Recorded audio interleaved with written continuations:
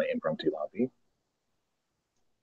also known as the Mr.Knives is slackin, or he's been detained by ICE, or he's actually James Comey and he's testifying today in front of the Senate or Congress or whoever.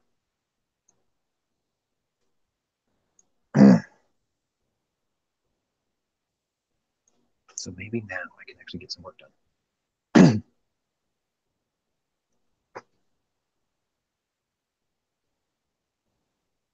Oof. Yeah, I don't have this. I'm here. Hello. How you doing? How you doing? I'm doing all right. I don't have any more. Doing okay. So we have a full week this week. Shit. It's gonna have one messed up week next week. What do you mean by a full week? Christmas on a Tuesday? Come on. Oh. Yeah. Okay.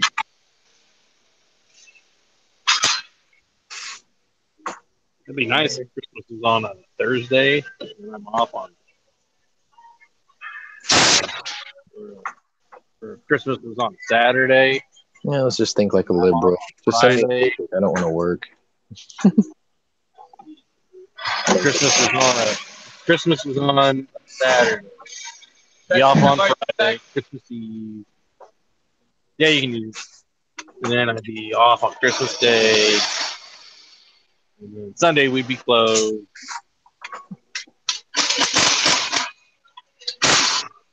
I'm thinking 4-day weekend next week. Or at the end of the week. Must be nice. Plus there's a gun show again this weekend. Me? Nope, I just get Christmas Day off. Or whatever time they want to close this bitch down on. Oh shit! I got extorted so hard at the gun show yesterday. What'd you buy? Ammo. Oh. You saw my post, didn't you? No, I was not on the internet. Well, apparently 458 SOCOM is $3.30 a round. Holy shit! Pardon my French, everyone. Yeah. At the gun show, it is. They right? basically they're even sometimes more online. Really? Sometimes. All I know is I flipped off a seller. Like I made a scene. Oh yeah, because like I walked around the whole show. There's only 2 people that had it. The first person I walked up to, I was like, "Do you have 458 SOCOM?" She's like, "Oh yeah, we keep that in the back." She reaches over, she grabs a bag, and she hands me a bag. And I'm like, cool. It said $39. I'm like, let's do it, right? I was like, do you have any more? She's like, I got one more box. And she reaches for a box. And she's like, this one's 70. I'm like, okay. She holds the bag and she goes, this one's 65. And I said, it says 39 on the bag.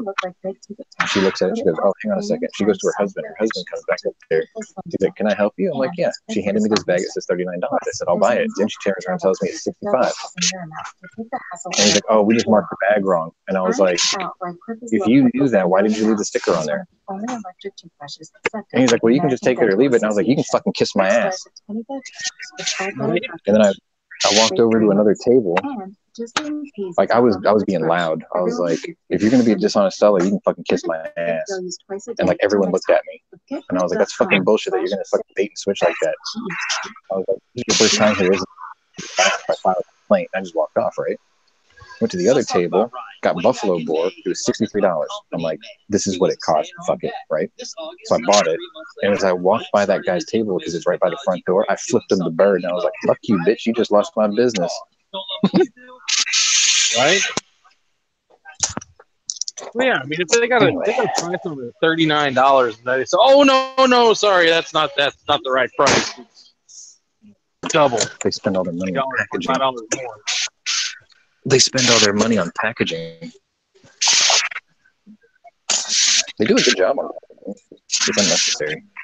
I mean, that's bullshit for them to do that, say that, or try that crap. Oh, I never saw that seller before. Chances are I'll never see them again because I filed a complaint before I left. Because Premier Gun Show is like one of the biggest, touring gun shows in the state. I was like, oh yeah, that seller over there is full of shit.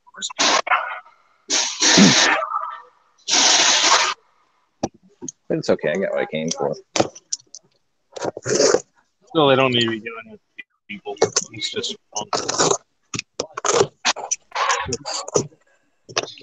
What made me really happy was George bought me lunch, and there was an Arby's in finally got to You had the meat, which was really good. Yeah. That's last.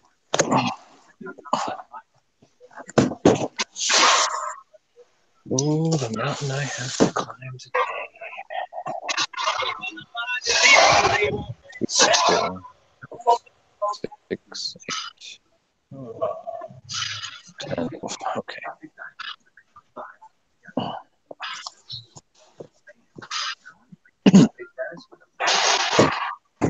My pants keep feeling like they're trying to fall off.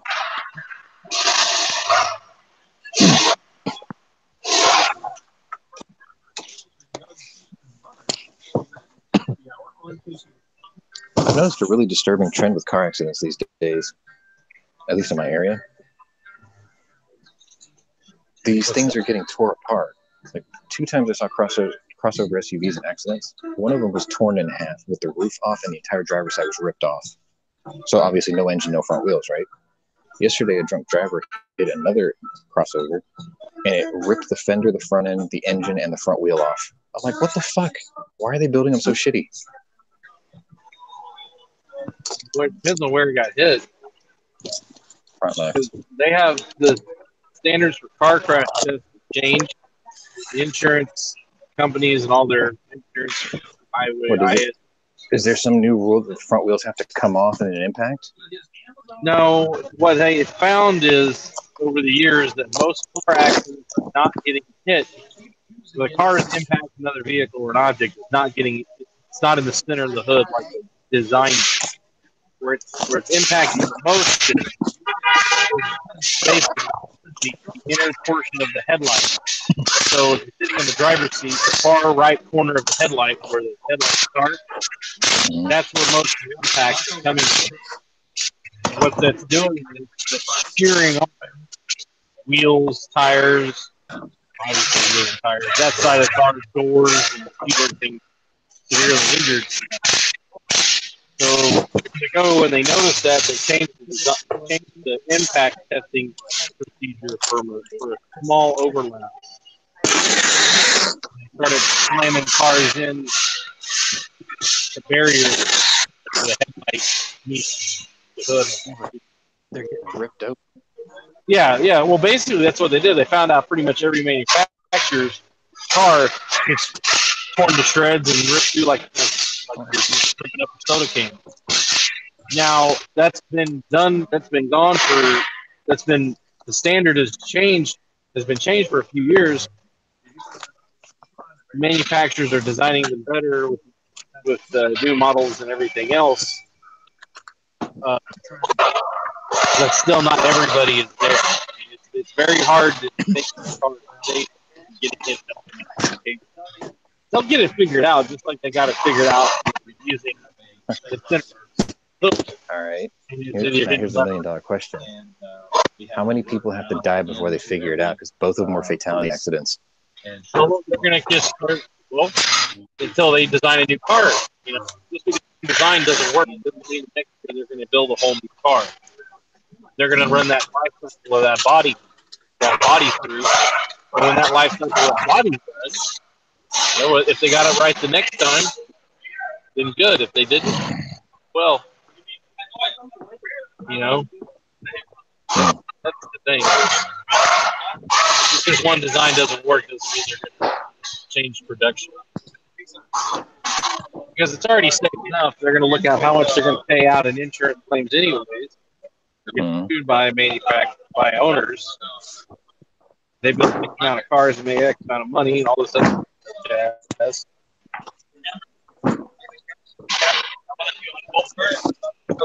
Yeah, I mean, if you look at the Tundra, my God, a couple of years ago, when they hit that headlight, when they tag it there at the headlight assembly, my God, the entire door clean off.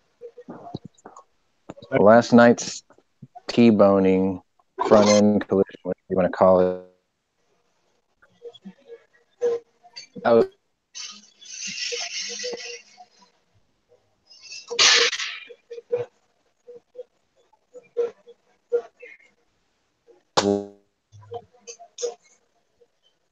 woman times over 4 times. So that means he blew a .32, which means 32% of his blood content was alcohol. Holy shit. Yeah. I just need an extra. I just can't. Yeah, I pulled a Harris. I can't count. Yeah. It's okay. We're good now. Here. No, this fucking thing won't let me. It's officially a Washington movie now. They took Kelly away from us. We could have got him. Yes. I think they got Otto Porter, too.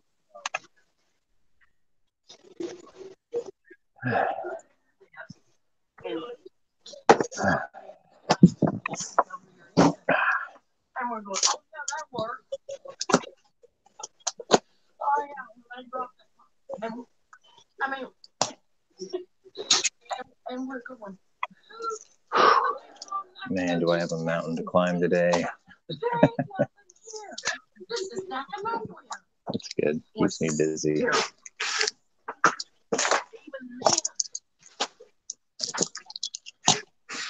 So I had to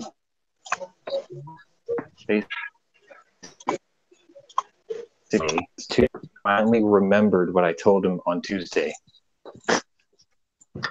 Every day the conversation starts the same, and every day it's like Groundhog Day. And I think you're right. Living with somebody with a degenerative mental condition, it's going to drive me crazy because I'm trying not to be mean, but I keep exploding when he does this.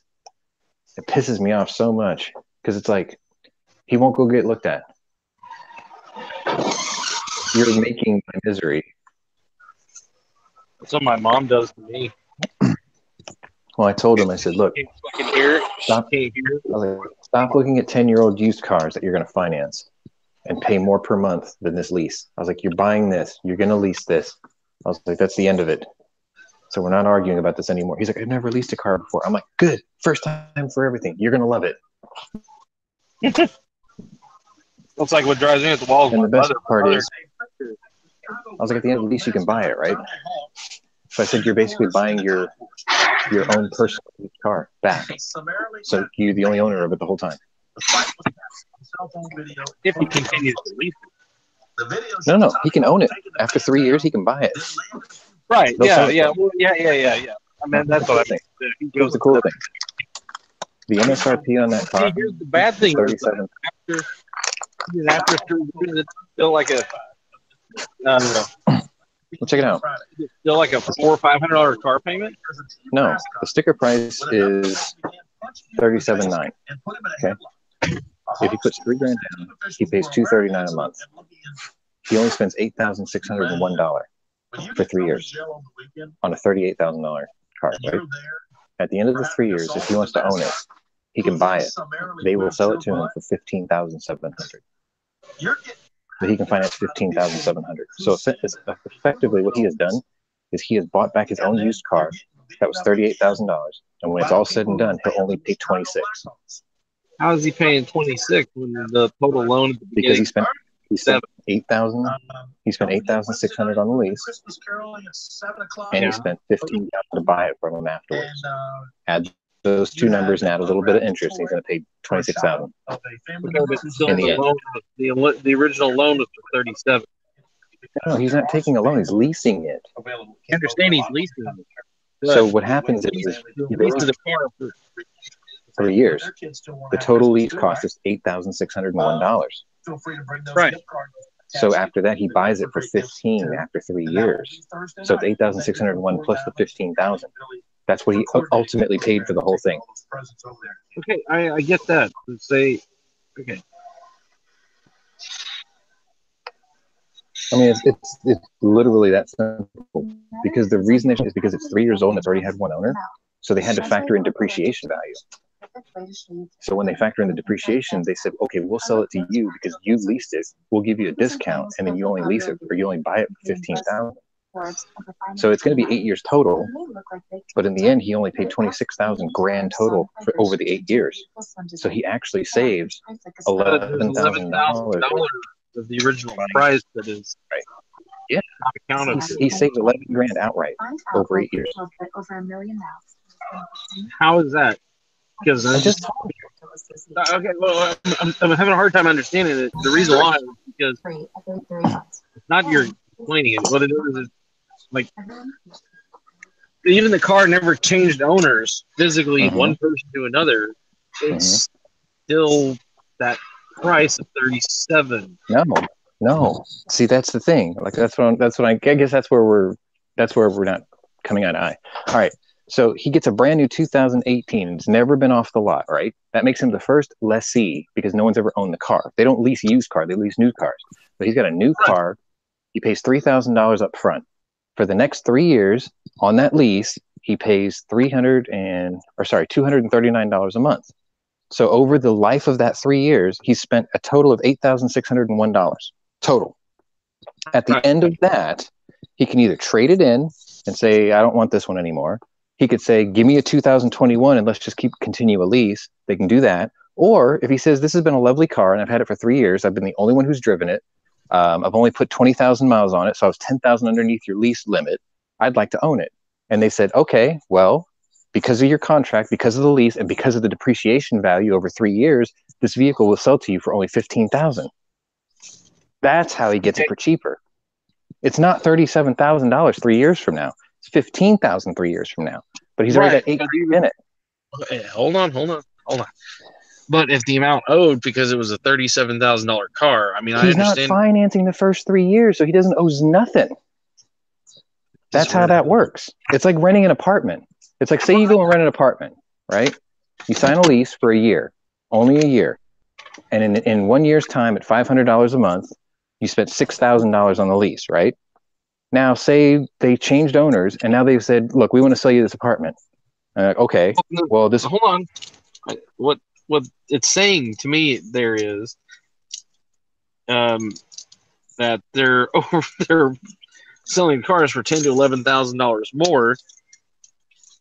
Oh, well, duh.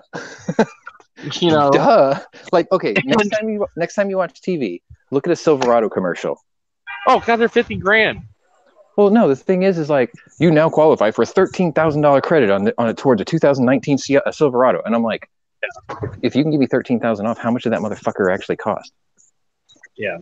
So it's the same principle, but yeah, effectively what it is he gets to own a $37,000 Atlas at the end, and he'll only spend $26,000 over the course of 8 years. He's basically buying back a used lease car, which he was the only owner of.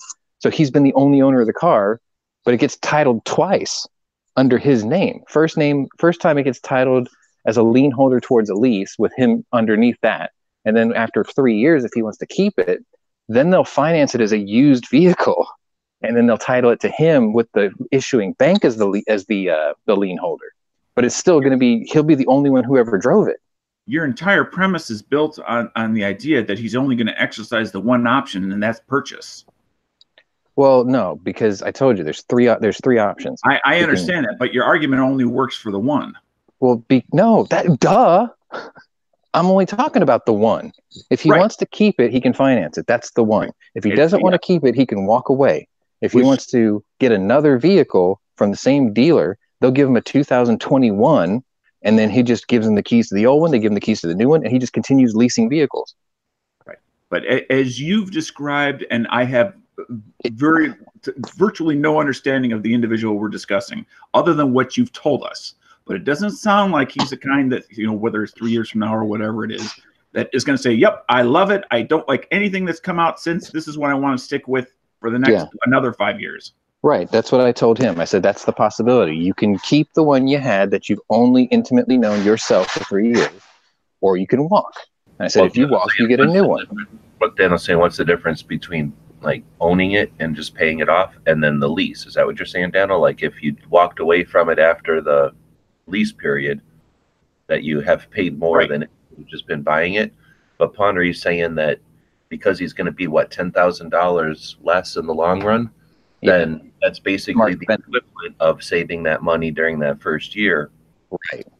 Now, I think what are we talking about? You purchase it. That doesn't. That's not true for the other options. No, it's not true for the other options. You're right. The part that I probably left out that I guess is the confusing part is say he wanted to buy it right from day one, then he would have to finance a $37,000 vehicle. He would have to put 10 to 15% down, and his monthly payments after interest would be close to $450 to $500 a month. With the lease, he's paying $239 a month. So his lease is lower than a monthly payment on a car, so he saves there.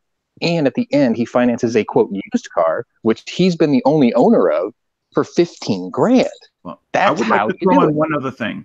Because of this individual's history as far as, I'll just say, having potential driving issues, that having a leased vehicle, you have zero option as far as, well, do I really want to get that scratched, buffed out or repainted, or I cannot live with it, sort of a thing. He will not have that option with a lease because they will come back after him. Now, if he buys it again, that's different. Nah, because it's not. No, I know what you're saying. If you ruin a lease vehicle and just don't tell them, and then at the end you're like, "I'll just buy it," they're like, "Okay, you're also they don't paying care that damage." Right. I said with the exception of that one option. Every other option, they're going to watch and say, "Okay, now you owe us X amount to fix the body." Even if you're buying it from them, they're still going to charge you all that damage. Like you're going to be negative. No. Negative. Wait a minute. Time out. That applies only if you turn it in and you did not put a security deposit down on the vehicle. If you put a security deposit down on the vehicle, then what they'll end up doing is they just won't give you your security deposit back. Unless it exceeds the value of the deposit, and then they'll ask you for more money. Yeah, but then your insurance has to pay that because you've obviously fucked it up to the point where you have to fix it for $5 or $6 grand. You can't do it like he just recently did. You can't pull that up and say, "Oh yeah, I got that ding last week." No. Yeah, you can't do that. Like a big ding. Don't think about like an accident, like a little dent here, a thing doesn't work over there, the knob fell off here. You get just using a vehicle for a while. Yeah. There's things that you can blow off because you don't care, but they certainly care. And even if you want it back, they want to make sure that they're not there to lose money, dude. Like they're not making these RC things like, I hope we make money on this one. Like there's probably like worse than house odds, right? You're losing money on this no matter what. Door dings from people hitting you in the parking lot, other what I'll call their light accidents, people bumping you in the parking lot. A lease inspector. The ability to have that. Well, do I want to have that done, or do I not want to have that done? All right. Okay. So here's the other part. Then a lease inspector factors all these kinds of things in. Like for instance, my boss, he's leased all his last 5 cars, him and his family. When they turned in their Mercedes that they just had, it had a couple of door dings and shit like that. However, they knew that was going to be a possibility. They've already factored that in. They still gave him his $20,000 security deposit back. They didn't even argue. They were like, cool. I still think that you're overthinking it, Dano. It's a very simple contract. Capabilities need to be taken into consideration. I don't know. You've talked to people who are on leases that continue their leases when they've got somebody who's paying lease premium on a no. Dude, they love these payments because they get to charge you. They never continued one. And they get it back. No, they've never continued one. Every car that they leased, they went to a different dealer the next time. You never go to the same one twice. Unless you want the same model. He didn't. He went from a BMW to a Jag to another BMW to a Porsche. Which I know that's what happened. Anyway. And there's a $200 option for something called lease life insurance or something like that. So say my dad passes on within the first 3 years, my mom's not going to be stuck with the lease payments. She can just turn the car in if she wants to, and then they won't ding her on credit or anything. And that's a reasonable thing to do. Yeah, it's only $200. It also depends on, do you already have life insurance, and if so, how much is it? Yeah. Is it just burial insurance, or is it actual more than that? I don't know what he's got. I'm paying for that. I really don't. I mean, an example: if somebody has $1 million policy, and they're in the type of situation that he's in, that may not be needed at all. Mm. And for no burial costs, they get bulk collection here twice a year. Why me up? Let's check it out.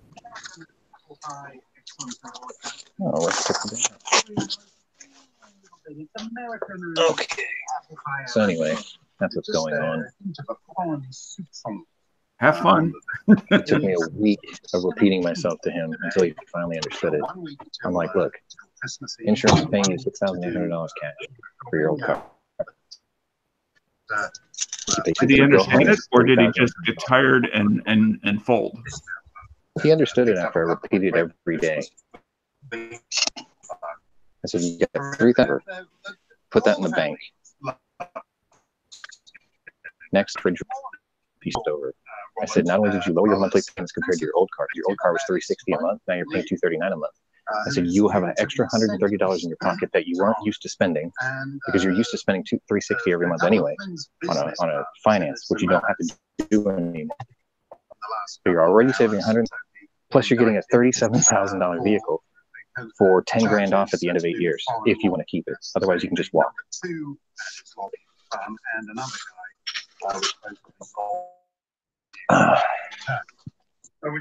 think I got one more for this. It's frustrating. Oh, okay. I guess we'll use that one then.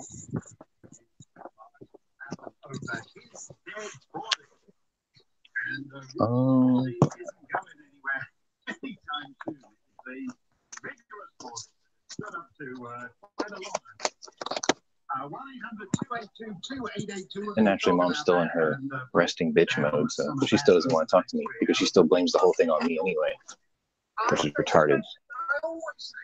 See, something sounds too good to be true with the whole deal. Like the whole $10,000 or $11,000 of savings. Well, that's the trick. Like, see, you can screw a dealer. Let me put it to you this way.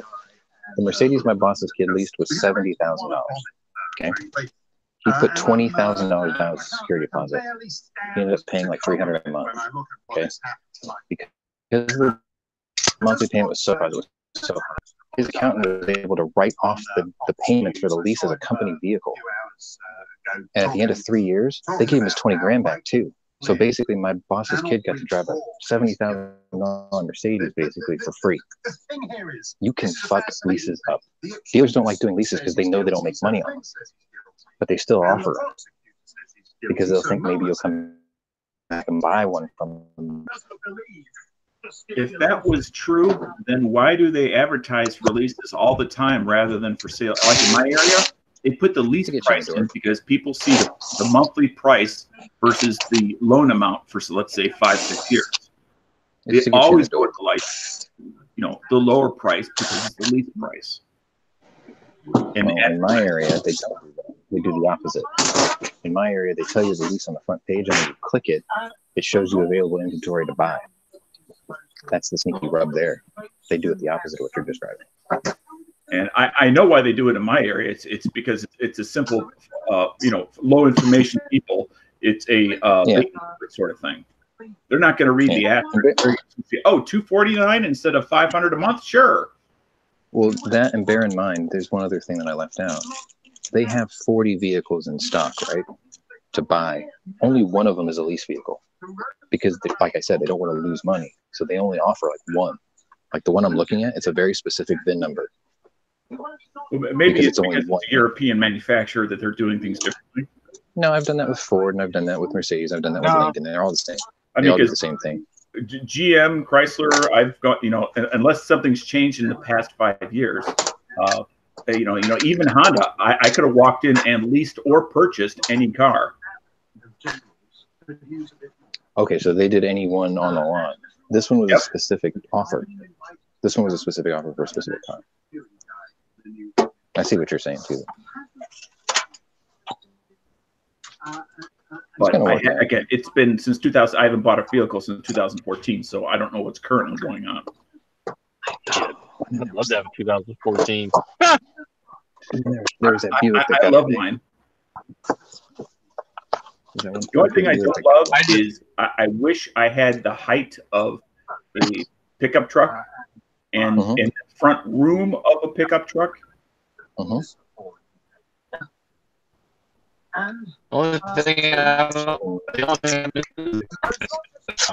So basically, what you're saying is you need a No, Dano, don't buy one of those. He needs a Ridgeline. No, he's a real truck. He doesn't want that truck. Well, I'm one of those unusual people. I actually paid cash for my car. Then get a Dodge Dakota. They're bringing it back. Well, no. What the other half of that is, and I also spent a good hunk of all my money. Yeah. But I have no payments. No, that's a good thing. But they don't make an El Camino with the Grand National front end, do they? It's up to me as to whether I want to have it repaired or not. Hey, Patrick, Dana wants a truck, right? Yeah. I don't think they make an El Camino with a Grand National front end and drivetrain. Oh, shut up. That is so old. You can put it on. You can put it on there. That's so 1987. Yeah, but wouldn't that look kind of cool though if you put that front end on an El Camino? I'm pretty sure it'd be different. I've never seen one, but that would be something you could start a new trend. I've seen it. I'm pretty sure I've seen it. Or you could create a clown car. Well, I was trying to be edgy, but somehow it went wrong. Well, it is an El Camino. It's on car already. It's got an identity crisis. It doesn't know if it's a car or a truck. I've seen a Ranchero with a Power Stroke in it too. Oh God! That pushes all the right buttons. I saw a video this past weekend of old versus new cars. I was very tempted to put it on gun channels. It's just I know not everybody's in the cars. And they had, and of course, there was Wildcat after Wildcat, Chrysler. Or not Wildcat. What's the Hellcat? Yeah. Against all these different, Charger, Duster, Camaro, 60s muscle cars. And 9.5 times out of 10, of course, the Hellcat would win in the end. But 9 times out of 10, the other cars for the first, couple hundred feet always beat the Hellcat off the line. Always. Because they're really tall geared. Traction control. Well, I assumed it was traction control is because of the horsepower that they literally couldn't put it down until they got up to, 30, 40 miles an hour. I think it's just better gearing and more gears than the automatic for the Hellcat. Muscle cars gas out after 130 because they're out of gear.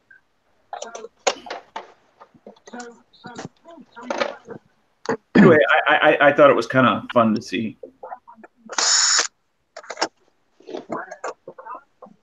But then again, they were also putting against a Hellcat. They weren't putting against the current Camaro. But there was one guy with a Mustang that was surprisingly fast. Tom Gear did the same thing about 15 years ago. Old versus new.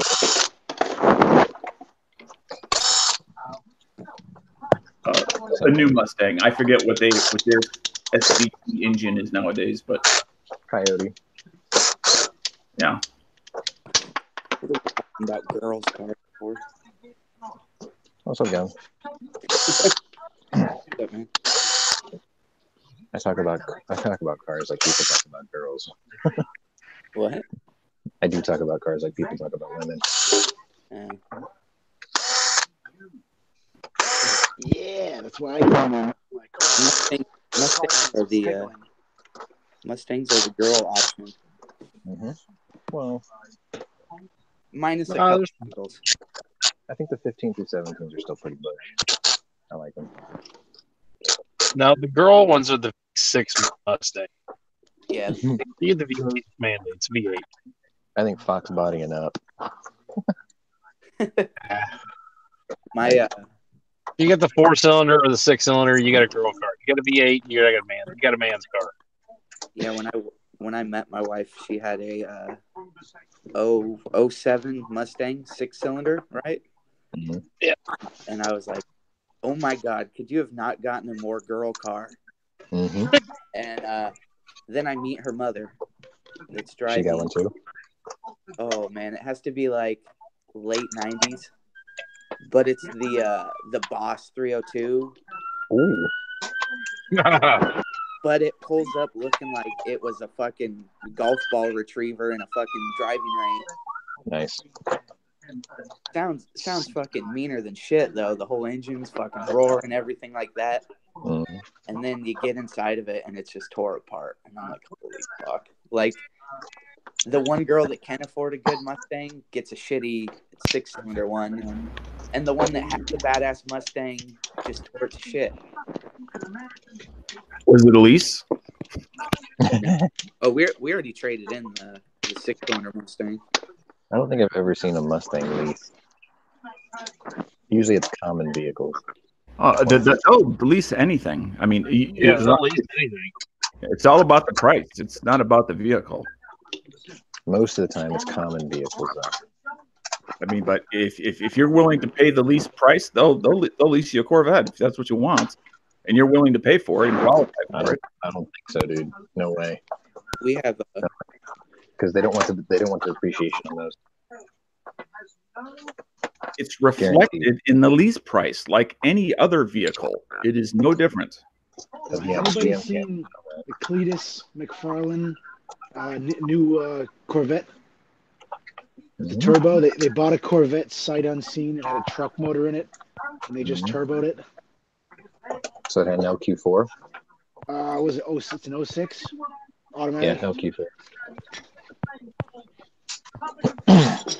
That is hilarious.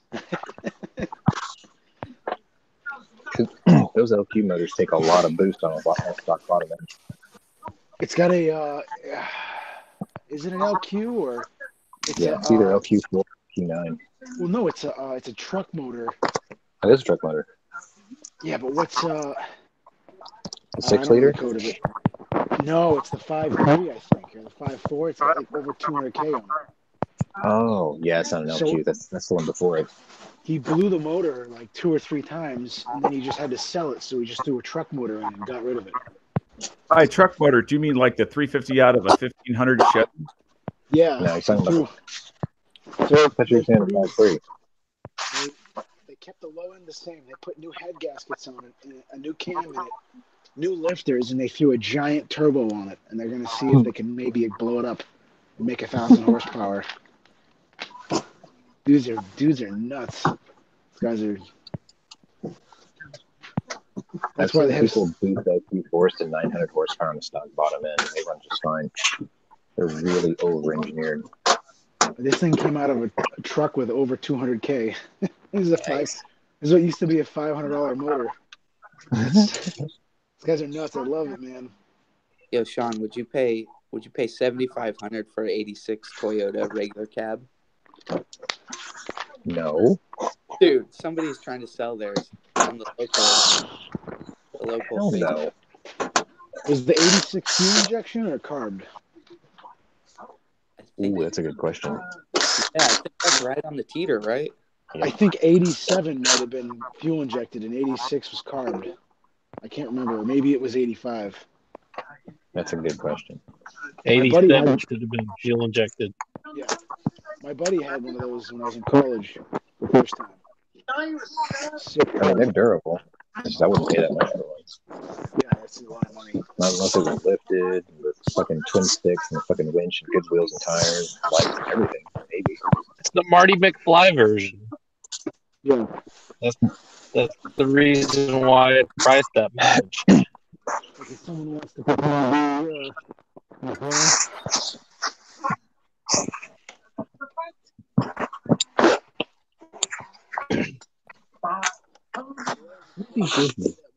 They saw the black taco going on a truck and back to the future, and they're like, check out that 4x4.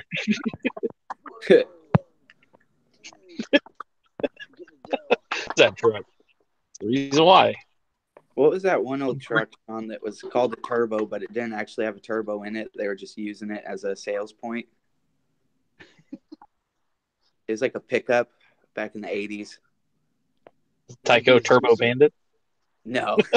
Is it like a Zuzu or something? I know exactly what that is. Do you think it might be just confuse two different words like Cyclone with turbo? No, it's an RC car he's talking about from a while back. The 80s. Yeah, I don't know when it. A remote controlled car from the 80s? Yeah, you don't remember the RC Turbo Bandit? No. The Tyco Turbo Bandit. Oh, Yeah, the Tyco. Yeah, that thing was like, that was one of those commercials where you couldn't get that slogan out of your head. Oh, yeah. Back in the 80s, turbo was a description. It was like supreme everything. Yeah. They just misused the fuck out of it. We have to do our new obligatory welcome, Rick. How you doing, Rick? All right. Hey, where's that slacker? I don't know what that slacker is. I'm guessing he has to help his family make Christmas tamales or something. I'm not on that list. Dude, my friend's mom, I've been on her tamale list for 20 years and she still hasn't given me any. Let me try to state the obvious. Maybe he literally has no internet connection at this point. Yes. Yeah, he's had that trouble over the past few years.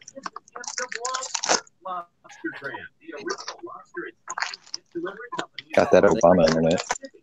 I think it's funny. My wife's family's Mexican, and they just put the name of the holiday before tamales on everything. They're like, "Oh, it's the Easter tamales. Oh, it's Nice. Memorial Day tamales." Like, okay. They're like, "It's Martin Luther King Jr. Day tamales." I'm like, "All right, too far. What the hell?" You can't have that. No. MLK tamales. They're like President's Day tamales, motherfucker. Kwanzaa tamales. Yeah.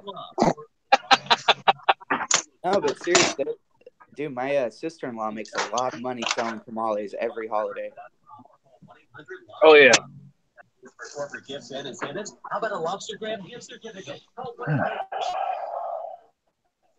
thought there was another box. Fuck. What did I do with it? You should have put it back in the box. The box of chocolates. Back in the box. Yeah, I like how my hillbilly Nicolas Cage sounded like Forrest Gump to Dano. Because of the box, and then that made me think of a box of chocolates. The Con Air Nicolas Cage. Yeah. I felt so bad for Cole Meany's Corvette in that movie. If your cart broke when you saw that. Oh, yeah. That looks like your car up there. Nah, it can't be. I left it back at the office. Just, I think you can get there that quickly in that car. I forgot what the joke was when he picked up the license plate. I was like, well, you can. He's like, shut up, not a word.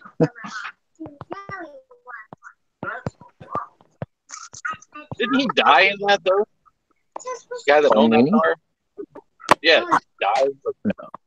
Flying the Cobra. No, because he was trying to bust Nicolas Cage, but in the end, he actually exonerated him. But I thought he crashed the Cobra into the mountain or something.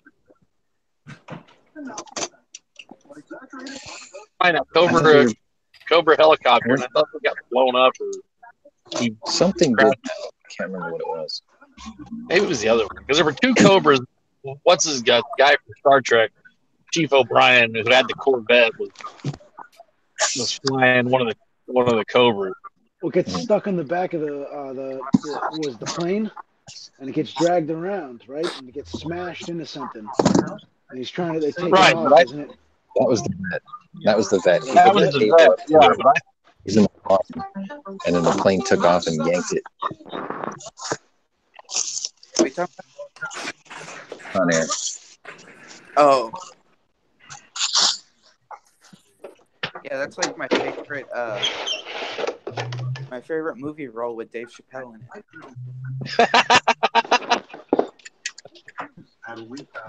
Generally, I like Dave Chappelle, like stand up and all that, but movies, they kind of always make him be like the crazy, outlandish one. Mm-hmm. But that one, I was like, yeah, I like his character.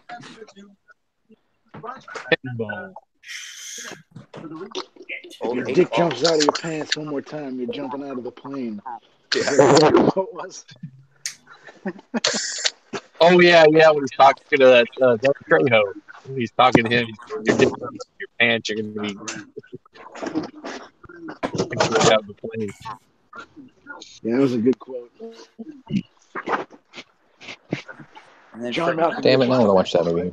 And John Malkovich scared the piss out of me in that movie. Like, God dang, he plays a good psychopath. he's a damn good actor. He makes you believe every time he does a role. Like, I think Steve Buscemi, though, even though it wasn't scary, it was really creepy to watch him play that role. Yeah, it was. oh yeah, It was like, I know he's a nice Especially guy. with the little girl at the bottom of the pool with the dolls. Yeah, you're just like waiting for him to do something weird. Just like, don't do it, mister. You know, he was a fireman. What? he was a firefighter. Did you know he was a firefighter before he was an actor? And after 9/11, he quit work to go volunteer for the firehouse that he worked for. He took time off to do that. Oh, Steve Buscemi was a firefighter before 9/11, too. Yeah, that's really cool. Yeah. Well, he's not a pretty boy leading man, so he doesn't get all the paparazzi. I think it's really awesome, though. Yeah. Well, it's like you don't see Garrison in much movies, and you're like, oh, I wonder what he's up to. Well, he's actually doing good in the world. Who? Gary Sinise. Lieutenant Dan. Oh, Gary Sinise. Oh yeah. My dad actually has worked with him many times. American Airlines out here, they had their maintenance base. They had a ball for the lieutenant. And Gary Sinise came and collected every single one of them. The Lieutenant Dan band and all that. That movie totally changed his life. But yeah. Like after he played that role, he went really active, which I thought was really cool. Yeah. It really struck a chord with him. I think that's awesome.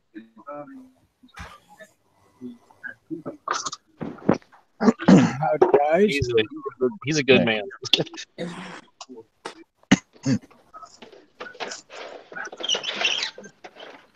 I remember that they were talking about. Do you guys remember hearing a news story about people? Oh, what was it? They wanted to be buried at Arlington Cemetery, even if they weren't a vet or whatever. Like to make like a. Oh, I can't remember what the circumstances was, but they were talking about like, should we make a side for Arlington National Cemetery for people that actually donated and helped vets, and then bury them as like civilian heroes to the military community. They were like going through all that, and I think if they did, I think Gary Sinise would be a prime example or somebody to talk about. Oh yeah,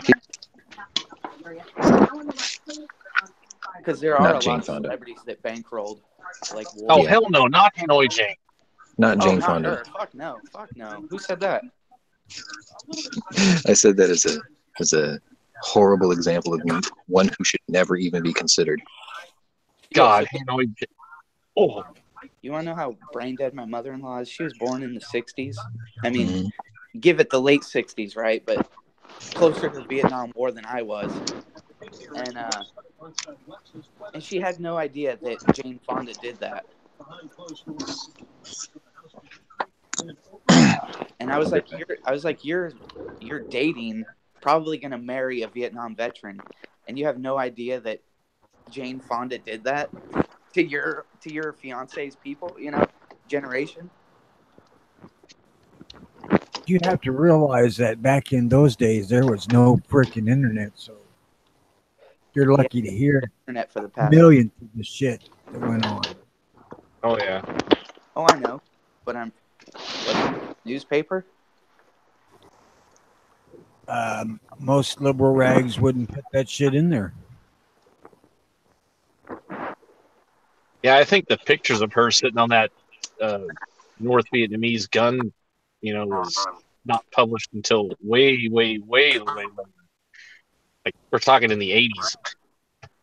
Yeah, and there's been a lot of news coverage of it and media coverage of it over the last, 50-something years now? Oh, yeah. Even my mom, my mom goes, Well, I thought she came out and apologized publicly and in private to a whole bunch of soldiers from the Vietnam conflict or Vietnam War. And I go, Mom, you also got to listen and read what actual those guys were in the room with her said and what their account is. Yeah. And it's not what you're reading about how she was all apologetic. Yeah, She actually was not. I could say sorry, but does it take back all that torture that I caused on those people? Oh, and it was like, yeah, it was like she said she was sorry, but then she went on to go on some other rant, easy ass talk about other shit. In the words, I'm sorry, never actually came out of her mouth. Yeah. It was, I regret the decision I made. Well, I mean, it was like almost non-specific. I regret that I got caught. Yeah, exactly. And there was no, I'm sorry for my behavior, and I didn't realize the pain it caused real Americans. Well, if you keep it vague, you can use it more than once to save a lot of time. And they do that well, don't they? Oh yeah, they're tuned and tailored on what to say.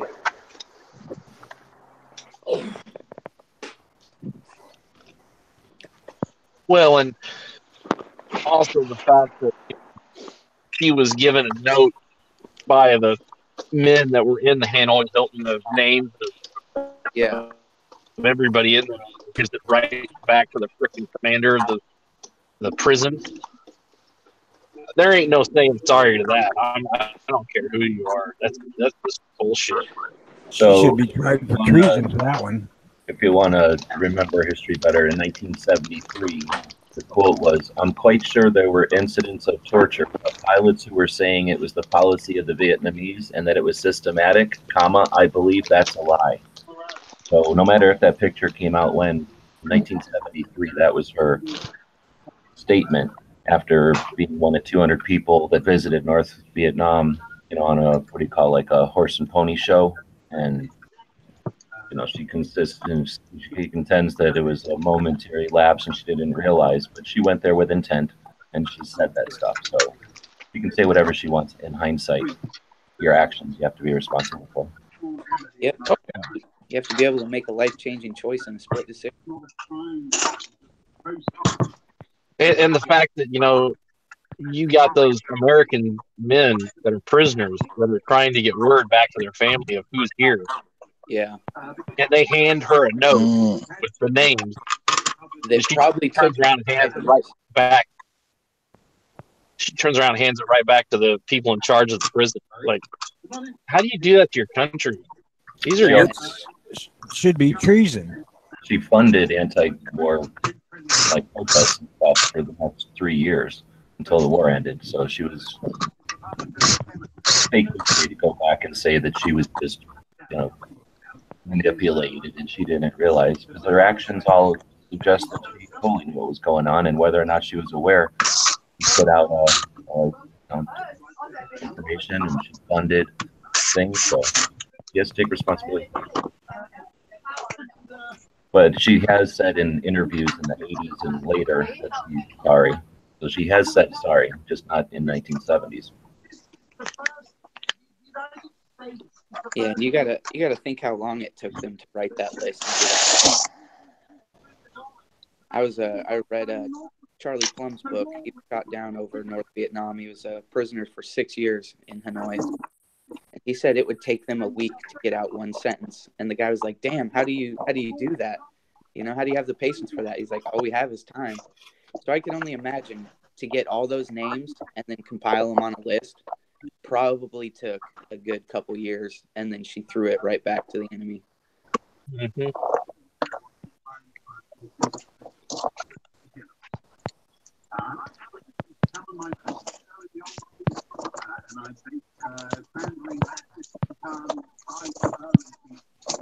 His mic sounds like a record player with a bad needle. Talk about his needle.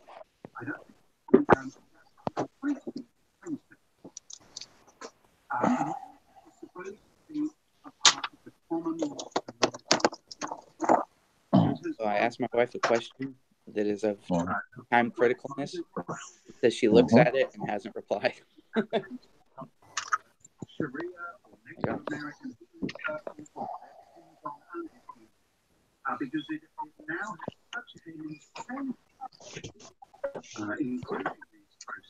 basically misremember.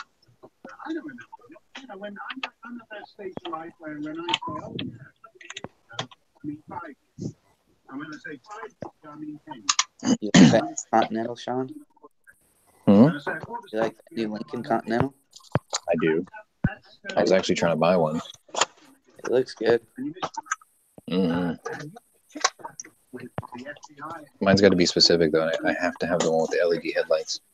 Because it's got little Lincoln logos in every LED. It's a sweet running car, too. I've already driven like 2. I drove a 6-cylinder and an 8-cylinder one.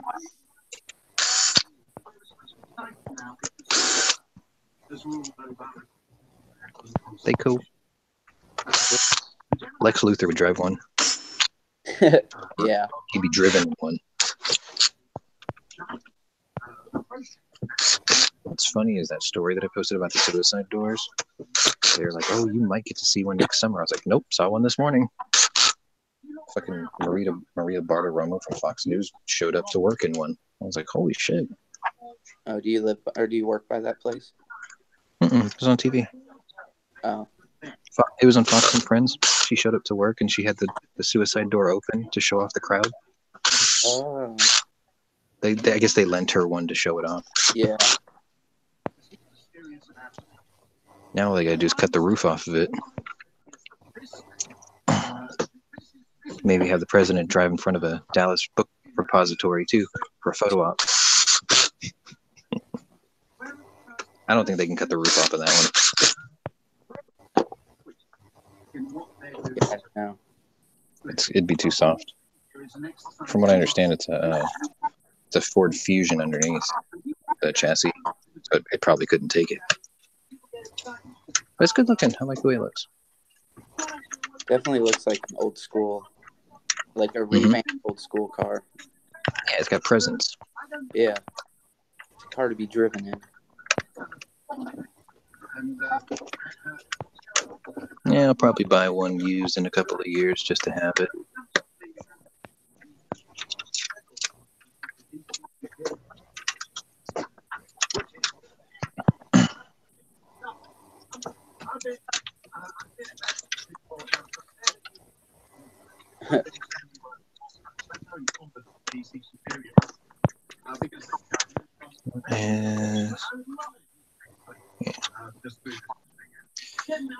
These goes here.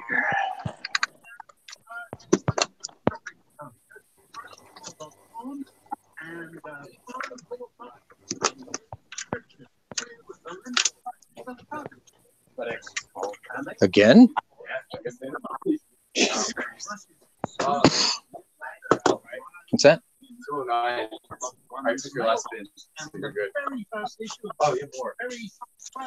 Those might not be those. There's one open at the bottom. So you got all of them? All right. Good.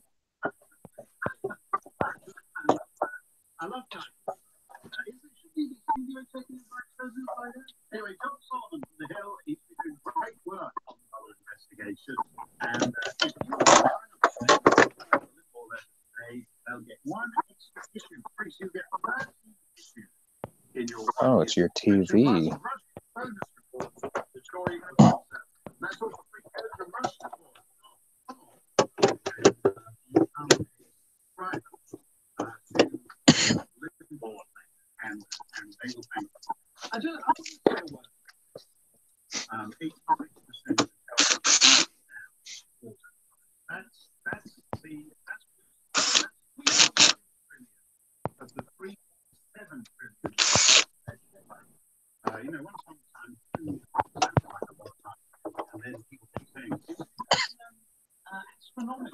The hell?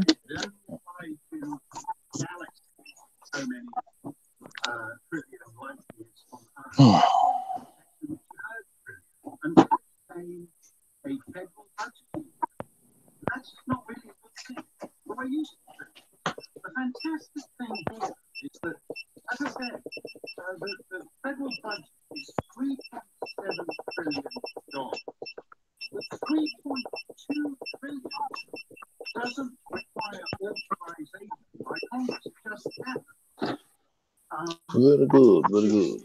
Okay.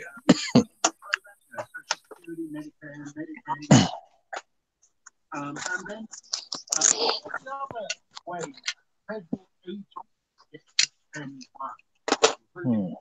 Just when I thought I could stop taking antibiotics, I gotta start taking them again. Oh, Sean. I found out something yesterday from one of my. I was at my cousin's house yesterday for a little Christmas thing. What's up? Right, he's the same age as I am. I never knew this, but I found out yesterday. which is like the radio. She was on a date when she was a senior in high school, right? With Larry Bird. Picking their legs at Radio City, or you can go watch. Really? Yeah, because he's from French Lick, which is not far from where I'm at right now. I always wondered what his connection with Indiana was when he was at when he on the Pacers. Born and lived. That's kind of cool. Who are you talking about? Larry Bird. Oh. My cousin went on a date with him when she was a senior in high school. Oh, years ago. Yeah. I said I only just found out yesterday. I thought it was pretty cool. You know. Yeah, the fucking Celtics. Woo.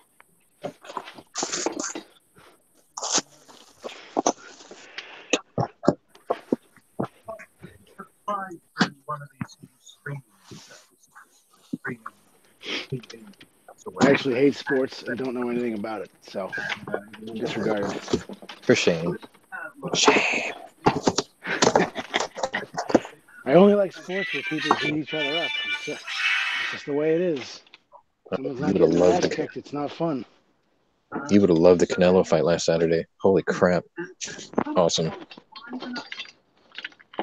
I've actually been listening to the Joe Rogan podcasts. Loving it, man. He's got a lot of fighters on there.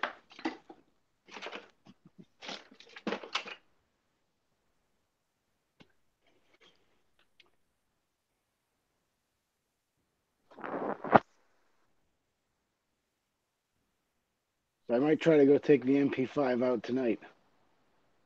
We'll see if I don't get too lazy. So, well, Patrick's not here.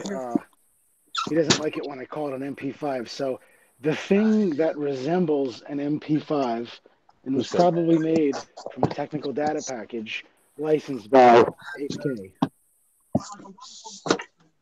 So.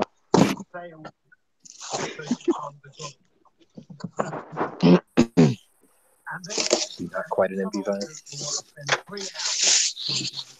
Well, it's doing some weird thing.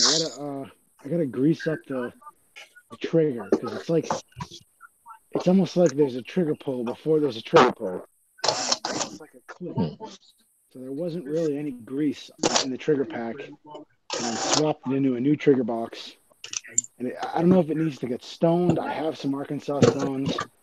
I think just a little grease will, give it. Because I had a guy with a GI trigger tell me it was terrible, and I pulled the trigger probably like 500 times, put some grease in there, cleaned it up, pulled it a shitload more times, and really smoothed out that GI trigger where it was comfortable and good. Not destroyed, but just not painted. Usably worn. Correct, yeah, because when it comes, what does it come anodized or whatever? You're fucking pulling the trigger like that, you're gonna miss it. You're pulling every other shot. So I just cleaned up a little bit. So I'm probably gonna do that with the MP5. I burnt the tip of my little finger last night. Ouch! Because someone sent me a Trigicon SRS that didn't work, and I fixed it. And for some reason, I put battery in it, turn it off, function test it, I put it away, right? Next day I would turn it on and the battery, it was like dead. I'm like, what the fuck? So yesterday I started playing around with it again, cleaned up my solder joints and everything, put it back together, turned it on one time, lit up like a red-ass monkey, shut it off, waited 10 seconds, turned it on again, and the it was so dim, like the battery discharged. I'm like, what the fuck, right? So I opened the battery cover, and I could smell something. And I took my little finger and I stuck it on the inside spring of the battery cover, and that thing probably was about 600 degrees. It was shorting on the battery cover. I think I fixed it this time. Nice. Got this really cool half moon blister on the tip of my little finger. That's good. I mean, shit happens. I had one of the things wired backwards on my my thesis project there. I was like, why isn't the solenoid turning? And I touched it and it was burning hot. I was like, oh, all right, I get the fucking wire. I'm a smart guy. I can't complain. I got it for free. Oh, that's pretty awesome, yeah.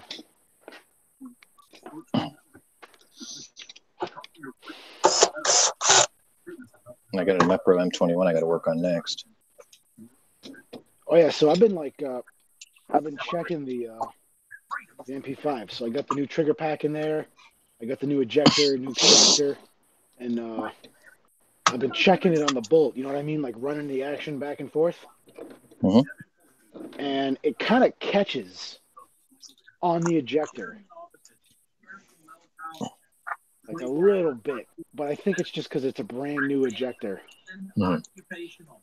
So I've been kind of like, racking it, and it kind of gets stuck sometimes a little on the newer ejector. So I could have taken it out, but I wanted to just, rack it a couple more times and see if the new ejector starts getting ruined. I don't need to ruin a bunch of shit again. I'd slather it in dark chocolate and a little bit of talcum powder, and just run it until it wears where you need it. Well, yeah, that's my. I've been running it dry a little bit just to see where the wear pattern is, and so if you look at the old ejector, where the wear is insane. It's ruined. Now, when you look at the new ejector, the wear looks like it's exactly where it should be. So that was my point of doing this. You know what I mean? Like the wear on the bolt carrier group and on the bolt, and where it interacts with the ejector is a very different spot than where it did it before. So that was kind of like my point. My buddy called me last night. He's like, "Are we fucking going to the range or not?" And I was like, "Fuck you, we're not going anywhere." Like, yeah. Here's Scott. My buddy wasn't Scott. Hey, Rupon, just so you know, I asked my local guy at my local shop about your HK. Yeah. He said, really check the bolt. He's like, those things are very particular in how they go back together and how it goes in. Yeah. He also said that sometimes you can change the extractors and the ejectors, and they look like the same parts, but they could be out of like one of the bigger rifles, and those cause problems. I hope not, because I got it from HK Parts. But I know what you're saying. Was it Patrick or Potatoes told me? Not Patrick, it was Potatoes told me to check the lower, and yeah, they definitely are very different. The set me parts are very different looking than the HK. Oh, I appreciate that, Scott. Yeah, he said to check Mac's channel, because Mac he said he even referred back to Mac's video for his HK. Yeah. Because Mac breaks down the whole thing and exactly how it's supposed to go. He's like, that's actually one of the best videos I've ever seen on disassembling the bolt and reassembling the bolt. All right, yeah. I mean, I know. I was actually thinking about buying. Was it that Battlefield Vegas? Are they the ones, or one of those companies like Battlefield Vegas created their own bolt? Have you seen that? No. They created their own bolt and they redesigned the extractor, so that way you wouldn't be using a spring extractor anymore, like the HK style. So yep. It's like $300 though. But I was thinking about buying it because they have those machine guns there 24/7 running. It's obviously not needed, but just for me. Yeah, and you said checking inside the receiver for burrs. Yeah, I mean, I have seen some. Yeah, I mean, so pretty much the old extractor. So here's like my thing is what it looks like is the lower was off. Like if you actually look, if I measure the lower, it did not sit correctly on the semi-auto shelf. It sat to the right, like a couple degrees to the right, which caused the ejector lever to get bent and beat the fuck to hell. It beat the shit out of the ejector lever. So as I shot more, it got more chewed up. So that's why, like, I got the new lower. But yeah, no, definitely. So yeah, now I have an HK extractor, I have an HK extractor spring, an HK new, supposedly Gen 3, whatever that means, ejector. New ejector spring, new hammer spring. I'm using a new trigger box that's not broken, and I'm using a new SCF lower, which is cool because it looks like it's a double pin lower, but it isn't. So it makes me feel cool. So I'm hoping, but yeah, you're right though. If the bolt's fucked, then potentially I could ruin this new ejector and this new extractor if the bolt's fucked. I doubt there's any burrs on the inside of the receiver, but I'll double check though. I'll definitely double check. That's kind of why I've been just like fucking with it, and I've been racking it back and forth and racking it and driving everybody nuts in the house. I'm just sitting there racking it and checking the wear pattern. Does the extractor have any new marks? Does the injector have any new marks? Is the head getting flattened out again like before? And as far as I can tell, I've probably racked it like 500 times. It does not look like anything's being destroyed. But I will say, it seems like there's too much resistance on the ejector lever itself. But that also comes from nowhere. I don't have any experience with MP5s. So that kind of means nothing. I don't have a control. Yeah, so.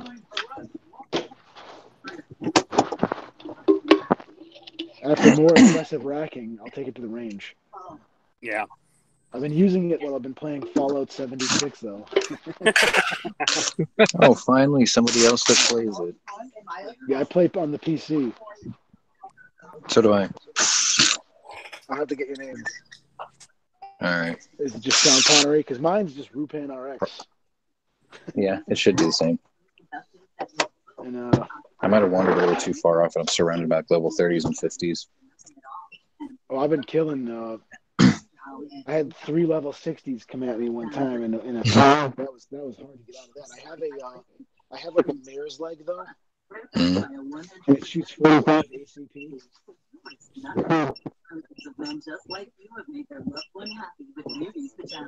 Nice. Mare's leg is very powerful. I get really pissed off that shotguns are terrible. Mm-hmm. Yeah, I kind of. I use a 308.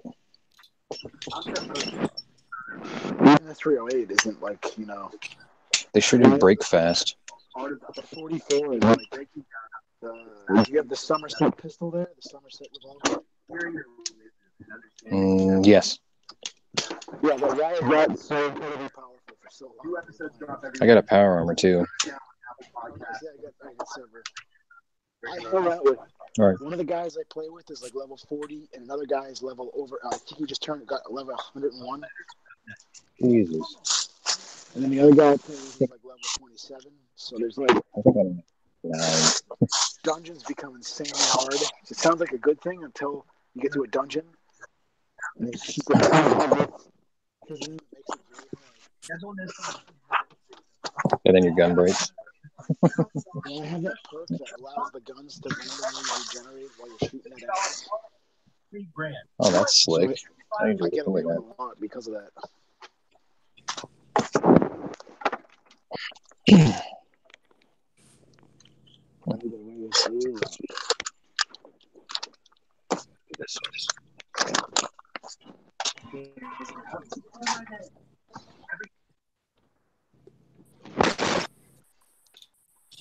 I've had a lot of players attack me lately.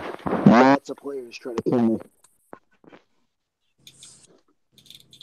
Oh, I just crafted some armor for the power armor, so I've been just using the power armor dry until last night when I finally got some. I started doing that miner's mission. Yeah. I'm kind of aggravated a little bit with the game where it's like they kind of like it feels like part of a game. It doesn't feel like the whole game's there. You know what I mean? I think that's why people stop playing it already. It feels really incomplete.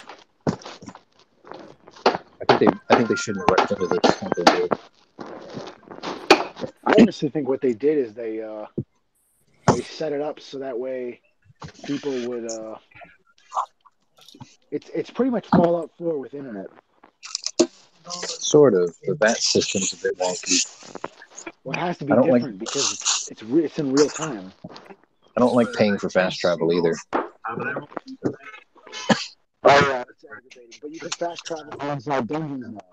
So that's kind of like a plus. If there's no enemies around, you can just leave the dungeon immediately. That's kind of cool.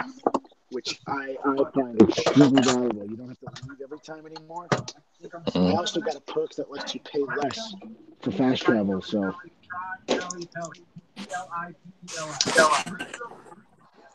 But yeah, kind of sucks that there's not as many people in the game. Like they just like skimping that. Well, it's not that. It's they only allow so many per server. Oh no, I was talking about like NPCs. Like they really like. No, I know. It's the same thing. I think you're. Oh, that sucks. I hate that. But I think they did it on purpose. That way they wouldn't have to pay a lot of money. Wait.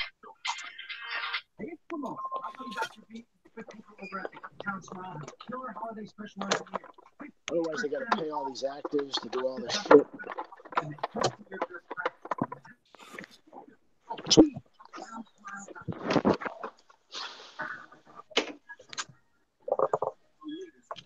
Hey Scott, have you ever heard of the Jones Brothers Installation Company?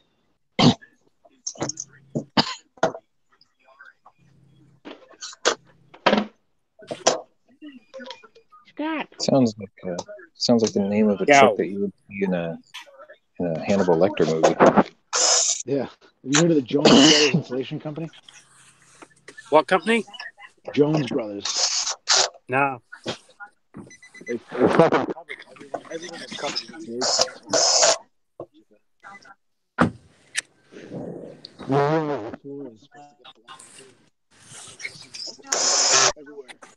It's got insulation in it now. I just want to know if the 3 people that got caught smuggling 150 pounds of pot were coming to you, Rupan. No, I've never liked weed. I've never cared about weed. You hear about that at Logan? No, I didn't. Yeah. 2 people from California with 150 pounds of pot flew into Logan. In an airport with in their luggage? Yep. Wait, going where? Coming from California to Logan in Boston. Oh, Massachusetts. Isn't it recreational in Massachusetts now? Yeah, under a certain amount. So they probably thought, oh, it's no big deal. Nobody's going to care because we're going from one place to another. Except you're not allowed to carry, what, 14, what'd you say, 150 pounds? Yep. The limit is probably like ounces or something. Yeah, I think you're limited to 2.5 ounces. But like, they decriminalized it, so I'm not sure. We smoked a bunch of pot in California and misread the rules. Sorry.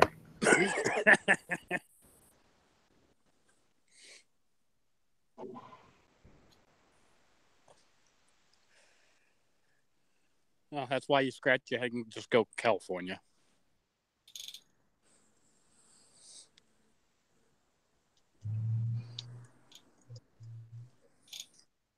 I mean, normally you only can carry like 50 pounds in your stuff anyway, right? Your luggage. Yeah, but if you check a couple bags. Yeah. So that's crazy.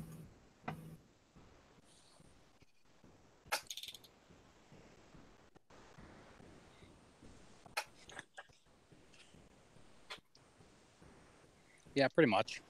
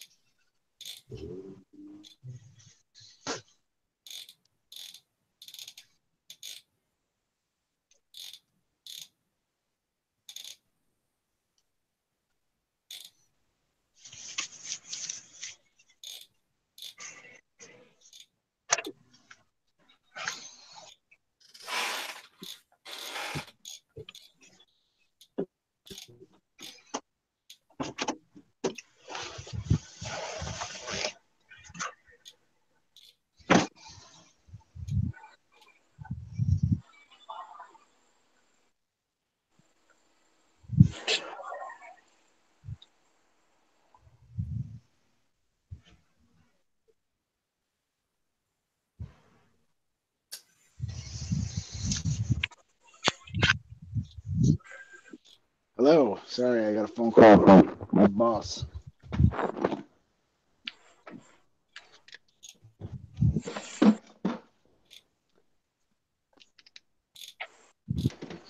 So what happened to the Logan Airport there? They tried to bring a crap load of pot through Logan Airport.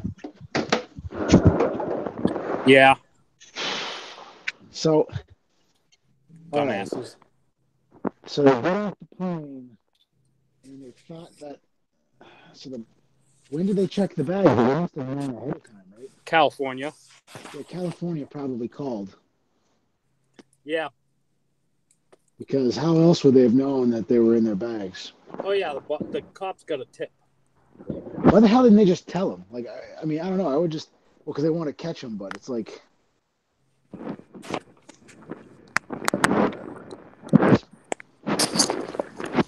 It took them a while to file the drug sniffing dogs when they got done sniffing the bag into the food court. Yeah, they were being dumbasses.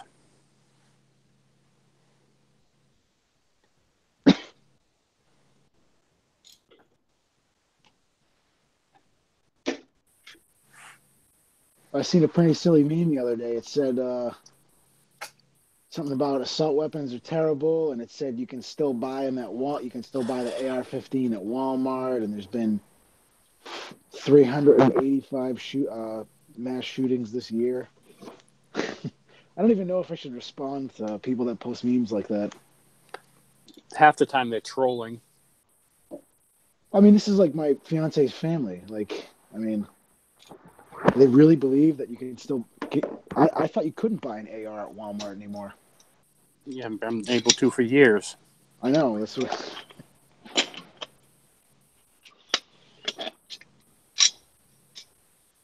Did anybody see that study from the Crime Prevention Research Center about? I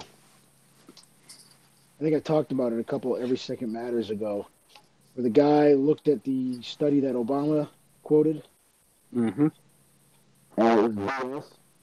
Yeah, it all goes to that one little dude, and like he won't give up any of his like resources or references or anything. Yeah. Yeah. So that's. I read both of those. I thought I did it on Every Second Matters, but maybe I didn't. I read both of those studies, and I was very. So I've been reading quite a few peer-reviewed studies lately in college. And this guy's study, it just cites like every step of the way. It's like, and if you want to see data on this, go check out this study that I did this time ago. And if you want to go see data from this study, we're citing this data. Now, if you need to see that, go check out this study this paper that I wrote last year. It's almost like an ad for reading more papers that he's put out.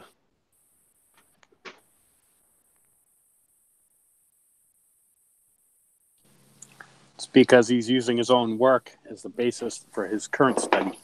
Yeah, actually, I got motivated because it was like that.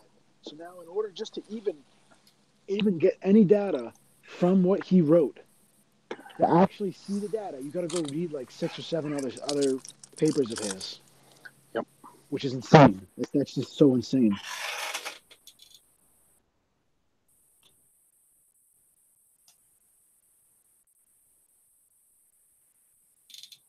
My problem with so-called peer review studies. People have purposely made up bullshit studies, completely fabricated them, and they were peer reviewed and passed. That was so awesome. I listened to that whole 2-hour podcast on Joe Rogan. Where Yeah. They got 2 of the 3 people. Yeah. That were part of that. Yeah, I saw that. And they were talking about how the people who were doing the reviews wanted them to amp the crazy up. That was mostly like gender things, but yeah, no, definitely. He's probably going to be on the job, but he made a really good point that these people don't care at all about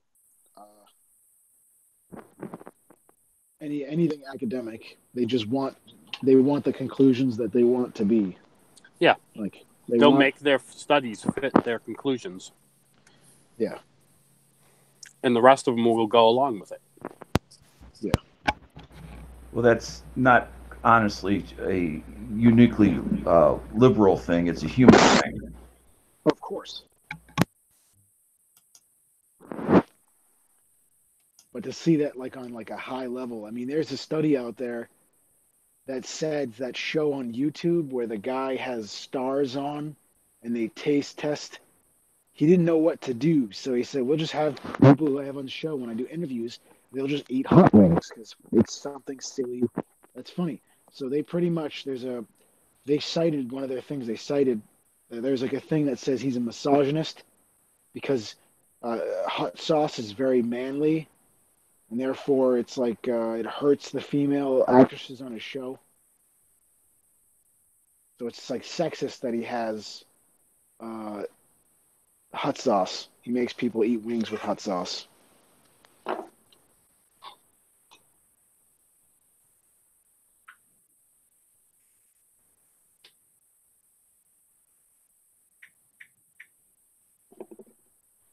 I don't know. I almost can't take like.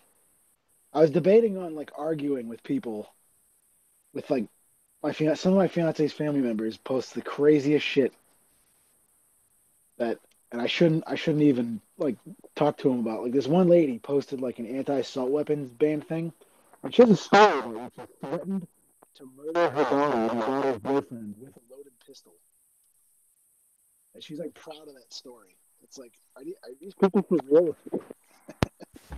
Are these people that you'll have to have like Thanksgiving and Christmas with? Yes. Oh boy. It's like I don't even know what to do, man. Like, so I can't even. If I tell you some of the shit about these people, Scott knows these type of people, so it's no surprise. It's no surprise to him, but it's like,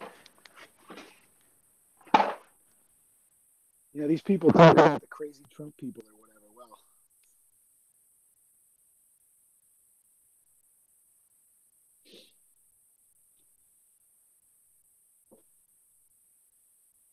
I don't know. I literally would love to have actual conversations with these people, but I just don't. I don't engage them because I don't really think it's possible. I'm just not convinced, and that's probably short-sighted of me.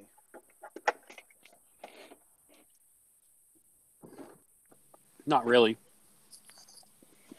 because I would say 75% of them you cannot have a conversation with, because once you start throwing actual facts at them, well, that's racist.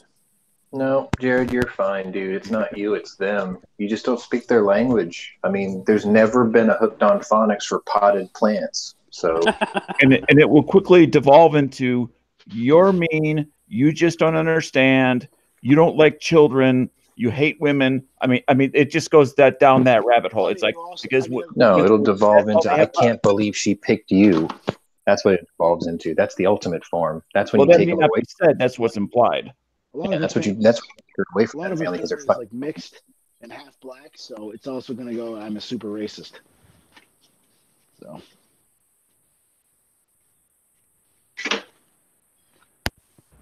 For better or for worse, when you get married, you marry the family just as much as you marry the person.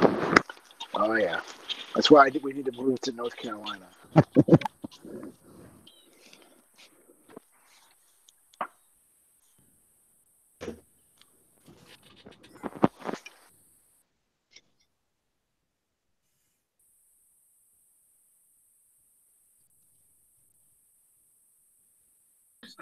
The in-laws need to retire to Abu Dhabi.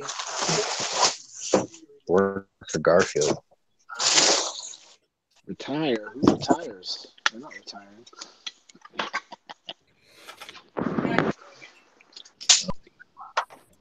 You can't retire if you've never worked. That's true. I don't know. Can you retire from welfare?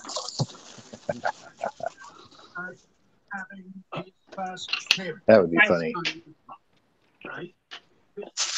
I guess trying to get hold of my doctor, and I get their voicemail saying we are closed.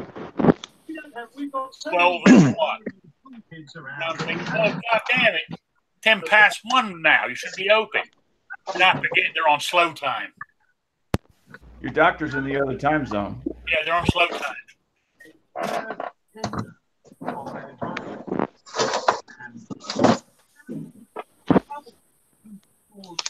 That's the cost of being in the third free estate. Get banned switchman. Well, I used to love being over here because when something would break on my RX-7 and the time I would get the chance to start working on it, I could still call the parts shops on the West Coast. On the West Coast and get help. I could call Racing Beat up and be like, "Hey, I'm having a problem with this. Can you guys help me?" Yeah. They're like, "Yeah, we're here till 5." Like, great.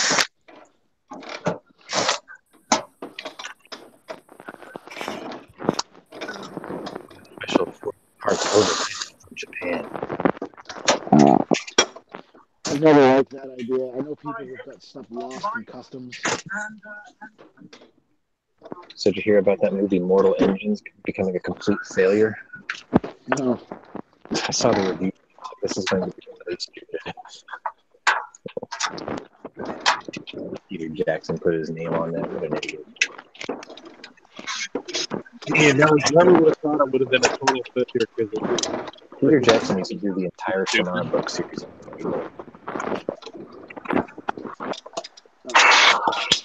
I mean, the whole concept of the movie is just like it's dumb, stupid.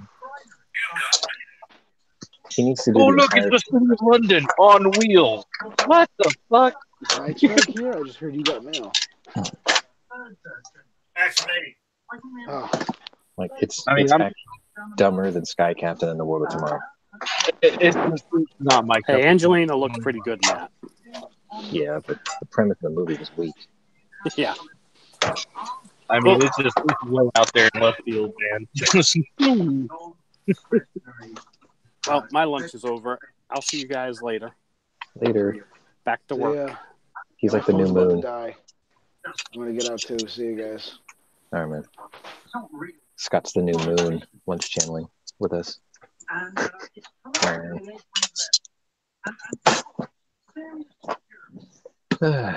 Yep, Mortal Engines was a failure. Into the Spider-Man #1. I still don't understand that, but it wasn't made for me, was it? Sure, Matt will talk about it though. He probably saw it twice. I'm just not into those weird like Spider-Verse. fantasy, just not so realistic in the realm of any sense of the matter. I mean, just I want feasibility. That's why I like The Martian. Yeah, I can believe The Martian. Yeah, that's okay. Yeah, that's possible. And I love the soundtrack in that movie. And like even Star Wars and Star Trek, okay, it's possible in the future, but this Mortal Engines thing where now cities are on wheels, they drive across the planet. So retarded. What? The dumbest theory concept for a movie. It's only, I don't know if it's worse or as bad as that stupid railroad one, where into the future people just race around on this train. Oh, like ice train or whatever it is. Yeah, and like the poor people are in the back and the rich people are up front, and the train just forever with no infrastructure, and it's just ridiculous. This is just as bad. Like, oh yeah, we can just make giant things because there's no resources. Like, what the hell? Magic just comes out of your, like, metal comes out of your butt when you need giant tank tracks. Yes. Yeah, and the thing is, Captain America was in that movie. Captain America was the good guy in that ice train. Yeah, exactly. And in this one, there's all kinds of real actors and stuff like that. Put them into this different. Stop honking the horn. That's a very 1970s Ford LTD sound, that horn. That was thunder. Yeah, man, I can't get into those type of movies. It's like I watched that ice train thing. And it's like, okay, how they made the food and all that people ate. Oh, God. You know, I still haven't watched The Meg, even though I've had it for like almost a month. I just have a feeling it's going to be like Sharknado. It's okay to watch every now and then. It's going to be as dumb as Sharknado. It is dumb, but it's dumb, but it's okay. It's not like the worst movie in the world. Mortal Engines is more dumb. That's just dumb. It's straight up dumb. But the Meg is more believable because except for one part, which is kind of retarded. Like, what now? He can't transport his way out of that one. He can't defeat the shark by driving an Audi R8 into him. He doesn't do that.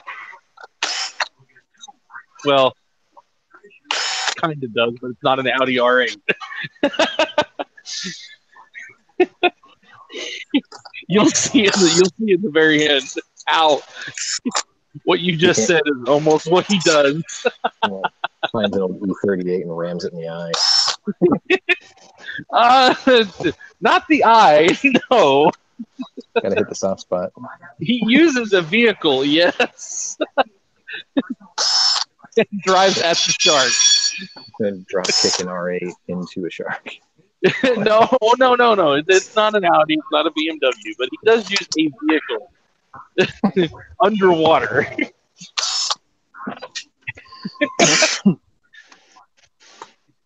But fuel injected, spitting flames out the side, I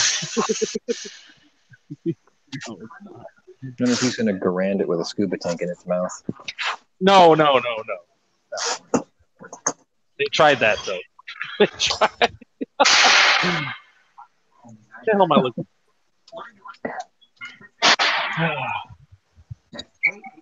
But I mean, it's okay to watch. It's not one you're gonna watch all the time. You might watch it once every 10 years. Gonna feed the Meg an air tank. It's gonna whip out a Garand. It's gonna go into soft focus. It's gonna be like, get my plane. So with a boat. There is we're gonna need a bigger boat type scene. There isn't, but they don't say it. I said it. They should comedy parody every shark movie ever made into one movie. I mean, Jaws is a better movie. Yeah, especially when you see Made in China across the tail. Do what? Especially when you see Made in China embossed in the tail. You gotta squint, but it's there. Maybe I'll watch that tonight.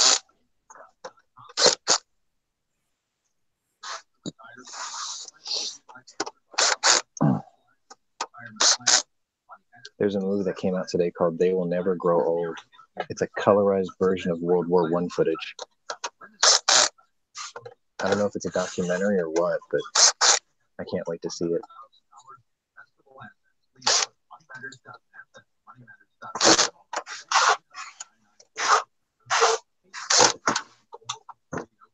Actually, one of my favorite foreign World War I movies is called Beneath Hill 60. That was awesome. That was super awesome. It's a true story, too.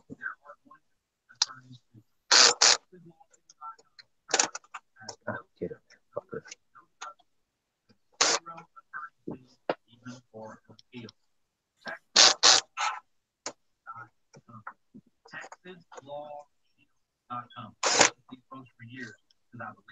Is that the story of where they dug dug a trench or dug a mine or a shaft underneath the hill, hollowed out a whole bunch of explosives underneath it to blow it up. Yeah, an Australian guy did it, or he was the leader of the group who did it. Really good movie. Yeah, I know the one that you were talking about where it's colorized World War I footage. But I don't know if it's a documentary either, or if it's telling the story of a whole bunch of how things happened and battles I'll let here you know and there. tonight. But it does look good. I'll let you know tonight. My copy came in this morning, so They Will Never Grow Old. Oh, cool name. Makes me think that they all died in it.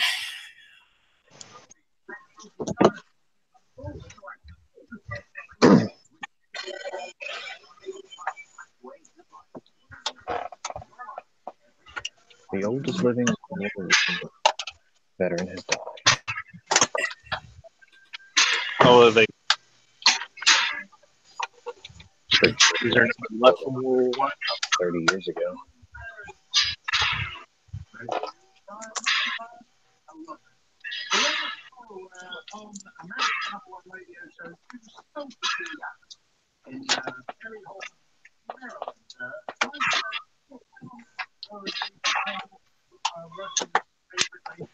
Remember, I was watching a deal on it was Who Killed the Red Baron, and they were trying to figure out, Was it Canadian?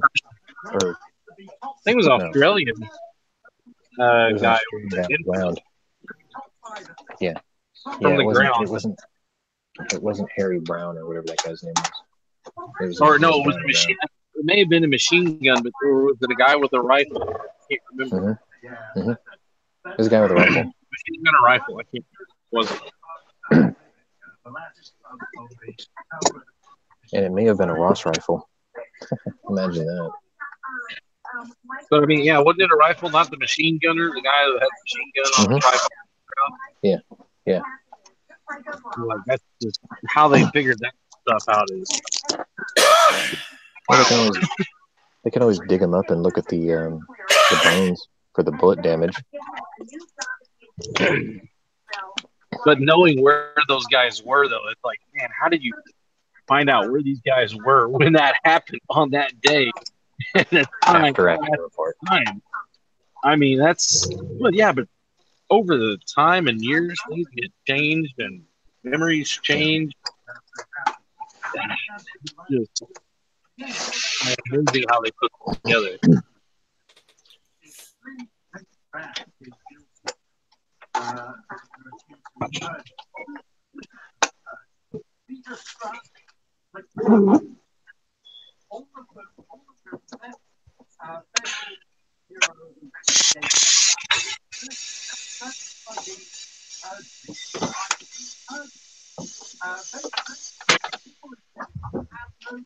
Oh gosh. It's like a serial.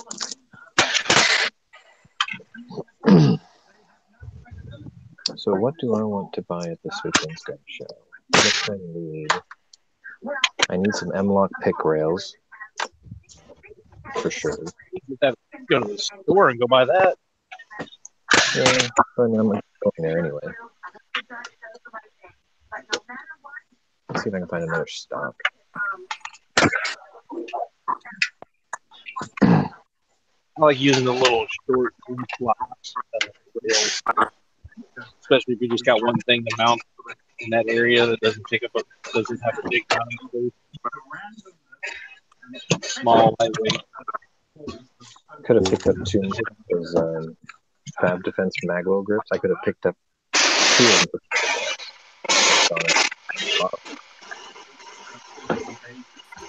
I like those.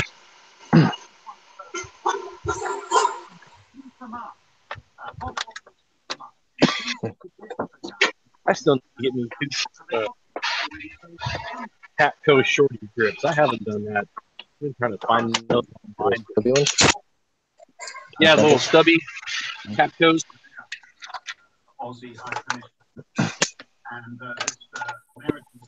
I can't find any store around here that sells it. Like, what? Come on.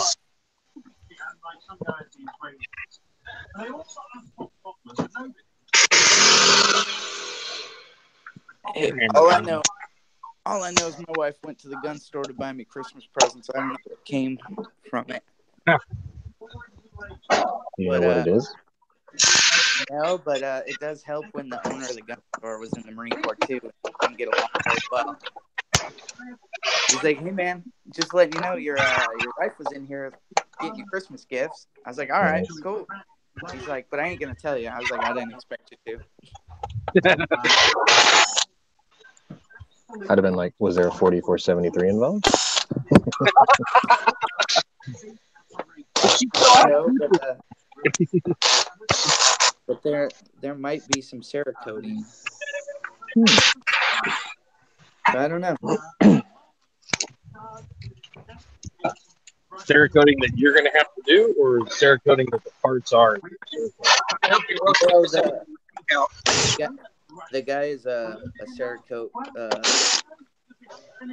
I don't know what you say. Licensed Cerakoter, and he has a gun store. But my wife took 2 of my pistols, so I don't know which one. I think she's playing a shell game. Both. I doubt it. Sights on one, Cerakote on the other. It could be neither. It could just be a trap. It's a trap. He was like, "Oh, I just got them to stipple your hand grip for you." I would fucking lose it. She went to Barrett. Yeah, you know how the XDs have the grip zone? Mine has the no stipple zone. Yep. My whole hand grip is a no stipple zone. My Hudson's kind of like that. It's very slick. Your what? My Hudson. The grips are really slick, but I like it. Well, no, I'm just saying that the checkering and shit that comes with my grip is good enough on a Glock. Everybody's just trying to turn a Glock into a Honda. Shit. Oh. You know, my doctor prescribed me blood pressure medication. Simvastatin? What? Simvastatin? Andy, I went and picked it up today, and I've been reading reviews on it. It ain't very good. What did he give you? A generic called Lisinoppril. Was it? Lisinoppril.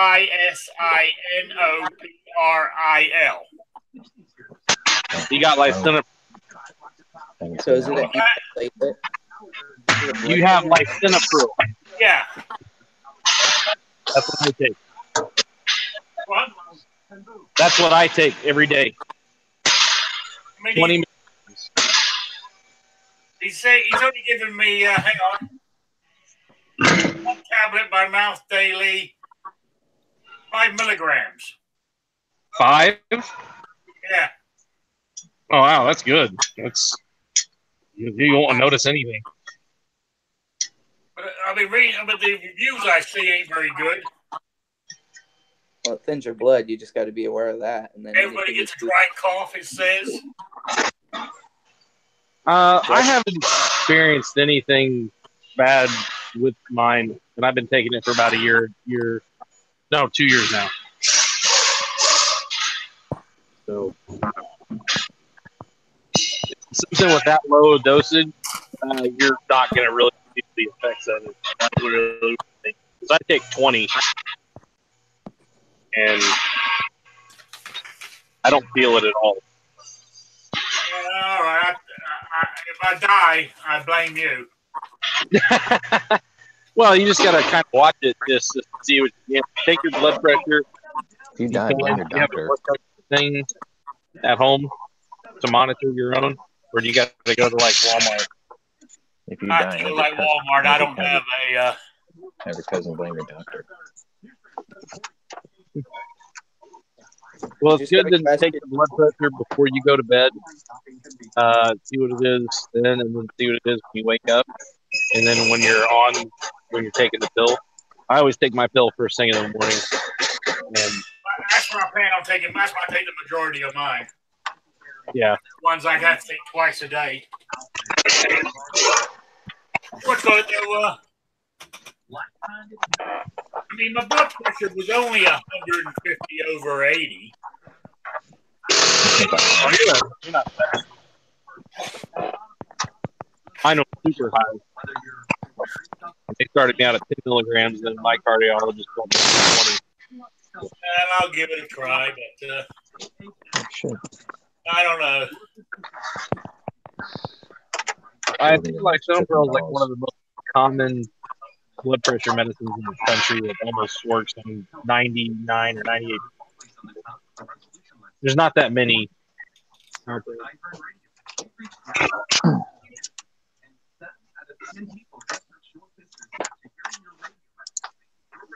Have you had high blood pressure problems before, Rick? Or? Never.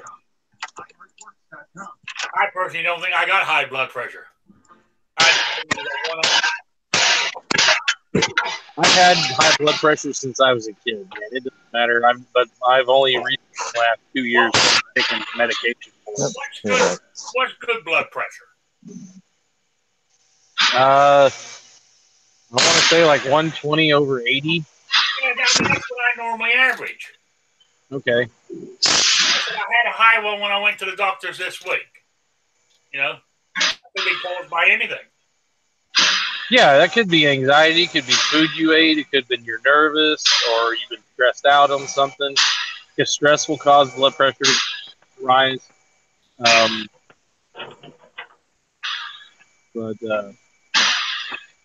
food you eat will cause it to go up. Stress is mainly the big thing. None of you guys had heart attacks, right?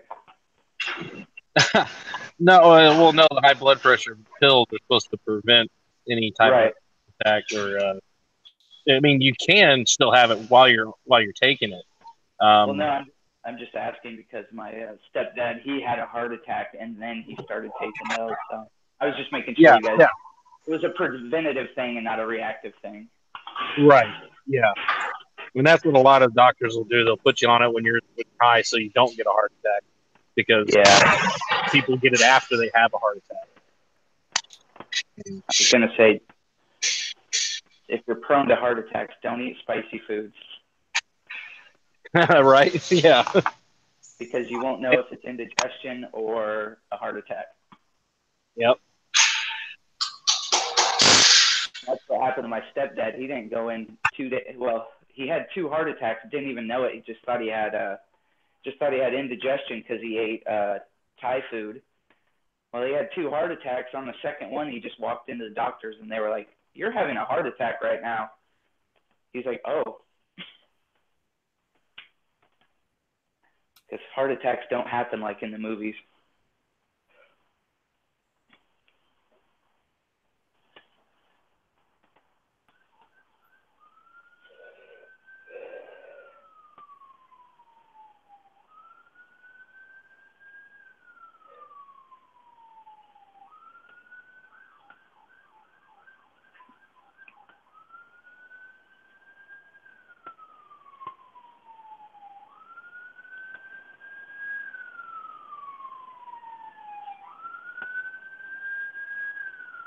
Did everybody go quiet, or is it me?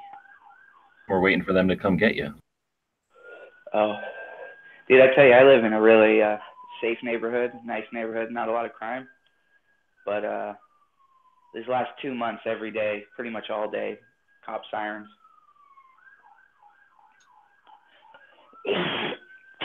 But I live right by the police station, so that's why you hear them.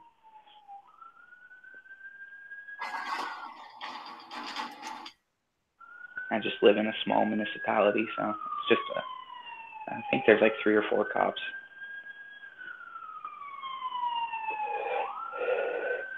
But we're connected to the Capitol, so you get all that riffraff.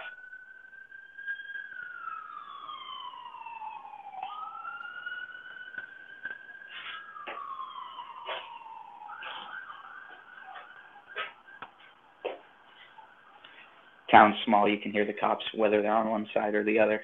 It don't matter.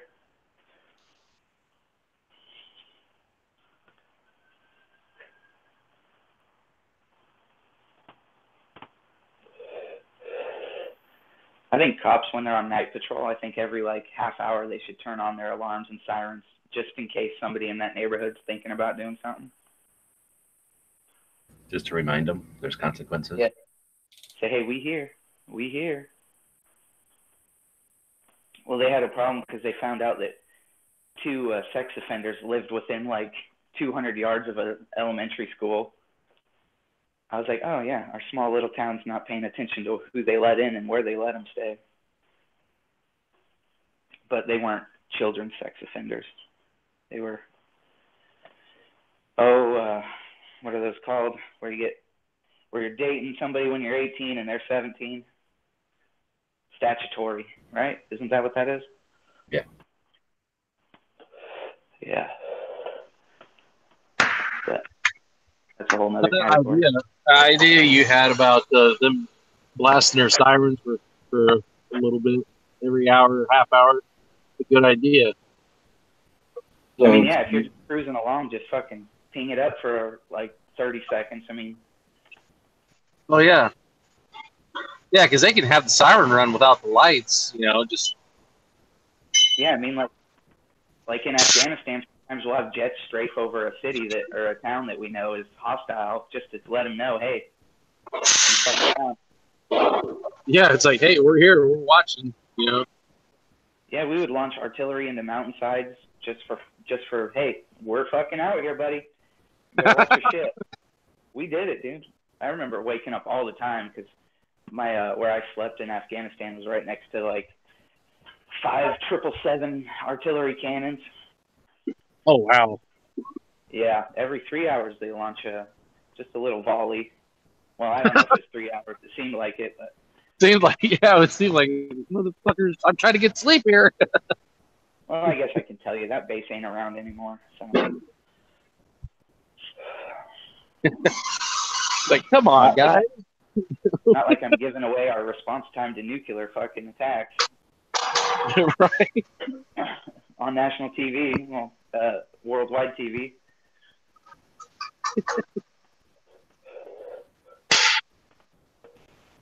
Who did that? Did somebody do that recently? Hillary Clinton did it during the debates. Yeah, right in the middle of the debates. Just like, here, look how smart I am. Let me tell you about how our nuclear response works. Yeah, and give you the 4-minute time. I think she even said 4 minutes, right? Yeah, she's like, it was like a response, like, we're gonna do this and this, and then she's like, you don't even know because I know, and it's a 4-minute response time to react to the comment. I'm like, what the fuck, Hillary Clinton? Fuck. Find out that it's an actual confirmed missile launch. Is that what she was talking about? I forget, but it was something in response to like, it wasn't like she just got up and said it. She was answering a question, if I remember right, and it was like she just mentioned. She was trying to make it an attack on Trump because she was like, "You're gonna have him in charge of it with our 4-minute response time and all this stuff," and she said it like nonchalantly, but people were like, "Yeah, we know you know that, but you don't have to tell it, Yeah, it's not like you tell the whole world, Yeah, we're having a sweepstakes. The answer is potato. So what? Give your answers now.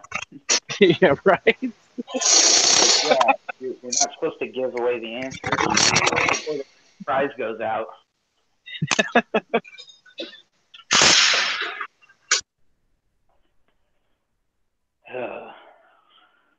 But we're more worried about hurt feelings and some Russian probe while we're spending our money to investigate a fake Russia. Russia is spending their money to invest in a military that can do ground operations through Europe. So we're smart.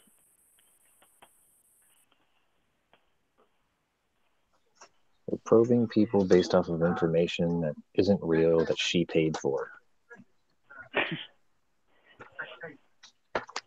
Nobody seems to be able to grasp that concept in the media. She paid for lies. Yeah, because they're all part of the teat, man. Everyone's on the take. Man, she's not a liar. She's telling the truth. Come on. Yeah, you really want somebody so dumb that they tell the truth too much? She's so sweet and innocent. Come on, guys. I always thought it was funny, like, in the 90s and the 2000 elections, all that, they were like, we just want an American that tells it how it is. And then Trump comes and they're like, whoa, whoa, whoa, whoa, whoa. Hold my beer. I'm sure you guys have heard that all through your lives. I want a president that tells it how it is. Transparency was the buzzword. Yeah. Now he's giving they want it. transparency until they're transparent. Yeah, until they're. Come on. What the fuck? You know, I'm a short guy, and President Obama came to our base one time, and we're all in formation while he's up on the podium. And me being short, I can't see him.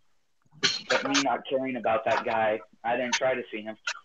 I was just like, yeah, my fucking legs hurt standing in formation right here while you're talking about hearts and minds and shit.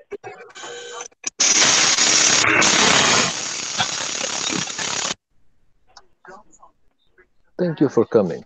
We go do war things now. Yeah.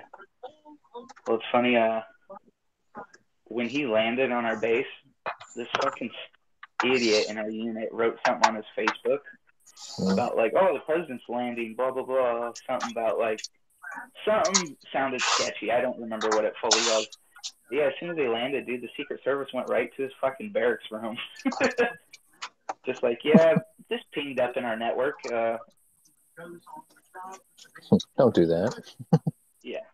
He was like, no, I said it could be. He didn't get in trouble or anything, but I'm sure our commanding officer got a talking to. Mm-hmm. I want that man peeling potatoes by tomorrow. No, he was really good at his job, so. Don't have man to have an on-site accident by tomorrow. When you guys were sitting around over there, were you eating real food or were you eating out of bags?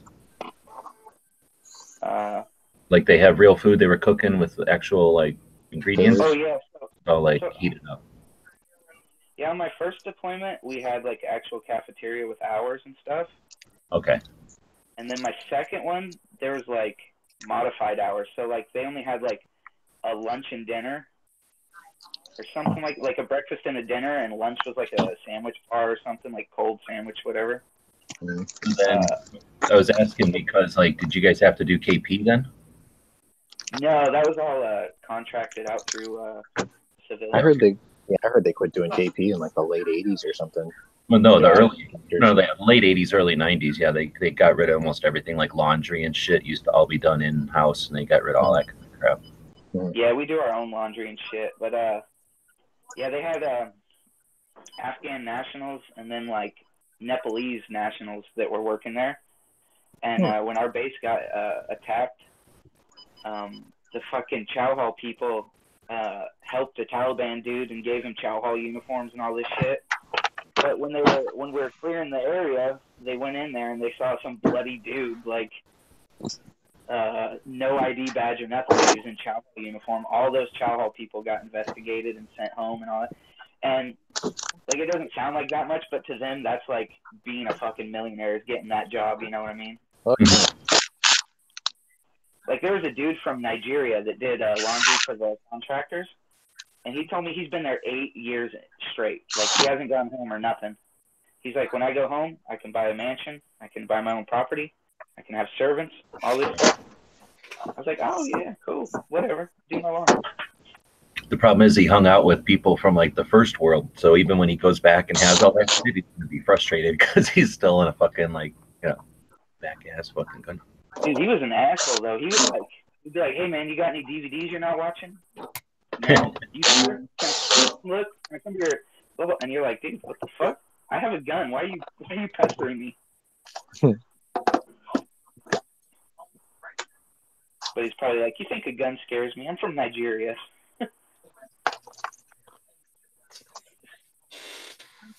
My sister's AIDS epidemic is bigger than that gun. No, but they were pretty cool. As a Bosnian, they were cool too. The Bosnians, they did laundry, but not for my side of that base. They did it for the Brits. But Yeah, definitely war is profitable.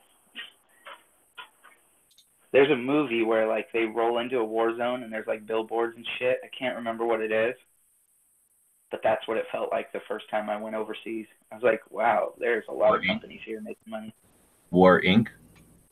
No, well, that was a documentary about it, but there's like an actual. No, I'm not. That wasn't. The one I'm talking about isn't a documentary. It's that guy from. What the hell is he from? Grosse Pointe Blank. That guy. Yeah. That's right. Yeah, and it's sort of like that movie, and it's all like lampoonish or whatever. Like it's sort of like it was trying to. Did you ever see back in the old days? What was it called? The Chevy Chase one. It wasn't century, I don't think. But anyway, it was sort of like that old one, except not the Cold War anymore. Now, like the Spies Like Us, wasn't that? Spies Like Us, the Ace Tomato Company. No, Spies Like Us was when they were actually in the CIA and they were like, recruited to go get in trouble, basically, and they hooked up with those Soviet chicks. But I'm talking about the one where he was like an arms dealer. It was Chevy Chase by himself. He was an arms dealer, and he was like in, I don't know, some fucking South American country probably, and like selling M16s and shit to the guerrillas type of shit. And it was like a comedy, kind of. Is that Air America? No, Air America was about Nam and Laos and shit, but similar type of movie though, like making fun of the things by trying to be a comedy. But anyway, that last one you're talking about, War Inc., was like more in your face about it. It wasn't just trying to be funny, like making fun of shit. It was like trying to make a point or some shit. It was a little bit more difficult to watch. Yeah, no, that movie, although making a joke, when I got there, I thought of it right away. I'm not even kidding. It's like, okay, there's construction company, there's these people who build roads, there's these people that are putting in plumbing, there's these people that are putting in internet, and it's just like they're building a whole civilization in the desert, and they just fucking, all right, who wants to come help? We got endless bank account for you. And I was like, it was weird because as a military member, I felt like I was outnumbered by like civilian contractors there. I was like, holy fuck, there's way more logistics civilians than military on this base. Gee, the movie you're thinking of is Deal of the Century. Deal of the Century, okay. With that was Chevy Chase and Gregory Hines. Yeah.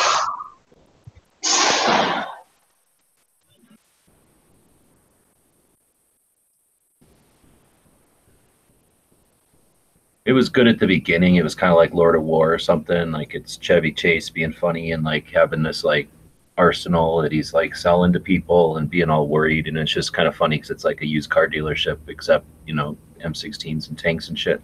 But yeah. Halfway through, he gets in a fight with Gregory Hines and it's like turns into like trying to teach us a lesson. So it got lame at the end, but the beginning of it was pretty funny.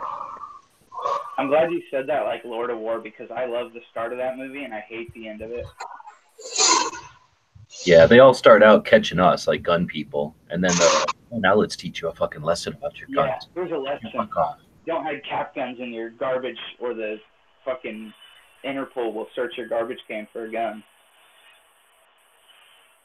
And then I think it's funny in that Lord of War movie because it's like 1990 and like the Soviet Union collapses and shit, and he's watching it on a plasma TV, and I'm like, what the fuck?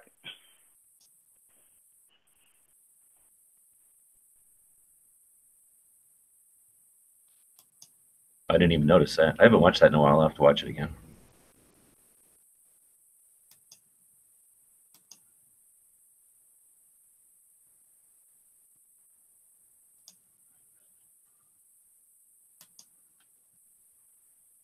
So today is episode 711 episodes of the Daily Gun Show. So everybody gets a free Slurpee today. Just walk into 7-Eleven and tell them, and they'll give you a free Slurpee.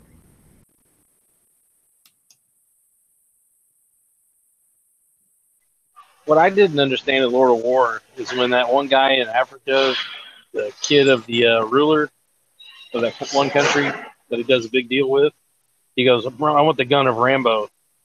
And he goes, Rambo 1 or 2. And he goes, I don't know which one he says. But then later on you see him and he brings him a gold-plated AK, or something like that. Then later, further in the movie, then he's finally got the M60. Yeah. Well, that guy already had the gold AK running all around. He brings them in from like. Oh, okay. Bring me Rambo's hair. Yeah. Oh, the gun of Rambo. Yeah, I think that movie would have been cooler if Nicolas Cage didn't play Nicolas Cage in it. It wasn't bad.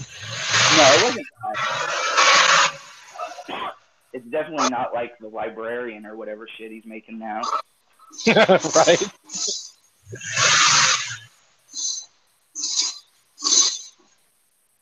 I think was it him that bought the skeleton from the Elephant Man? Or not Elephant Man, no, Michael Jackson bought the Elephant Man skeleton, right? I think so. I know Nicolas Cage bought some weird skeleton, and he like almost went bankrupt on it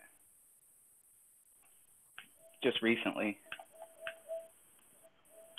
See, I only ever buy skeletons I can afford. That way I don't run into those problems.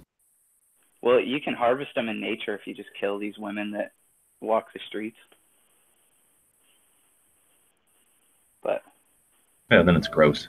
You know, bloody. You don't have to take my word for it. But, oh yeah, I was gonna ask you guys because I was only like 3 when the Soviet Union collapsed. Do you guys remember watching that on TV? Oh yeah. I mean, it didn't happen like one day. Once the wall started coming down, they would broadcast it, but it wasn't like now where you can like just watch live shit. It was kind of a big deal to do live. So I don't think it was like, hey, everybody on Thursday at 4, they're going to tear the wall down. But like you'd be watching the news and they'd be tearing the wall down. It happened at nighttime too. I remember that. Yeah. Well, I mean, with doing the big, they started doing all that stuff. People started to come through across and everything. Then everybody in East Berlin or West Berlin starting that big old giant party and just said, "All right, screw it, wall's coming down." They pretty much just sent the guards home, right? And we're like, "All right, you can all just not work anymore." And then everybody it kind of just happened. Like they're like, "Nobody's here. Let's tear this fucking thing down." Yeah. People just like one thing, like they pulled one fucking Jenga piece out, and everybody was just like, "What the fuck are we doing here?"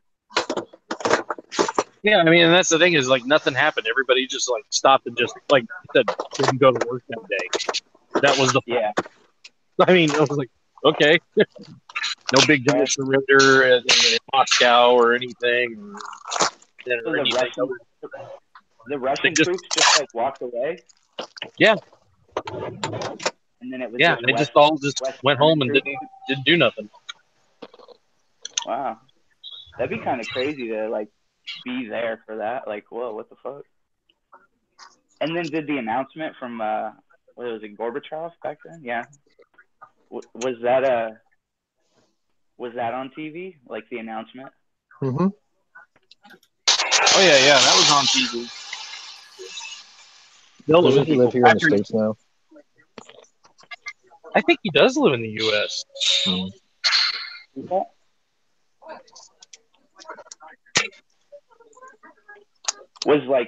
Were like American citizens like ecstatic about it and shit? And it was a pretty big deal.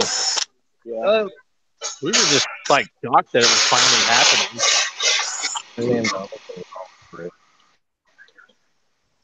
That's great. Yeah, because my mom never talked about like how big of an impact that was. It was like, you're seeing the total change of the entire country for the first time live on. I mean, in modern history, it's like, oh, Jesus, this is pretty serious. And then how they lived afterwards, it was like, man, it's over there, you know?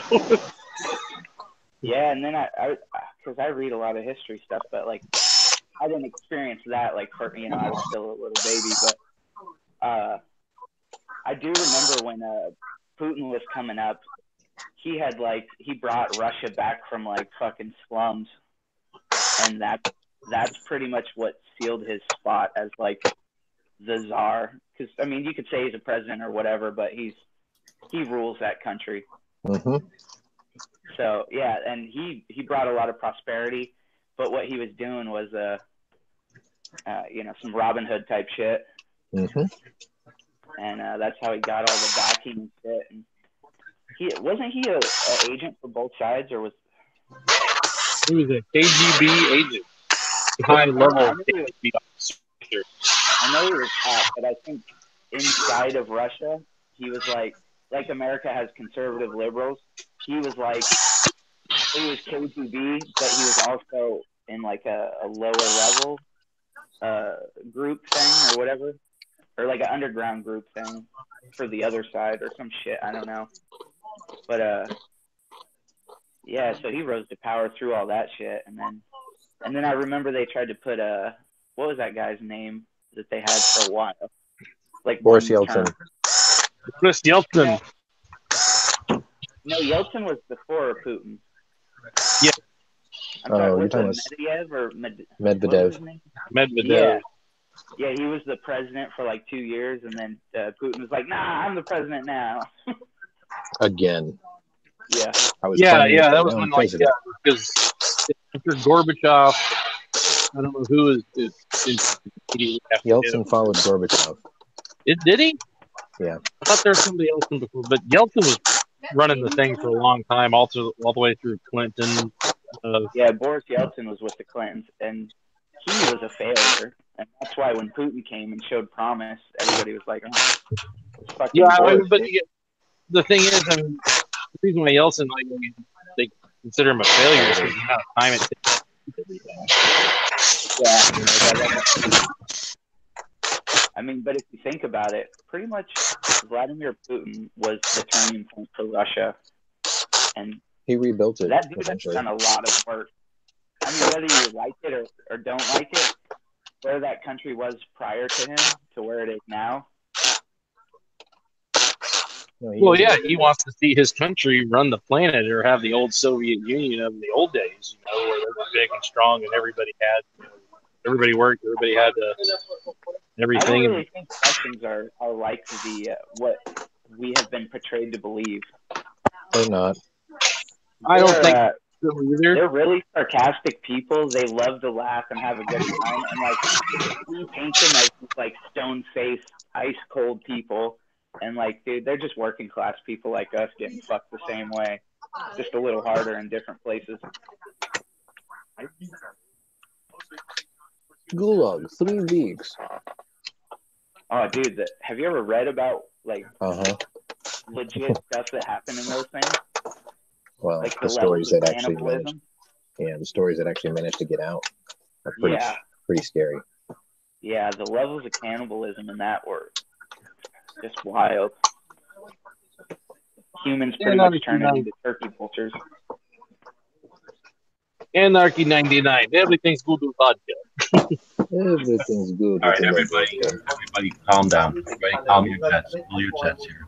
I just got an announcement from Mike Strike over here. The world has changed. Second Amendment protects nunchucks. But not bump stocks. You're welcome. Fuck bump stocks. We got nunchucks. Why can't we have both? I didn't know nunchucks were being attacked, actually. It's like they're so deadly. Them, brass knuckles, and switchblades that half the time the state will specifically make them illegal. Yeah. Like butterfly knives and shit like that. Yeah, but can you imagine if someone was just walking around with a butterfly knife, the kind of carnage? Dude, I would be afraid. I'm okay if you have a nunchuck for harvesting rice, but if you try to use it as a weapon, then you're in trouble. Sai were used to harvest rice. Yeah, do you actually think for rice? What are you talking about? Huh? No, around there and you pull on it. Sai was used for rice. Sai is for cutting the stalk down. The nunchuck is you go around, you wrap it around, and you pull on it, and it pulls all the rice off. Where have you seen that? That's how they come from. I'll go find it. Huh. No, dude, they chuck nuns, man, and nuns are a plant.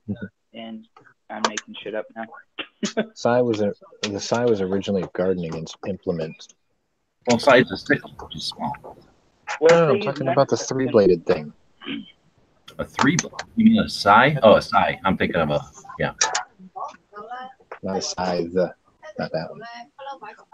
Yeah, how come all them Vietnamese farmers didn't have those on them when we went through there? Because they had AKs. No, they were pulling it with their hands. Yeah, You know something about Vietnam that's funny? Going back to that Charlie Plum book I read about him being in Hanoi, he said they wouldn't get any newspapers or nothing from America, of course, but they would get Vietnamese propaganda. And he said that one day they get this propaganda newspaper, and it says like revolutionary achievement in agriculture found by Vietnamese emperor or whatever. Because if somebody finds it, they obviously give it to Ho Chi Minh and say, "Hey, you found it." So what it was he was reading it, and what it was for 4,000 years or whatever, the Vietnamese have been planting rice upside down. And they finally figured out during the Vietnam War that if you plant it the other way, which was the right side, that it would yield faster and grow quicker. And that was the revolution of agriculture that he read about while he was in the Hanoi Hilton. Jesus. The Nataku origin is unclear, allegedly adapted by Okinawan farmers from a non-weapon implement for threshing rice. Huh. Yeah, you mentioned Japanese, so I don't believe anything about that anymore. Okinawa is the Puerto Rico of Japan. It's a very different country. Okinawa is the Hawaii of Japan, but yeah, it's so different. They have a different language. Yeah, and they're fucking chill as fuck too. No, they're old school people. I went to Okinawa a couple times. They seem like hardened old school Japanese people. The kids, the younger generation, like our age area, yeah, they were really like chill and all that. But the older ones that were around for all that fucking, like their dialect is even laid back. Oh yeah, they do have a different dialect. Yeah, it swings. Like if you hear them when they say it, it has like a swing to it. Sort of like Cantonese, but even more lax. I only ever talked person to person to Okinawan Japanese people, so I kind of want to like notice that now. That place is the last stop when I go visit my cousin. I spent a week in the north, 2 in the middle, and a week in the south. You know, it was pretty cool about one of my trips there. I was at a airport, and while we were waiting, there was like 6 of us Marines, and I'm not a tall guy, but we're all like in really good shape. And then there's tall guys, white, a couple dudes with straight bald heads, and like 10 of these Japanese kindergartners come up to us, and for a school lesson to learn English, they go to the international airport and talk to traveling Americans, and they will ask to see how easy they are to understand. Well, more so they could have conversations with Americans that are like on the spot conversations, and you have them. And these little girls were sitting there asking us, and we're straight from Afghanistan, like we probably still smell like the dirt from there. And these kids are just being so nice and all that stuff. That was one cool experience. They were just asking us, what's our favorite thing about Japan? Where are we from in America? What's our favorite thing about that place? All this. I remember being asked that once. What's your favorite thing about our country? And I was like, do you know ZZ Top? And they're like, yeah, we know ZZ Top. I was like, you got a lot of nice girls. They didn't understand that part. No, it's pretty cool because you'll never see like American students going to an international airport. No, they do. They're usually called liberal douchebag protesters. Yeah, they just telling Europeans what.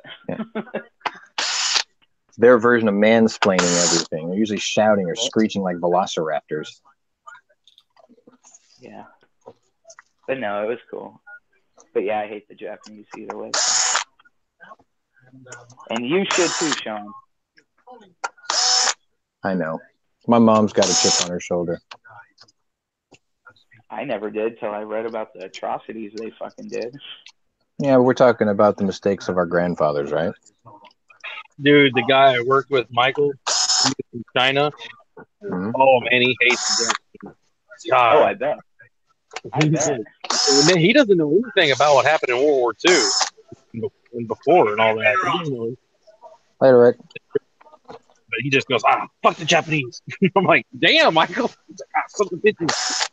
You can't hate the people who gave you Bible Black. Just saying. But Sean, the whole thing about that being their grandfather's atrocities or whatever, there's still people alive that are indoctrinated in that old I culture. know. Eventually it'll die off. They will. But then again, maybe it won't. Because what do we have here in the United States that has been dead for generations and yet we're still apologizing for? They'll probably be a small, stupid, ignorant little group, but that's a different thing. So that's 4-year effort for a bunch of time, and it wasn't the whole country. This is talking about slavery. That's like hundreds of years or some shit. What? No, I'm saying animosity towards a nation or a people, it eventually dies off when those generations die off, right? I said in Japan, eventually, that will be gone, hopefully.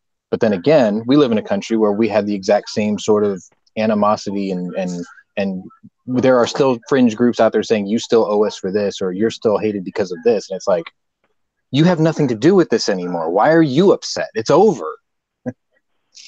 It's the same sort of like misplaced animosity, I guess is a good way to put it.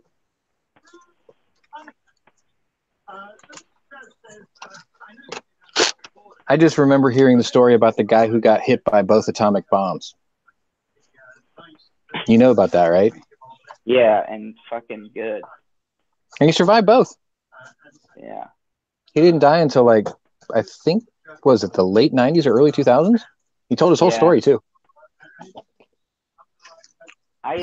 Shit, they're bombing here. I'm going to this other town. Yeah, I used to feel bad that we nuked them after they signed the peace treaty. But then I found out what they did to our POWs in Manchuria and what they did to the Chinese people in Nanking. Mm-hmm. And I really don't feel bad about those 2 nukes that we dropped on them. No, I mean, you shouldn't feel bad at all anyway, because they gave people in Congress these imperial peace medals right before they attacked Pearl Harbor. So it's like the same thing. Yeah. Oh, Unit 731, or is that what it's called? Yeah. That stuff. Whoa. Yeah, they all got away with it, and they all lived prosperous lives for 15. Oh yeah, that's because we made a deal with them. We got all the knowledge and all that, and we let them live here in the States and over there the rest of their lives. Exactly. I can't hear a word anybody's saying. Between air tools and a drill, I can't hear a word. Sorry, Tater. I'm almost done. When I get to work, I'm going to unmute my phone and leave it next to the press for a while. Yeah, but every time somebody mutes me, I'm just going to unmute. What they did to the POWs with Unit 731, horrible, the worst shit I've ever read. But then I read about what they did in Nanking, China, and that is the most horrible shit I've ever read or live autopsies.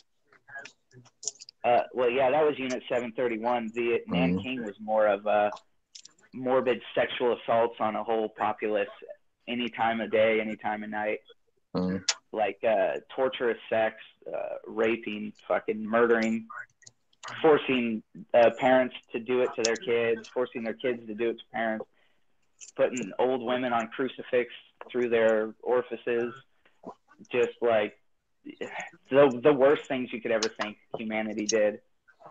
And none of those Japanese, and they killed all of them afterwards. They took Shanghai from 350,000 in 3 weeks was down to 500 people. And then they moved on. And, dude, they did the worst shit, all in the sake of not pissing off the emperor. Yep, because the emperor was chosen by God. Yep. And anything he wants it was what he gets. And anybody not them is subhuman. That's why they did it. Yeah. Yep. And that's what, yeah. That's exactly why they did it. There's still people around that believe that doctrine, is what I was saying. But, yeah, so, the way it was explained to me is basically how in America, when we're kids, our whole idea of freedom is or your whole life goal is to get prosperous in life, have enough property where nobody bugs you, and just be free and to do your own life and whatever. In Japan back then, and this is only 1937 to 1950, they were doing this, was their whole life goal was to please the emperor. That's all they ever wanted to do. That's all they were, like, the students were beat, the teachers were beat, the fucking military was beat, the officers were beat, the fucking chairman, whatever title they were called, were beat, all in the sake of honoring the emperor. And yeah, and they would just fucking squash little kids' heads and stuff. Just like the worst shit ever. But dun dun dun. Oh god. Yeah, they would infect like 2 people with like syphilis and gonorrhea, and then make them have a baby just to see like what the effects, like if they would be transferred from parent to child. Yep. Actually, Sean, you know what they did with those medals, right? They strapped them all to a 500-pound to the trigger bomb, on the bomb. And Not they all dropped them on Tokyo. Not That's all what of them. they did. They put one on each bomb. Yeah, they gave them back. Yeah, they put them one on each bomb. It would have been a waste if they put them all on one bomb. Courtesy of the B-25 Mitchell bomber. Yeah, completely they dropped it on out. Tokyo. Good. So those peace medals got returned to sender. Yeah. Oh yeah. In the harshest way possible. Yeah, you might want this. You might want this back. Oh, by the way, I'm giving you your bombs back too. Yeah. Small little historical fact, and I'm only stating this for historical reasons, otherwise I would not say this sentence. The Japanese were the people that invented the racial slur chink, which just blows my fucking mind. It's like when you hear Mexicans call people from below Mexico beaners, and you're like, what? Did you just say that just now? True story. True freaking story. But yeah, I don't know. The thing that gets me is I just don't want to hear those. I don't want to hear people that's own backyard is dirty tell me that my country is being run like shit. I don't actually hate them, but if some Japanese person ever tells me about what my country's doing wrong, I'm going to have some, Lucy, we're going to have some explaining to do. You got some explaining to do. Just tell them in what is it? What do we call that bad Japanese English, Sean? Huh? What is bad Japanese English? What was it? English. Yes. English. Just tell them in English how it is. No, because if I was actually laying into somebody, I wouldn't stoop to racial slurs and making fun of them. It's not. It's just bad English. It is bad enough that they would even have the gall to say anything. Yeah. Well, I mean, and everybody's got shit in their own backyard, so it's like, America does fucked up shit, but so does Britain, so does fucking, Saudi Arabia, so does every fucking country. I just hate the people that have to point out what your country's doing wrong, like their country ain't doing shit bad. And the only reason Japan's not like that anymore is because we kicked the fuck out of them. So don't sit here and say they're good people, because they would have been the same way they were back then if they would have won. If they still had an emperor, probably. Or if they were still ruled by their emperor, rather. They still do have an emperor, but they're not ruled by the emperor. Right, it's sort of like the Queen in England now. Yeah. Well, technically, the Queen in England is different, where she can say these laws she doesn't like and strike them down. But she doesn't. She doesn't on principle. She should, but she doesn't. She has the right at any time to dissolve Parliament if she doesn't like it. She never does it. Because she'd have to do more work, and royal family and laziness. Public appearances are a thing. The younger son ever gets, the crown or whatever, I think that country would. Harry? I can't remember their name. Harry it's will going to never. One of the grandchildren. It's not going. I'll tell you, Harry will never ever become king unless unless William's entire family is involved all in the same accident. That's why William's having so many kids. He never wants his brother to have the throne because his brother is not fathered by Prince Charles, and that's a shame to the family essentially. I see. That's why Harry's better than the other one. Yeah, Harry's actually fathered by a man named James Hewitt. You know, I heard that Princess Diana. Mm-hmm. And, 'cause we know yeah, when she realized her wedding was in shambles, she's still a woman. She's still got needs, right? Yeah, what was that dude's name that she married? The Greek dude? No, the prince. The first one, Charles. Prince Charles. Yeah, that motherfucker. Motherfucker on the planet. That's what British inbred looks like. If you Googled it. Yeah, it does. Yeah, I get it to you there. Yes, it does. That's like God damn it. A creepy inbred British. Him and Camilla Parker. Oh my God, she is god awful. You know what's really scary? Like super scary? Once upon a time, there was an episode of Top Gears where they were talking about restoration ripoff. It was a contest where they found all these derelict vehicles that they were going to restore and put on the show. And they were only going to pick one. And one of them was Princess Diana's Range Rover that she had in the 70s and early 80s, right? Charles was fucking Camilla Parker Bowles back in the 70s because they had footage of Charles, Diana, Camilla, and like 2 other people in the Range Rover going fox hunting. So they've been hooking up ever since then, long before we even knew who she was. She was the side bitch forever. Yep. So they had like a Hillary and Bill kind of marriage. Yeah. What's really funny is, my dad doesn't seem to get it when it comes to Hillary, right? But the funniest thing I heard was, have you seen that commercial of those 2 people and they're talking about Sling TV or whatever? And they're like, yeah, we're slangers, right? They had that commercial and my dad goes, why does that remind me of Bill and Hillary? I looked at him, I'm like, how dare you insult your queen like that? That shit was funny. He said, like, "What? Wow. I lost you there, Sean." There was that commercial that's on like Dish. This is like a Dish Network TV or Dish TV sort of commercial, and it's got these 2 people, and they're talking about Sling TV, right? And they're like, those people are like all swanky, and they're like, "Yeah, we're slingers," shit like that, right? My dad's watching that. He goes, "Why does that remind me of Bill and Hillary?" And I'm like, because it is. That's good. I like that. Man. I was like, how dare you insult your queen like that? I thought you liked her. He was like, I can't shake this feeling like it's like them. It is them. It is.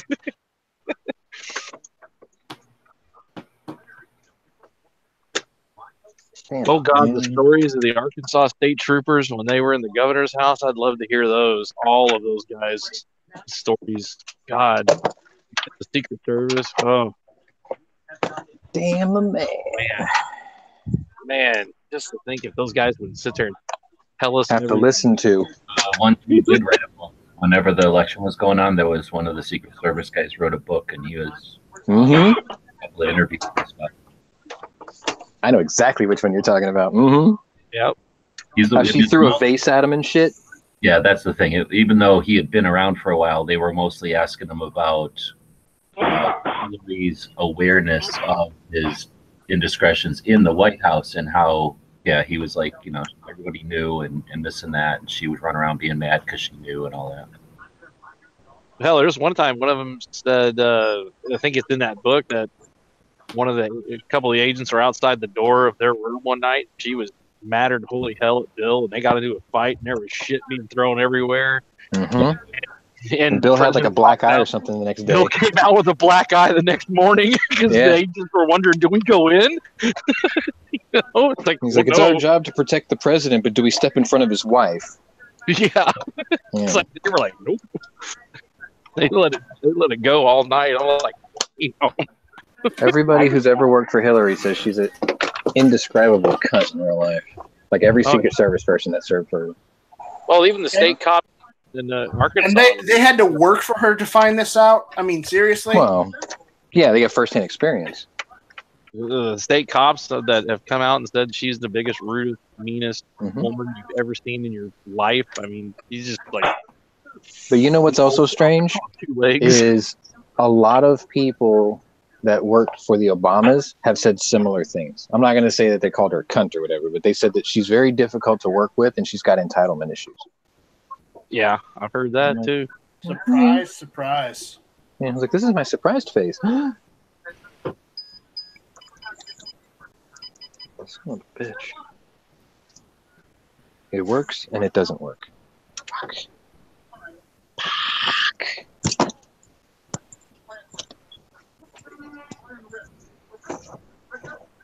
Teresa.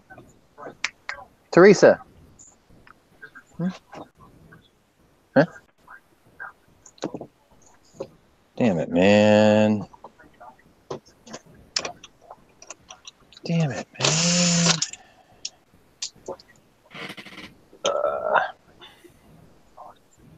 So for the first time at the gun show, I saw the AR-12 first, and I looked at it. I was like, "Eh."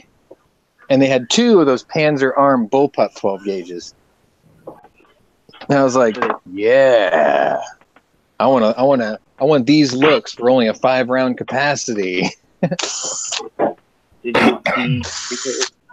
Well, if it was like 350, I'd probably have jumped on it, but they're 550. I'm like, no. No. Can't do 5.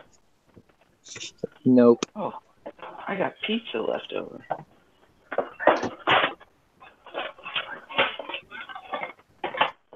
Oh, I hate when I get this far and then I have to fucking rewire this whole bitch. Well, that looks like a pain in the ass. It is. George wanted me to see if this one worked, so I built the whole machine without testing it because I took his word for it that it's probably fine. Guess what? It isn't fine. It's not fine. It's not fine. It's not even close to fine. It would be the exact opposite of fine. The kids aren't all right. And Sean, you're surprised? Yes, because just the box was mangled. Everything else was pretty clean. Try replacing all the cables and the power supply. Basically, I just need to get enough slack on this to pull it forward and mark them. Damn it. Good luck, Sean. Yeah. All right. Sean, do you have a shirt that says "I have soul" spelled like the capital of Korea? No. Why would I want that? You should have that. Why not? You should have that. I was born there, but there you go. That's the reason. Exactly. Why? I would have that shirt. Plus, you can lie about your age because Koreans do birth age different. Yeah, they go from the time of conception. Wait, you're saying I'm older than I am? You're 1 year older than you are. Fuck. I don't want to be 40 yet. You would be 9 months older than you are. I don't want to be 40 yet. Let me enjoy these last 4 months. Well, if it makes you happy, Korea's the only ones that do that. So. Other countries that do that just can't count, so they just don't know. They're busy chopping up media people that come to their island. I was going to say, other people can't be bothered because they'd rather just be fucking. Like, fuck it, who cares when? So, this is the shirt Sean needs, right? Good God, man. I'll tell you what, there was one shirt out of Korea that I wanted that I never even actively looked for, because I remember when I was a kid, I watched the 1988 Olympics in Korea, and they had this like mascot that was a tiger. I'm like, yeah, I could dig that. I never got one. I bet my uncle's got one because he went back to the country to catch his first wife around the time of the Olympics. So catch his first wife. His first wife was so much better than the woman he's with now. And it's like, it took me years before I realized there was a shell game going on. He brought back a woman from Korea who was soft-spoken, highly educated, and she was a surgeon. and they lived together for I think a month. And like my mom and dad met her, and like my mom really liked this woman. She approved, right? Because my mom was basically my uncle's mother, because their mom died when she was 7, so my mom raised her younger brothers, right?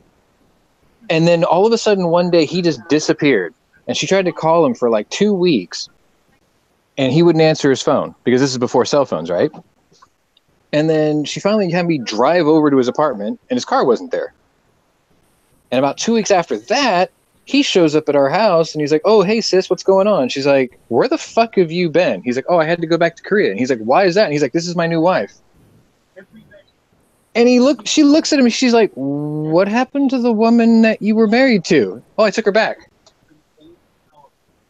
Like it was an Amazon purchase that went wrong or something. Oh, she was pissed. She was super pissed. She wouldn't talk to him for months after that. She does not like the woman my uncle's married to right now. Like you want to know what the most racist people on earth are? Koreans. I guarantee you. Within their own people, they hate each other. It's fucking amazing. I don't know. Filipinos are pretty bad. I told you the story about the stupid farmer, right? Like we had a new neighbor who was a missionary, and his wife was Korean. And at first I was like, "Hey, Ma, you should go meet the new neighbors. It's a Korean lady." And she's like, "Oh, okay." So she goes over there and she meets him. And then like she's married to a white dude, and the white dude goes to church, and he's a man of God or whatever. He's very preachy. And my mom's like, "Oh, I'm not too really into her husband. He seems nice." And I'm like, "Yeah." And then she was like, "I don't know about the wife though." I'm like, "What do you mean?" And she goes, "She's one of them fucking stupid farmers, low educated from the South." And I'm like, "What?" I was like, "You just talked to her for like 20 minutes. She's like, "Yeah, she's not my kind of people." I'm like, "What the fuck?" So she was one of those, or she is one of those. Sean, what it means is your mom is a stuck-up person from a city. She is. She's arrogant.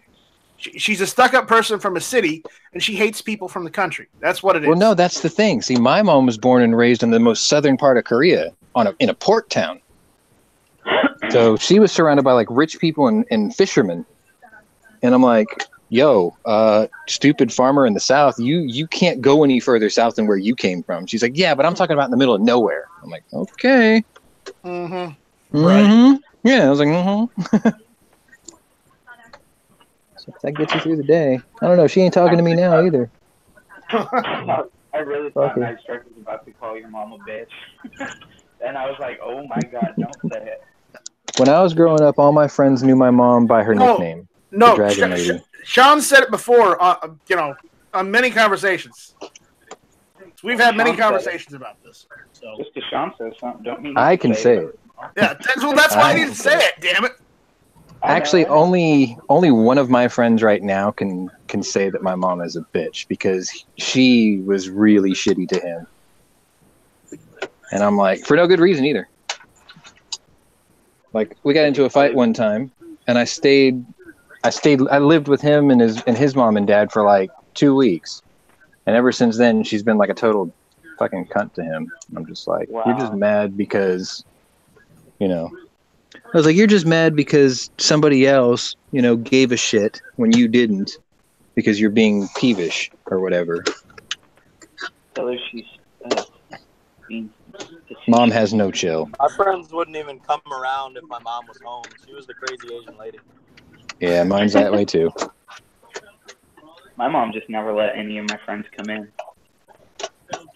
Like, "Mom, can I have a friend over?" Fuck no. Just kidding. She wasn't that mean. So the founder of Vine died from an overdose. Shocker. I saw that. Yeah. Play stupid games.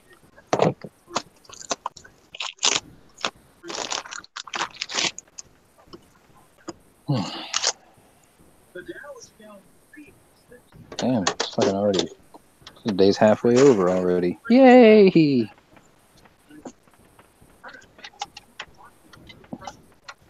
Alright, see if I can get this all back together now.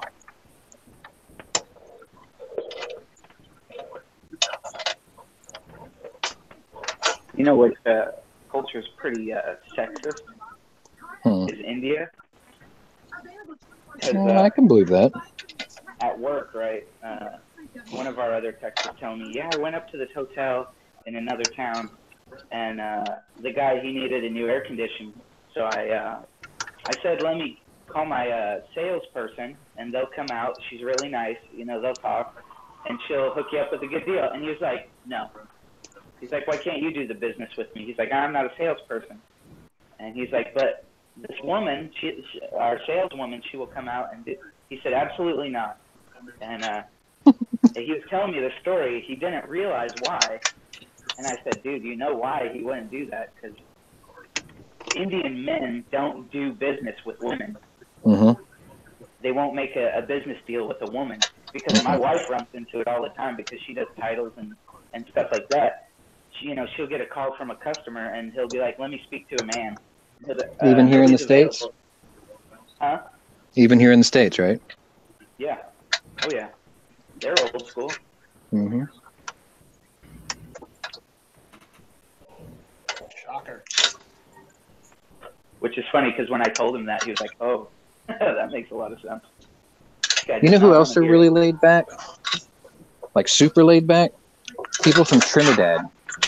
I got a friend, he claims to be a man from Trinidad, right? Because he actually is. However, if you look at him, he's obviously an Indian. Because Trinidad, throughout history, they brought in East Indian slave trade. So he's a descendant of slaves. But dude, people from Trinidad are like the most laid back motherfuckers you'll ever meet.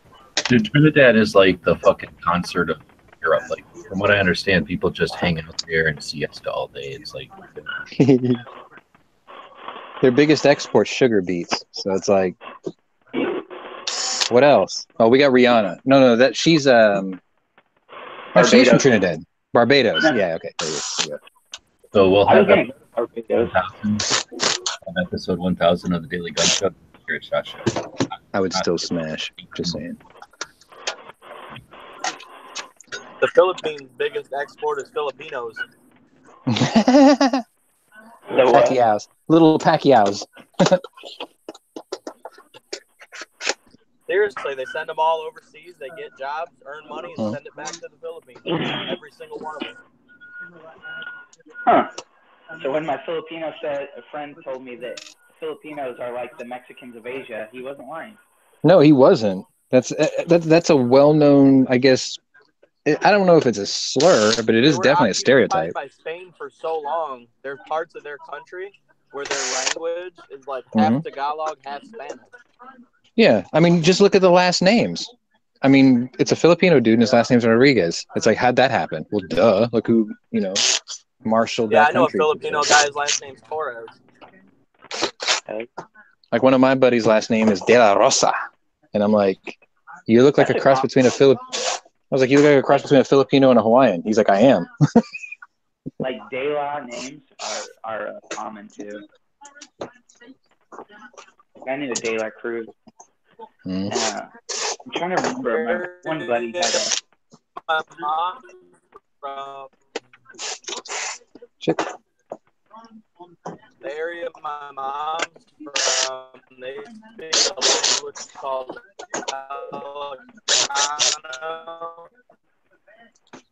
avocado. I heard avocado. I heard avocado too. It's literally like half. Hey, Sean. Mm-hmm. Speaking of avocados, did someone say guacamole? What? Guacamole is made from avocados. Well, I know that. I make it all the time. Nice trick. How high are you right now? I don't know. I'm just hungry. Come on, guys, man. Guacamole's made from it, man. Guys. So I had to go to Portland last week. Oh God, I'm sorry. Yeah, so I go in. I'm looking for a little convenience store, and all there is like a pipe store, right? They sell like cigars and fucking weed pipes and all that, but it's not like a weed store. It's just a pipe store, and they sell cigarettes. So I went in there, and I'm getting a pack of no bullshit. This one guy looks like Jim Brewer with fucking glazed over eyes, and he's just doing the whole Jim Brewer like total act, like, hey man, how's it going? Like shaking his head at me, cool man, like all that shit with his fucking eyes barely open. And then the guy behind the counter, right? There's somebody in front of me. He's helping him. Dude closes the register like 3 times without giving him the change. And I'm like, oh God. So here's my turn. I walk up to him and I'm like, pack of cigarettes, or, I pointed out or whatever. And he looks at me like he's gonna ask me for my ID, but it looks like he's having a conversation in his head, and he doesn't ask for my ID. And then I give him the money, and he closes the cash register without giving me the change. And I'm like, change? And he's like, oh, sorry, man. He just opens it up, hands it to me. I was like, all right, you boys have a great day. And both of them were like, for sure, man. But like, dude, the Jim Brewer guy, I was like, dude, this is like a bit on a movie, like where they walk into a convenience store. It's just the typical 2 high guys that work there from high school. It's like, dude, I was like, you could not have written a better real life experience with 2 high stoners that are in there. And I came out with the biggest shit eating grin on my face. I was laughing, like, whatever. Like, I will go back. No, it's just, well, maybe because it's in the parking plaza of Fry's. And I go to Fry's to get tools and I'm cleaning up. I'll be right back. You better.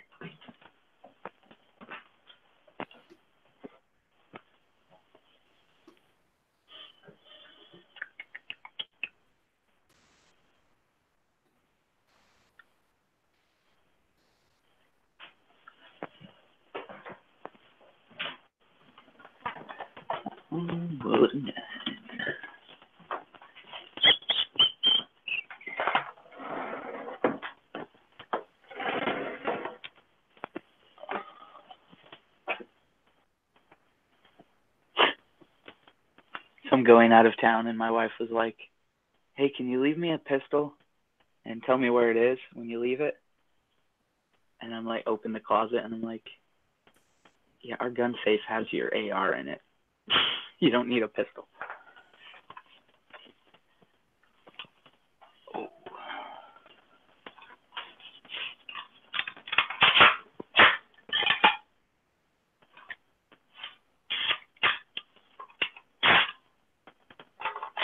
I forgot I took the bolt catch off my wife's AR.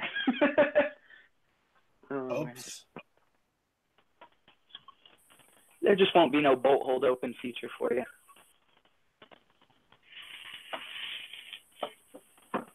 Tell her it's a custom. Why'd you take the bolt catch out? Because it was that one with that smashed ass rivet, remember, a long time ago? I don't know if you were around for that one. It's like 2 years ago. Nope. I ordered a parts kit and the rivet was like not heat treated or anything, so when I went to tap it in, it just blossomed inside of there. Oh, the roll pin? Yeah, the roll pin, that's what I meant.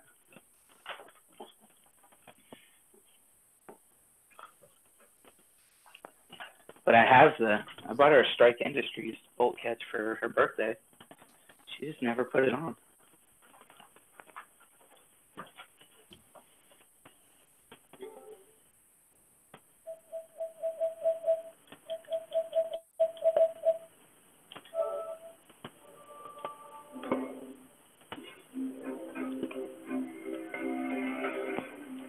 Oh man, Hitman's crazy.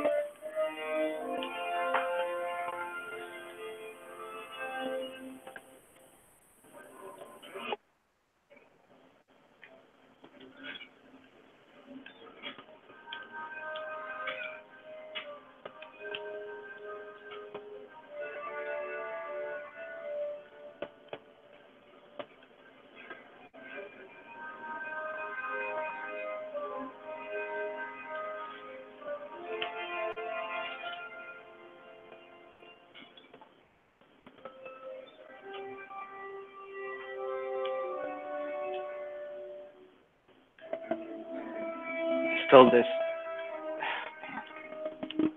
Stole this uniform from a guy that was.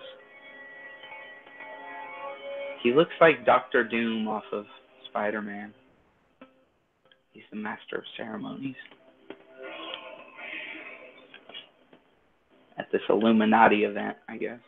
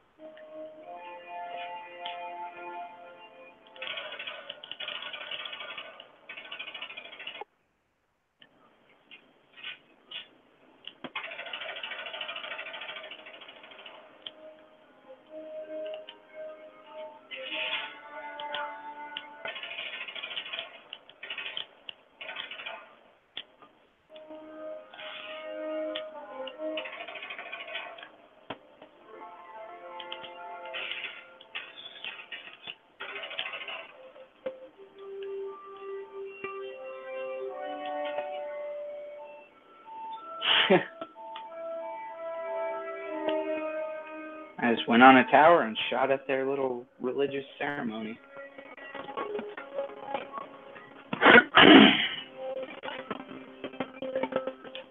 It's on a video game, just in case you were wondering.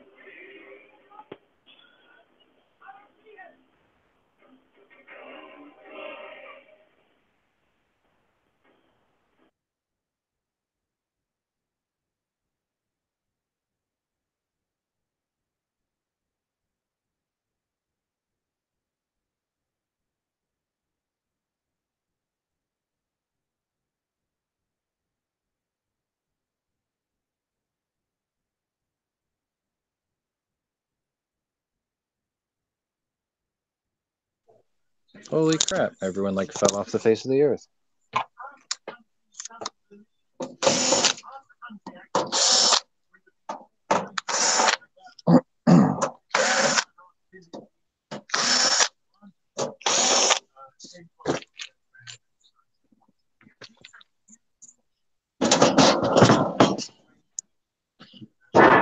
This should be the last one of my to-dos for today, aside from the back orders.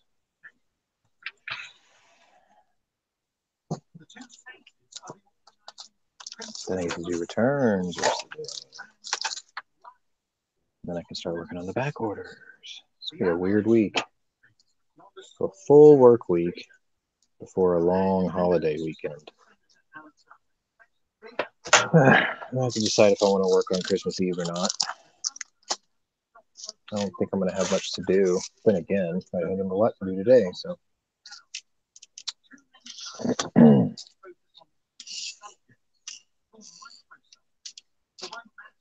I finally bothered getting OBS, so if I played Long Dark or something, you can hear what I hear. Of course, I haven't used it before, so I don't know what I'm doing yet. But I suspect that if I do that live stream through YouTube thing, I can't have a panel. So there's that, I suppose. I would just have to watch like the YouTube side chat or whatever as I was doing my thing.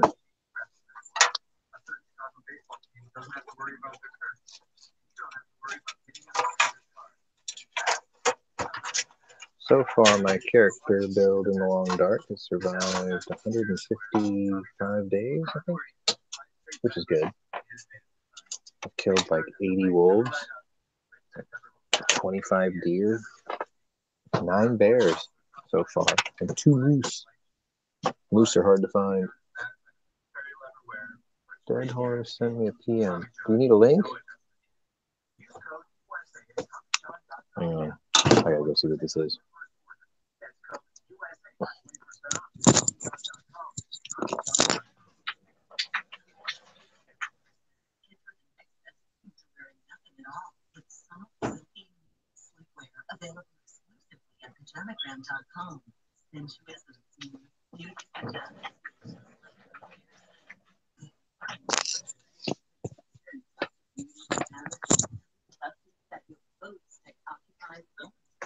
Seriously?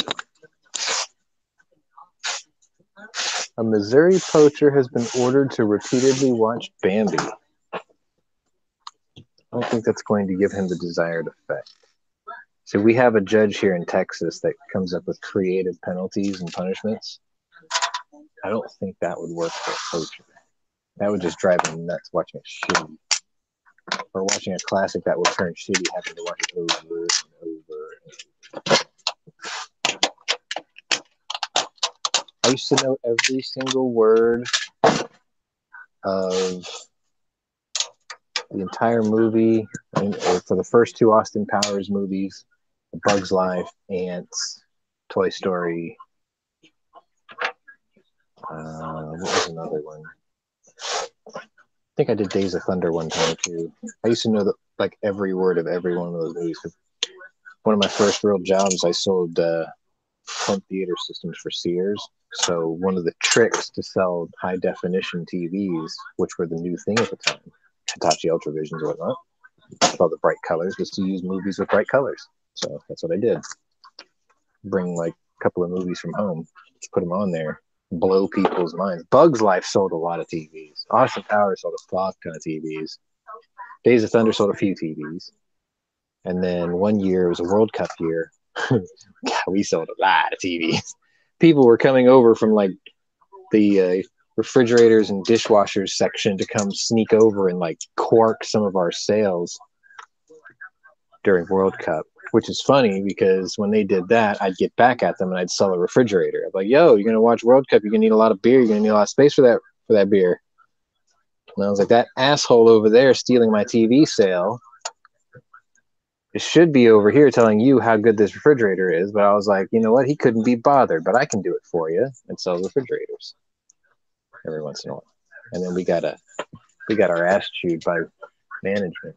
Y'all need to stop selling each other's appliances. I'm like, well, you need to tell that motherfucker to quit coming over to my section, bitch.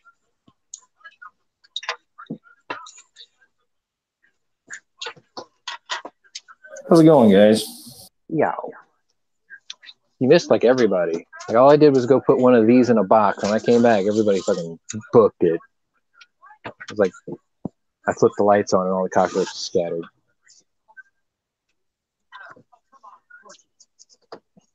G probably had to go actually get some work done.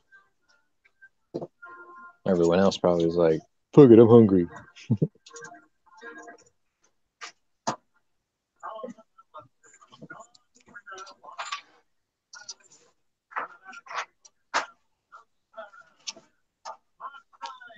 I'll be running for another 3 hours today.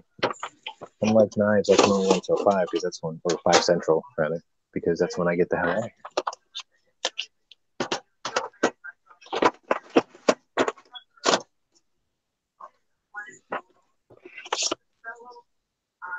I think yesterday was the first day with my new car, my new old car, that I got to drive it doing something I wanted to do for once, instead of driving it to do what somebody else wanted to do, or take my dad to the bar, which he doesn't drink anymore. So they're going to miss him. But now I can't go because I don't have drinking buddy.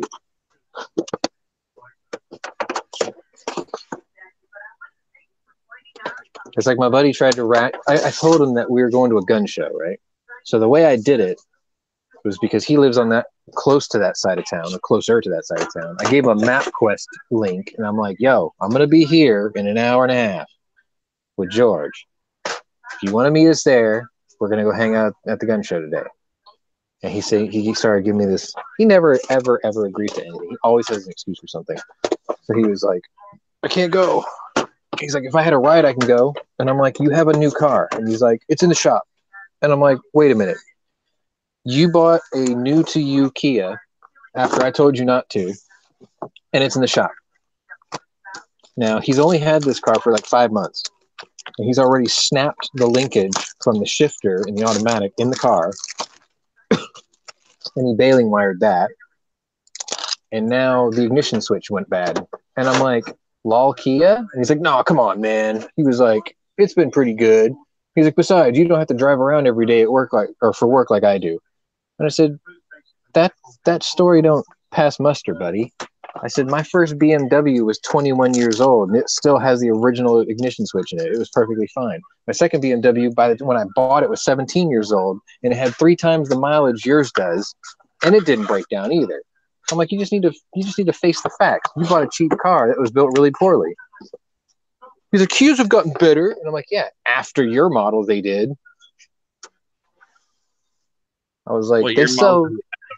He had his first one was like a 2004, 2005. It was he got his money worth out of that one. Unfortunately, he's so bad at maintaining vehicles that by the time he got rid of it, it looked like a fucking oil-stained derelict.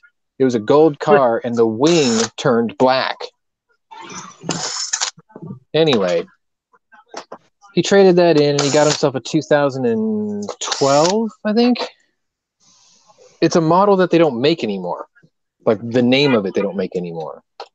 But anyway, it looked good when he got it. The day he bought it, he took a bunch of pictures of it. And I was like, well, it looks good. It's just I still don't trust it. And I come from the country they're built in, right? And I said, listen, right now, you're playing a dangerous game. He's like, what's that? And I said, you just went into financing for 5 years on at the time, it was like, what, 6-year-old car or something like that? And I'm like, you're playing a dangerous game because Kia's business platform is a carbon copy of Hyundai's older business platform, which was build a miserable, cheap little rot box, sell millions of them, despite the fact that they're maybe not that mechanically reliable. And with the money that they make selling millions of these things, then they'll build something decent. And he's like, yeah. I said, yours isn't when they started making them decent. You're still in the rot box part. He's like, oh, it'll be fine. Well, the Kias and Hyundais aren't as bad as Daewoo. Well, that's why Daewoo isn't in the United States. That's why the dealer network for Daewoo was gone. Yeah. Like they were here and they were gone. Well, that's because they fell apart. And I agree. Kias only and in Hyundais the States did fall apart and die. Yes. Oh, yeah, because that's how they build parts. They're car manufacturers in Korea. Yeah. Like they sell Daewoo in Africa constantly. Oh, yeah. See, the funny thing is, like, if you look at the vehicles and how they design, like the newer ones, like say after like 04 and up, you know, those are actually aren't that bad. You know, they have the same style, technology, and everything in them that Japanese cars have and the American cars. There's only one model Daewoo I still see on the road. Like I still see. Well, actually, Daewoo is the Chevy Aveo. The Chevy Aveo is made by Daewoo Heavy Industries, so they're still on the road. Yes.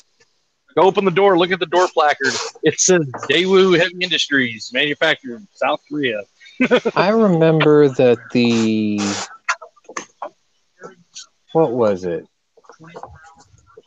It's not. I thought the Aveo was basically the. Let's see. They sold them in the UK as Chevrolet Lassettis. We got them as Chevy Aveos. And then overseas, they were they Daewoos? Daewoo makes them. I've done. They probably were. I was the state inspector. The Chevy Aveo was by Daewoo Heavy Industries. Yeah. Yeah, I think you're right. I think they were. But the only ones I've seen on the road, cheaper looking cars than actual, Kias and the Hyundai. Yeah. I mean, I test drove a Kia. SUV drive from Atlanta out to Alabama. Okay, and it was about 800 miles on this thing round trip, and it actually rode nice, drove nice. I mean, it was a 4-banger, but I mean, the fit and finish and the interior was well put together. It didn't feel cheap and cheesy for the price it was, but it wasn't a bad vehicle. It worked. The only ones I remember seeing now are the ones that were the luxury models. You can the selling point of those I remember was they had these gigantic LED bars on the bottom of the bumper for the turn signals. I see those on the road still, but no other model. You know which one I'm talking about? We got the Genesis. No. It was a Daewoo, but it was a 4-door, kind of bubbly on the front, and it had these long LED bars on it. I don't see any Daewoos on the road anymore because the parts. I mean, we had a shop foreman who had one that started with a D. Blow up my phone again. Guaranteed. Clown shoe car. With a D Dulce. There was a hatchback when I remember that. Yeah, my neighbor. Every rental car company had thousands of those piles of shit. Mm-hmm. That was a POS car. Mm-hmm. You know, but he had one of those when they went defunct and they got out of the States, and his AC compressor died, and he said the compressor on it, $1,200. This is the cheapest he could find it for. Fuck that. Ow! The car is not even worth $1,200.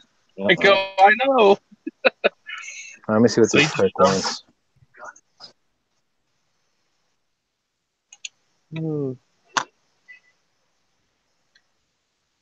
But they're not bad vehicles now. The Kias and the Hyundais. I mean, it all depends on how well you take care of them. Just like anything else. It's pretty hard for. I mean, everybody who builds and manufactures a car nowadays, every engine should go at least 120,000 miles without having any major internal problems, like piston rings, pistons, spinning bearings, transmission failures, anything like that. If you've done your maintenance, the minimum it should last is 120,000 with no big problems inside a motor. If you've never maintained it, it's hot luck. It's going to be issues. Could be.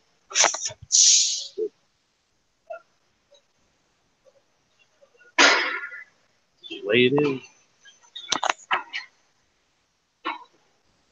Now, I'm not saying the rest of the vehicle won't fall apart around it, like plastic parts and stuff like that. Oh yeah, that happens all the time. Look at Volkswagen. Audi.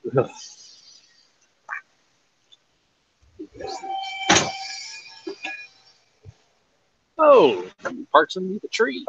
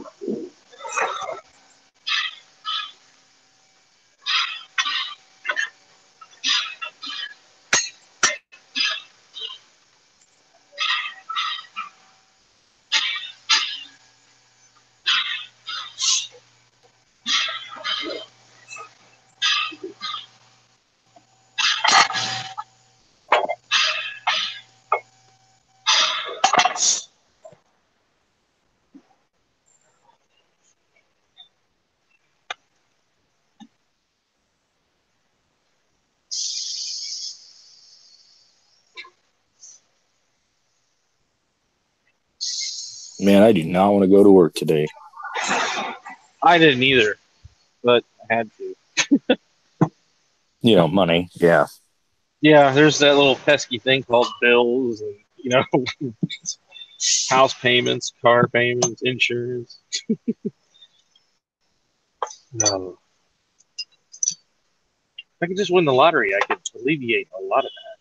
And you know what's messed up is I'm not even greedy about it, dude. I just want to win once. Like, I don't need to win twice or nothing, just once.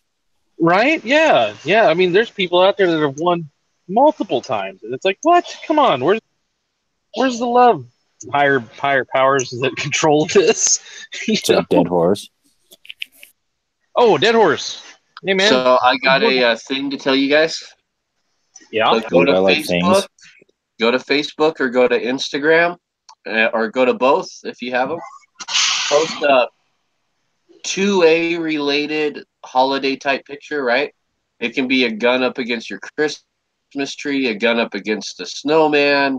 It can just be you standing there holding the gun in an ugly Christmas shirt, right?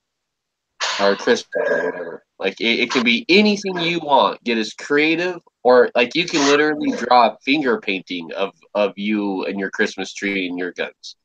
It can be anything. Just hashtag the word Delta Team Tactical on your Instagram or Facebook posts, and they're giving away 4 drop-in triggers today. 2 on Facebook, 2 on Instagram. And so they'll pick the winners, probably tomorrow morning.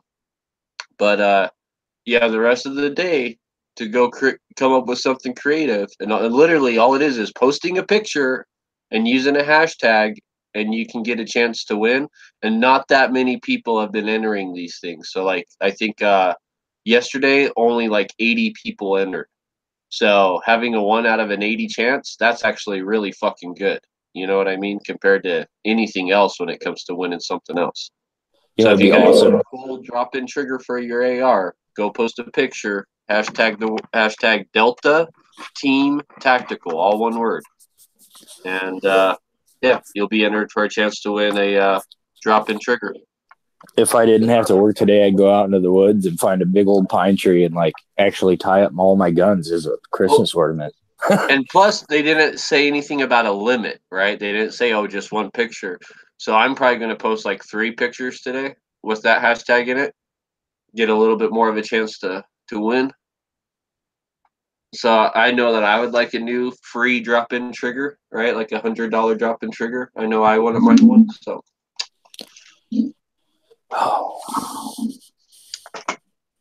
Pretty sure Sean needs a drop-in trigger. Right. Oh, Sean, did I tell you I found your 458 SOCOM lower? He's on a phone call. Bastard. Hey, I got it's about Delta Team Tactical. I was looking through their website and at their pistol uppers, and they had an 11.5 inch fully assembled for $135 or $140, something like that. Are those any decent quality, or is it just? Yeah. So all their barrels are either like Green Mountain barrels or Bear Creek Arsenal barrels, right? Uh-huh. And all their uppers, they're using mostly like Aero Precision, it's like stripped uppers mostly, but sometimes they're using Radical or Anderson, right? Yeah. But it's not like an upper that comes from China, right? And it's not like it's a barrel that comes from China, right? So it's like USA made. Their hand guards are usually made by Davidson Defense, which is basically contracted out of China, right? So so most of their hand guards, except for their Trinity Force ones, if it specifically says Trinity Force hand guard, well, that's made in America. But most of their hand guards are made in China. Their gas blocks and gas tubes, I'm almost positive they're using Combat Armory gas tubes and gas blocks. Those are made in America. Their regular flash hiders, no idea where those come from. Those could be China or USA, like Gold Stock. Who knows about those?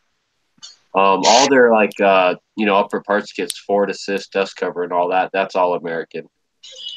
So really, like the only thing that you're getting that's like China is the handguard usually, unless it says Trinity Force handguard. But I found that 11.5 inch. I was like, man, a whole fully assembled upper for $140 or $130 freaking dollars. I was like, I want to get the Faxon 11.5 inch barrel, and that's like the whole price of this whole thing assembled. And I'm like wondering if I should get that. Then if I wanted the Faxon barrel still, or if I wasn't getting good accuracy, I'll buy it. Just have 2 pistols, or just buy it and swap the barrel and then sell that old barrel. Yeah, so 11.5 inch barrels are very desirable. Not that many people are making them, and they're really desirable because 11.5 is a magic barrel length. It really is. That's like the shortest you can go for the 5.56. And still get like rifle type accuracy out of that gun, I think. And because I've got my 10.5 inch ALG that I want to use on this build, and I was like, and it even was asking me, do you want the upper, kit assembled or not assembled, and I'd be like, well, not assembled. I'll put it together and put my handguard on it and save the other one. It's just like that may not be a bad deal. It's not a bad idea too. Is if you don't mind, if you're like a gun guy like me and you like have lots of guns, right? I have kind of like trainer guns, like not only in like rimfire calibers, but in 5.56 calibers for other 5.56s, right? I built a really high end, like all flat dark earth, like end of the world gun that's over like $4,000, right? Well, I built another one that's pretty much just fucking like it, but I did it for like $500. When I want to go beat up a gun or go out in bad weather, snowing, raining, like what gun do you think I'm taking? Right? You're taking a cheaper one. Yeah, and so it's good to have like cheap guns. There's a really good purpose for them. If I'm out on the farm, if I'm out just roaming around, I want to throw a gun in the back of my truck without a case. If I'm, moving from spot to spot, if I'm like driving my truck back and forth down to the Target and swapping targets, stuff like that. Yeah. Like, I don't know about you, but it's really nice just to be able to throw a gun in the back somewhere and not have to worry about putting it back in the case. And you know what I mean? So a beatdown gun is freaking awesome to have a beatdown gun. And if you have a $4,000 gun and you like to beat it down, well, more power to you. Like I want my $4,000 gun kind of staying nice for when I do need to like real life beat it down, right? Right. You don't want to start getting worn out, or halfway worn. I don't have a lot of time to explain this before my boss comes back with my lunch, but I read a story a little while ago this morning. Apparently, the Washington Post took up the challenge of identifying if hot dogs are sandwiches. Oh, God. They have presented option 3.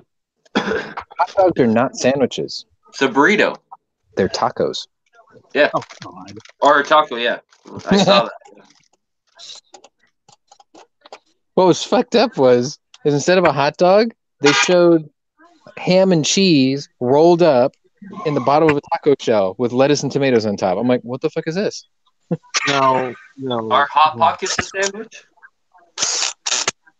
No, Hot Pockets are garbage. Good morning. Guess who's calling into work today? Hot Pocket. Take out a package, jump directly in the toilet.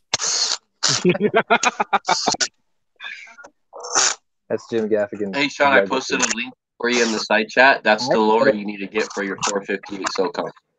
Oh? Yeah. And where'd you post it? Right in the side chat there. I can't see the side chat on that phone. Oh, shit, I'll post it over on Good Channels for you. Works for me. Yeah, just PM it. I can do it from there. Is it the Sharps Rifle Company's Warthog? No, it's Soda Arms. Yeah. And yeah, it's Soda Arms, and it's a Texas lower, and it's billet. And the best thing about it is it's only like $40. Oh shit. Yeah. It's not the one that says "Don't mess with Texas" on it, is it? No, it just has like a stencil of Texas. It's really simple but awesome, and it looks beautiful. And they got some other lowers too. All right. But it's $40, and it's fucking beautiful. Like if I lived in Texas, I would own that lower. I'm just saying.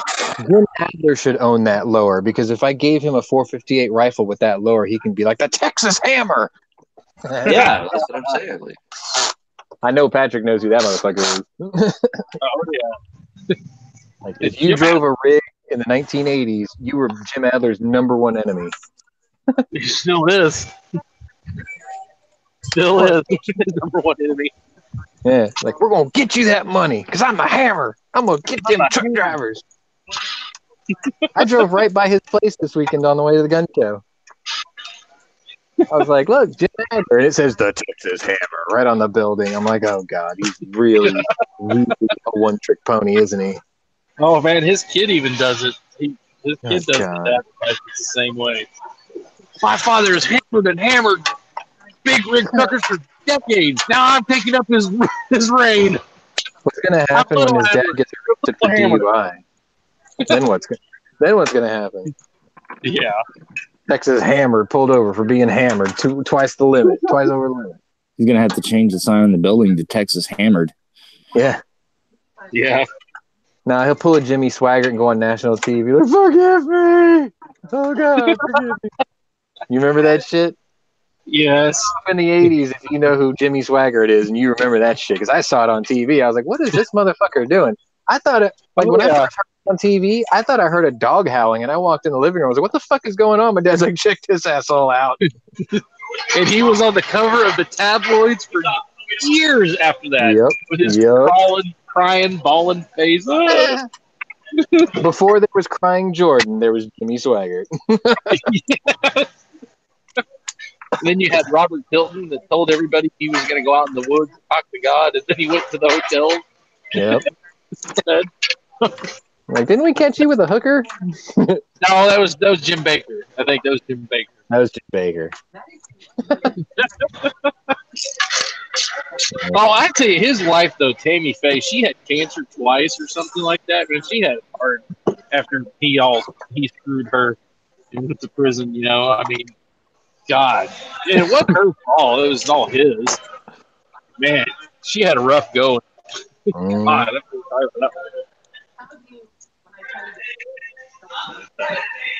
you know, Dead Horse. I was thinking about that, and I wanted to ask you what you thought of it. I really want to go get one of those fully assembled uppers. I mean, it's missing the bolt carrier, but I already got the bolt carrier for it. So I missed out on a 50 Beowulf upper this weekend for only $550 complete from Alexander Arms. Yeah, and it had the Panzer brake on it too. I saw that, you bastard. I was like, if it wasn't Christmas. It was at my local gun show, and I was just like, oh. Because I was thinking about bringing my 686 that day as trade fodder. And I should have did it. I should have been like, yo, I will give you this gun for just that upper. I think my next guns are 450 Bushmaster and 50 Beowulf. And then by then, maybe it'll be summertime and the Valkyrie 2 will be rolling out, and then I'll do it up. That's two sellers in a gun show with 300 vendors yesterday. Only 2 had 458 SOCOM ammo.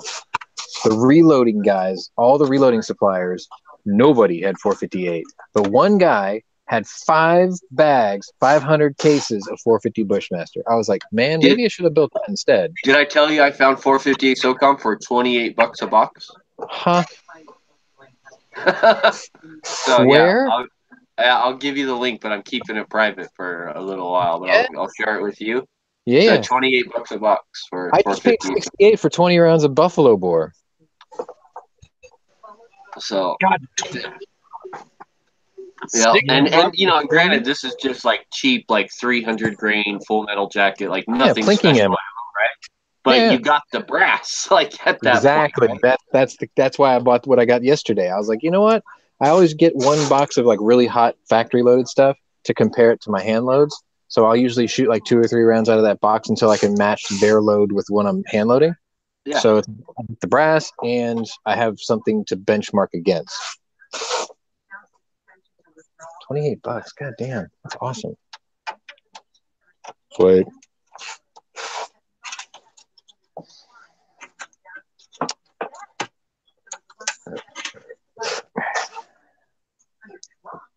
Yeah, this one dude, he was like balling yesterday. He walked in, he had ostrich skin boots. And I make a beeline straight to this one guy's booth, and he goes, "Is that an M82?" The guy's like, "Yeah." Wrap it up. And I'm just like, "That's it?"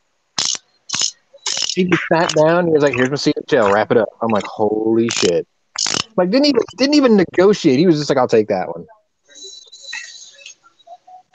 He got it for $7. I was just like, son of a bitch. Wish I could do that. Walk in, just make it rain. Right. Now, Dead Horse, I want to put that the PSA pistol-based pistol lower with the SB-A3 brace. Put it on that upper. Be like, gee, got my air pistol. Yay. But I was just keep in mind, if you buy that, like, they won't even ship it for like 10 days. Yep. Oh, yeah, I'm in no hurry. Order from And PSA it'll now. probably be after Christmas when I order it anyway, so I probably won't have the end of. Yeah, I was gonna say if you ordered it today, I doubt. Like, I very highly doubt you're getting it before Christmas. Oh yeah, no. I'm using if I get any money for Christmas, it'll go towards both the upper and lower. So I'm gonna pay off my 300 Win Mag rifle with my Christmas bonus and use the rest of it, or the other half of it, to get my vanity plates for my Thunderbird because I'm a child. I'm such a child. And then I can start for Wanamaker again, finally. Oh, I didn't get much cash, but I got something. Did you know that the average Christmas bonus is a full month's salary? That'd be nice. I didn't even get a fraction of that. I think a boss's job is to continually make his employees not realize how much they're getting screwed financially compared to the rest of the world. Because, like, I heard that, right? And I'm like, a whole month? Really? Yeah, I told that to and he looked like I just fucking translated the Dead Sea Scrolls in front of him or something. And I got $200. I'm like, no, man. Christmas bonus is a month's salary. I got less than $200. Hey, Patrick. Yeah. 96 Ford Ranger, 96 Chevy S10. Which one? Go. The S10. Oh. That Ranger had the electric EGR valve. Both V6s. Oh, the Chevy then. 4.3 is a good motor. Yeah, the 4.3. Yeah, Chevy. Without a doubt, man. That's a Vortec engine with 2 cylinders lopped off. That's a good motor. Yeah. Yes, sir. And I don't like Chevrolets, but I'd buy that. What about a 98 Isuzu Ombre? Isn't that basically an S10? Yeah, it's an Isuzu S10 essentially. Different body panels. It's not different body panels. It's a different emblem on the grill. That's the only difference. Yeah, pretty much. I mean, at least Dodge and Mitsubishi, when they made the Mitsubishi, I like the look of the Mitsubishi Raider. I've always liked that. God. I was like, I can have a Dakota or I can have that. I'm like, that looks better to me. Oh, that nasty one they made years ago. It almost looked like an Eclipse front end with big bubbly fenders. I'm like, I like that. It was horrible. Mine's 2000 better looking. I'm gaudy like that. That was like nasty. That big ass. My buddy Ron this weekend. Oh my god. My buddy Ron this weekend at Thunderbird for the first time, right? And he looked at the front end and he looked at the bulges on the fenders and the hood, and he goes, "You remember that old Mini Cooper that the guy had the front end airbrush with tits?" I'm like, "Yeah." And he goes, "You could do." I was like, "Shut up." He's like, "Leave it and everything." Shut up. on a Mini. No.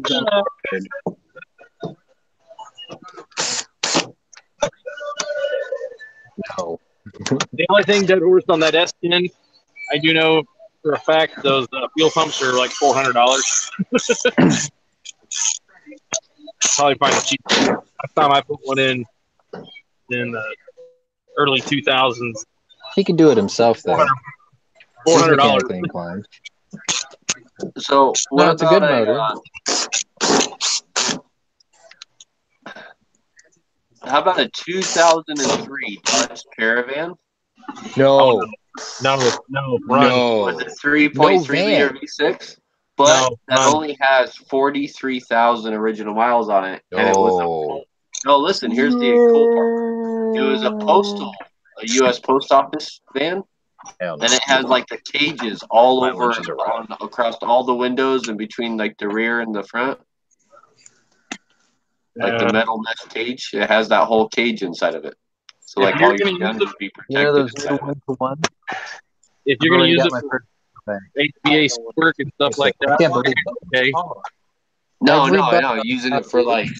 Oh, thanks. Like a wife's new car. Because my wife's gonna need a new car, so I'm thinking about getting her something. By the time it got from me to her, the inner button doesn't Just basically for her to drive back and forth to work. Dude. That's all it's going to be used. Couldn't get it to work. Something. All the other And, ones like, work. you know, maybe like going to the grocery store or something. Right? I got my Like, first it's DSL not- already. The bad thing is I can't replace it. I'm thinking about. So 2 vacations compared to That low Yeah, miles though cab or is regular what, cab? Yeah. you know, when I see 43,000 original miles, like you were saying, like, oh, every, you know, Is it modern worth thing should be good to go 120,000 miles, like minimum, right? Yeah, and it should. What Yeah, get? as long as fix it's all maintained. Parts. You know. Yeah, I could peel the faceplate off and put a new one on for a warranty thing, but then we would 40,000 miles. Next one to build. Not a bad car to get, but I mean, the reason why I say no to vans, you get spark plugs in that. Did you get extra controllers and stuff for cases? Okay. See, outside in but that now we can overhang. get like We'll we go back already have one little car, right? Like my car, it's super good on gas, a little tiny commuter car, right? That if I got to run a couple hours away somewhere, well, that's the car to do it in, right? It's super good on gas and economical, and just a small little tiny car, right? Like I already have one of those, so I'm thinking like instead of getting my wife another one of those, like why not get something a little bit more versatile? I might be able to use for other things, right? Right. And like taking more guns to the shooting range, or you know, like a 25 maybe going a little bit farther up dirt roads than what I can go in my car goes pretty fucking far off road, right? Oh, shit, And like, you know, it's not like a low thing. I don't have like ground effects or anything, right? Like I drive a Toyota that's pretty raised off the ground, you know, so it can go over a lot of stuff, real short wheelbase and stuff. So it does pretty well going up down dirt roads. But you know, I'm thinking like, oh, like maybe I should just get her like a little Ford Ranger or something, and you know. Yeah, I would just anything you look at. I mean, I would just also, and I would have it try to be put in the air and look underneath it. What about a Saab? Is a 2003 God, Saab no. 3 linear any good? No, you don't want to Saab, and the reason why you don't want to Saab is they don't sell anything in the U.S. for it anymore. There is no Saab manufacturer, so parts for that are going to be hellacious expensive. You don't want a Saab. But it's born from jets. And yeah, they were shitty. Are the Saturns still good? Like the 2000s Saturns? They're awesome. They seem to have like a cult following. The Saturn thing, the Saturn. Yeah, they do. They're okay. I mean, like I said, if it's been maintained, yeah, it's going to be all right. You just want to make sure it isn't puking oil from out of every orifice. It, you know, it doesn't have giant rust holes in it. You know, big old rubber parts that are torn and cracked all to hell. I mean, if it doesn't have any of that and it's a good price and it's got fairly decent miles on it, the fluids, you know, look nice and clean, then you're probably getting something okay. You know, but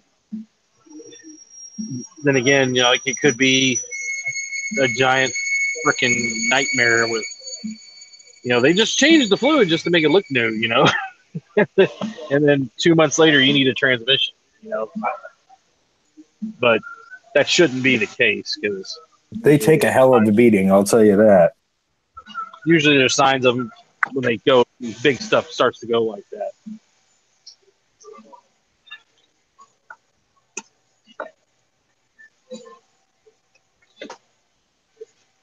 The reason why go ahead. I was just going to say my first car was a Saturn. I was young and dumb. I rolled it, I treated it like shit. I put 100,000 miles on that car. Did real well. Yeah, I mean, I've got my Jeep Wrangler is 2000 year model, and it's got 276,000 miles on it. So, is it a 4-banger or a 6-cylinder? No, it's a 6-cylinder. Huh. Now, granted, I have put a transmission in it, but that's because it only lasted 260,000 miles. You know, so there is that. But, and mine's kind of proof of if you if you just take care of it and you do your maintenance on it, it'll run. I mean, if you just empty every pocket. No, I haven't had to do that. The worst case, okay, after I bought mine, I did not know this, but they sludged up the motor pretty good, and I had a cracked cylinder head. So after I de-sludged the engine and I replaced my cylinder head, that was $300, and I did the work. You replaced the top end of that motor for $300.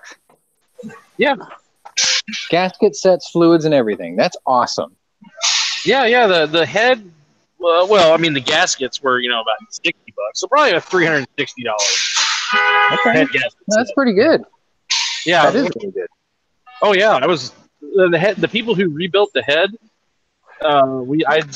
I've done work with them before, so I already knew they have a good reputation up here. They've been in business for over 30 years, so I was like, I got no problem buying it from them.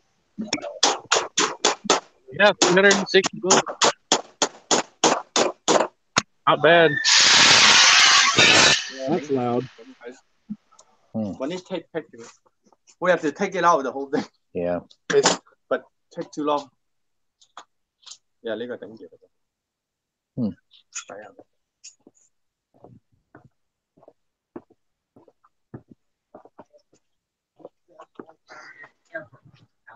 Time for lunchtime roulette. In terms of its form, And then returns. Good God, the returns.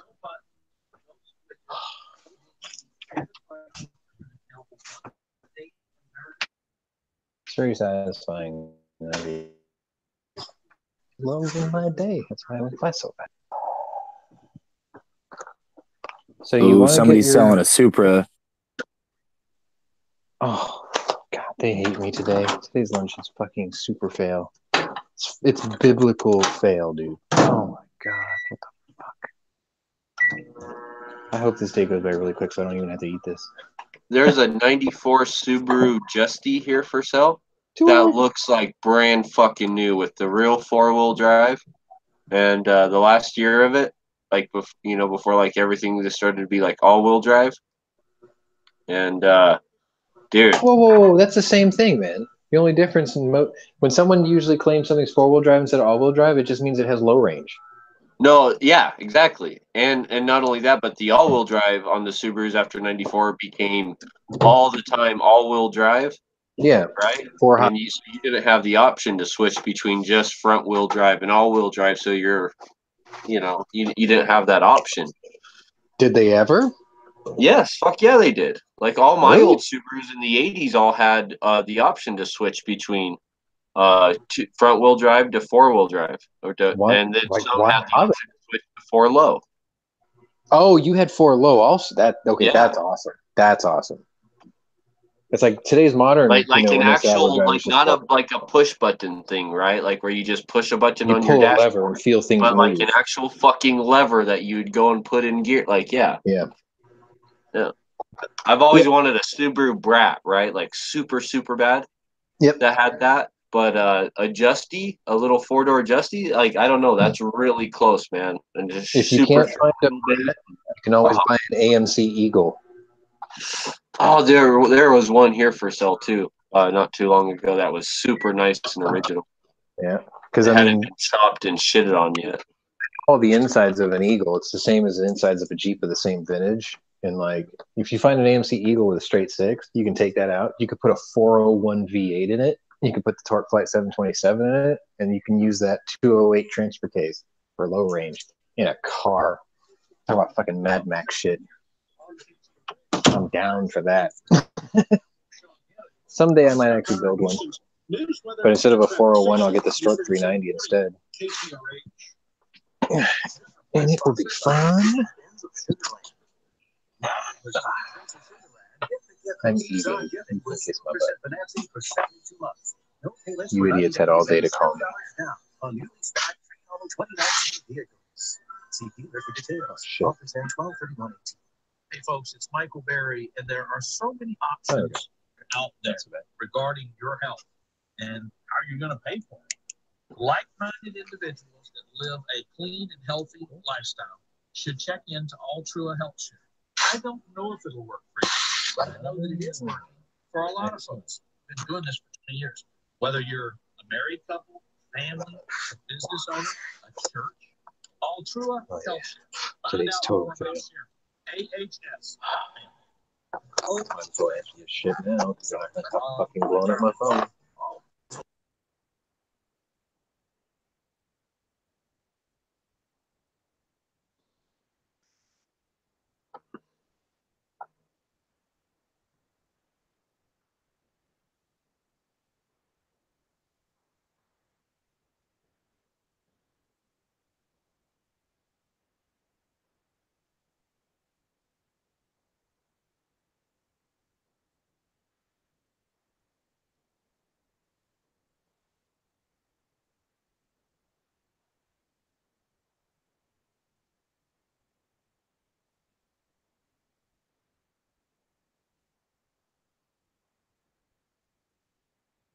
So is anybody buying themselves a nice gun Christmas present this year?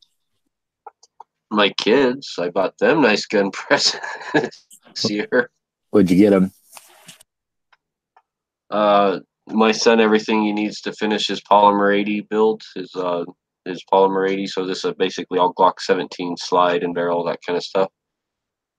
And got my other son everything he needs to finish his AR9 build. So he'll have a AR9 pistol, a 9mm. That's awesome. And then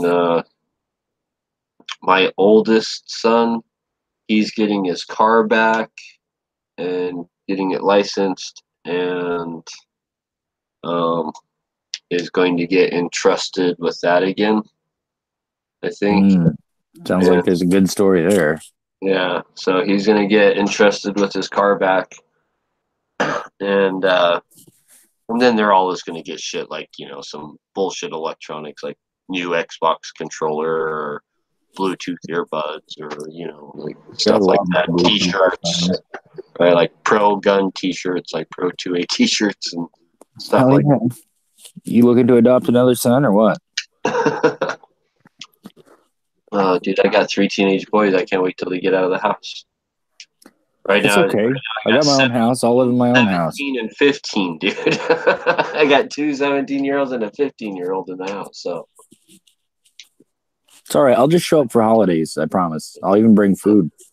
Yeah, see, that's what I got right now. So for the holidays, like I got like a grown daughter, right, adult daughter. Yeah. And, she comes over and brings the granddaughter. So I got a granddaughter now. So I bought the granddaughter a whole bunch of My Little Pony stuff. Right? Yeah. And, so now it's awesome because now when I turn on my Amazon, a whole bunch of Brony stuff pulls up on my computer. Well, now all the ads on YouTube and Amazon and everything is like, oh, you're a brony. You're an old man who likes My Little Pony. So we're going to recommend all this stuff to you now.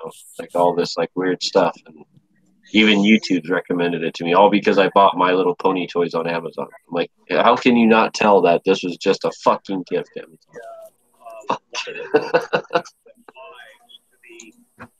Yeah. But I'm glad she likes My Little Ponies in the show called Spirit, like more than like other things. Like I guess there's a lot worse stuff. Yeah. She can watch. So, but she's only 3.5. So, when she comes back over today, I'm probably going to take a good picture of her holding one of my guns, and then in front of the Christmas tree or something. Use that for your entry. Yeah, I'm going to. I took a picture of her Barbie. She has this like Barbie that's like, I don't know, like 3 feet tall or something. Nice. Right? So I put one of my AR pistols in its lap and sat her in a chair and made it look like she's just all holding the pistol, and she has this like creepy smile on her face, like because Barbie's just kind of creepy, right? Yeah. Yeah. my brother does that with my niece's dolls. He's got one of those tactical koozies. It looks like a plate carrier, and he puts it on her dolls when he gets bored and sends me weird pictures of it sitting places. It's pretty neat. Tactical Barbie.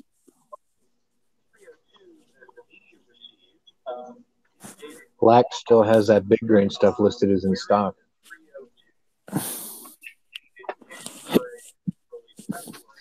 I think they get all the Freedom stuff before Freedom sells to anybody else.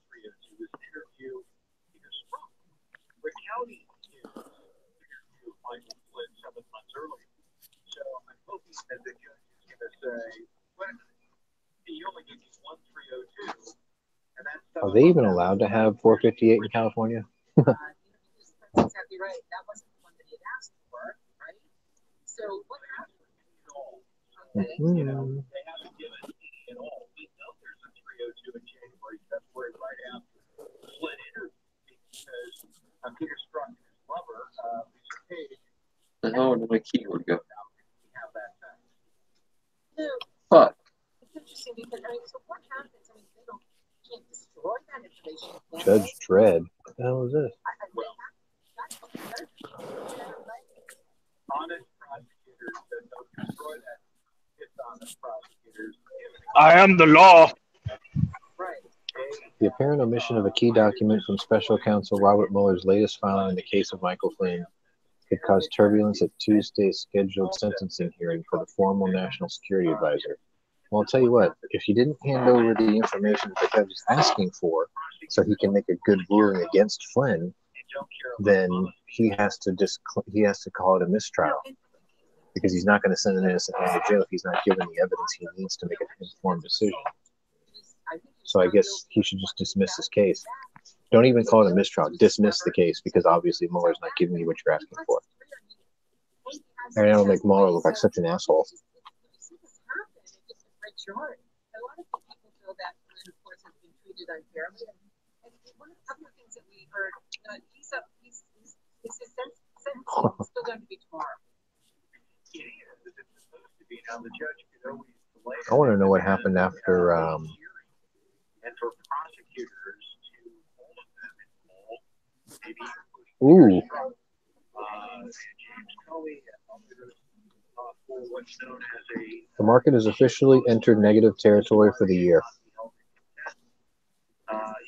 Oops. Give me all the documents I demanded. And I want a full accounting here, and everybody's going to show up. This is an article for judge. And he's answerable to nobody. Judge for life. And he has the authority. Octomom says her manager forced her into the porn industry. Sure. In fact, I wrote a column that was published on Friday night. It was entitled "Michael Flynn is Innocent, Wrongly Prosecuted by Mueller to Hurt Trump." You can find it on FoxNews.com, and I believe Sean has it on his website as well. Right, it does. And so when we talk about how this went down with Flynn, a lot of people have been talking a lot lately about Man. that. Cannibal couple in prison for feeding neighbors pastries made of human flesh. So this guy's selling a 2017 Ford Focus, the RS. If somebody has taken it and pimped it out to over 350 whores. It's insane. If it was an ST with the EcoBoost motor, you can tune it to 700. That's ridiculous. That's an awesome motor. Obviously, but man. Well, yeah, it's a 2.3. And then the best one is what they're tuning the V6 EcoBoost in the Ford GT and the Raptor. They're getting close to 1,000 horsepower out of those. Just with a tune? Yep. Wow. Now imagine in 2 to 3 years when Ford transposes that EcoBoost technology into a twin-turbo V8. That would be awesome. You're going to take on a Veyron or a Chiron. The national security advisor, their intent was to, I don't use the word entrapment because legally that's different, but they were trying to trap him into making a false statement. Irony, of course, is that the two FBI agents who did the interview walked out, were down in a memo that they had the impression at the time that the was not lying. People keep blowing up my phone. It's like the minute I decide to eat lunch, all of a sudden everybody wants to call my shot. Why? With a crime of lying. Why? Only two witnesses who interviewed Sounds like a fair question. Yes, and the judge should also turn to like the one and say, why did you plead guilty to a crime you did not good, they gave up. Did the feds threaten to prosecute I want to know what happened after that caused you to plead? Because, you know, Comey spoke to Congress today. Especially after he basically incriminated himself at a fucking public speaking hearing, or public speaking the other day. You will never find out. Closed doors. Was it? Yep. The second one was? So therefore, that means the public will not know what's going on. You know, they were all probably in there having a party anyways. Their Christmas party. Hey, let's invite Comey over.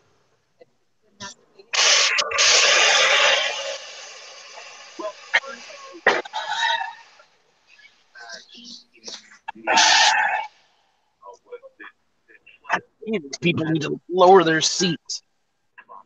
No reason to sit there and you should whack your head on the A-pillar on the roof when you get in the damn car.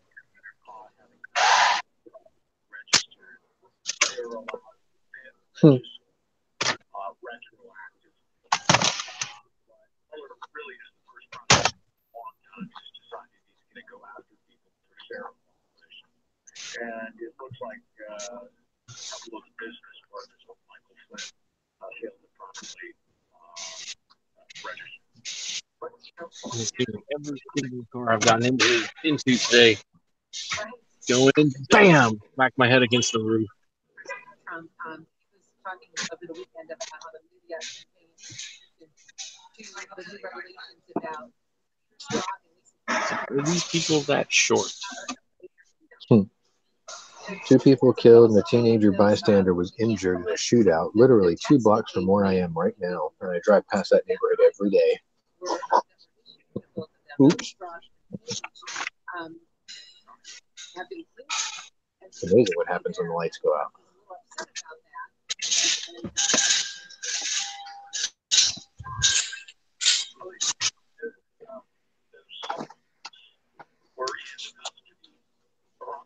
Oh, did you guys see a story about the CDC says that gun homicides or what was it? Gun violence has increased 40% since 1998 or whatever.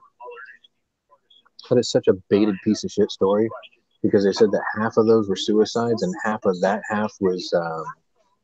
actual crime, and the other last quarter was like negligent discharges that led to people dying. Well, yeah, they don't bother to tell you the specifics and the details of.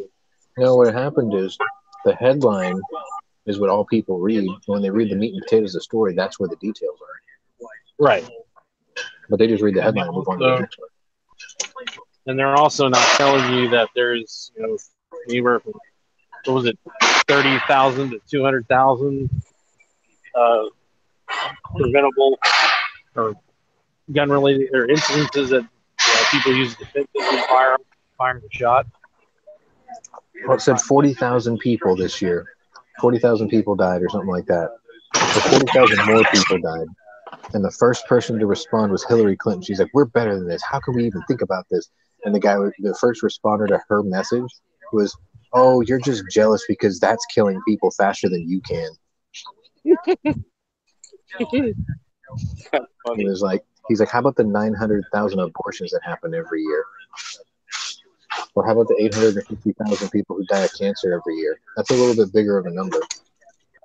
Hey, I don't want to talk about that. Because they can't prevent that. Yeah.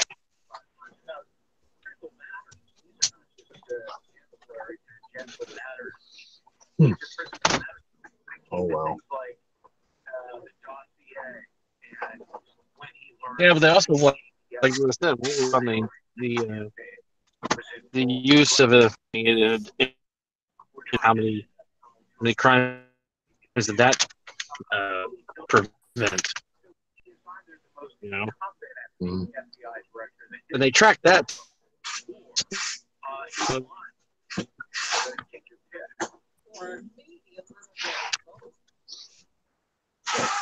I know the idea, and what they want is control.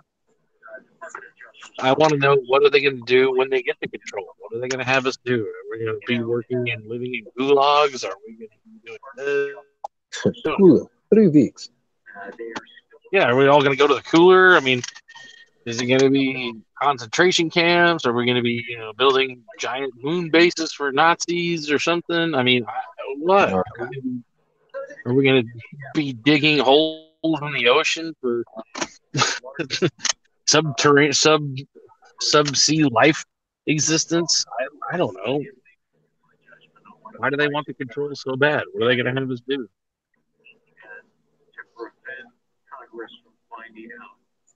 Or are we going to be slaves to the alien lizard people?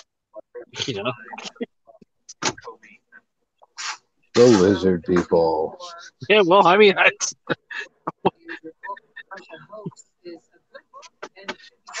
they can master space travel, but they can't sit there and beat a civilization with projectile weapons.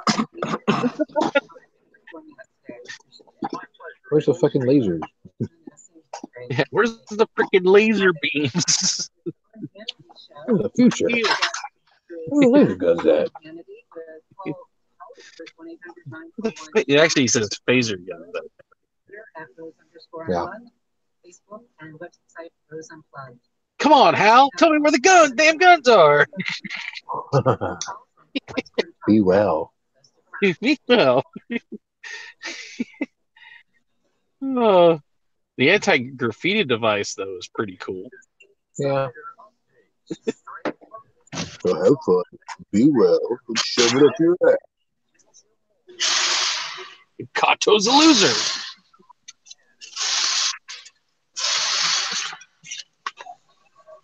I wish you would join me for dinner tonight, Mr. Sparky. I hope you will enjoy tonight at Taco Bell. Taco Bell? Lord knows I would love a good burrito, but Taco Bell's the only remaining franchise left in the world after the fast food wars. Fast food franchise wars. Hey Bob, can you pass the salt, please? John Spark, you will find one credit for asking for the salt. I remember when that movie came out, the Cadillac Fleetwood that they used in it had this really funky body kit on the front of it, and people were begging Cadillac to sell that, and they wouldn't do it. But back in the 70s, there was a movie called The Car, and I remember that movie. It had a Lincoln Continental Mark III in it, and they did sell the body kit for that. Every once in a while, you'll see one. They're not cheap. I'd love to have one. Well, General Motors is really good about not listening and giving people what they will ask for. Yeah. We want a retro truck that looks like a 1950 Chevrolet. Okay, here's one that the top comes off of. It's like, we didn't ask for that. Right. Oh, and you can pay $60,000 for it too. No, yeah. You can keep it. Yeah, you can keep that truck. It did look good. I liked that truck. I did like the look of it, but it needed to be a little taller, a little wider, without a stupid top. Yeah, well, the top convertible is kind of an interesting idea, but I just, I don't know. It just, I mean, if you liked it, I guess, okay. At least it was a hard top and it wasn't canvas, so you could leave it up and you didn't have to replace it. But the price tag on the sucker, it's almost as annoying. It's almost as annoying as the Gladiator that isn't. You're just mad because of the name. It's not mad. It's not the vehicle. You're mad at the name. I want the Scrambler with 2 doors. You'll get it. You'll get it next year. They did this with the freaking JK. They're not going to make it.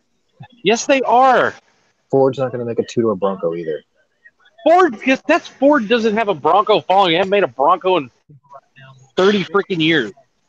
There is no following. JK Jeep owners will bitch to Jeep, why don't we have a 2-door? And Jeep will build the 2-door. All they got to do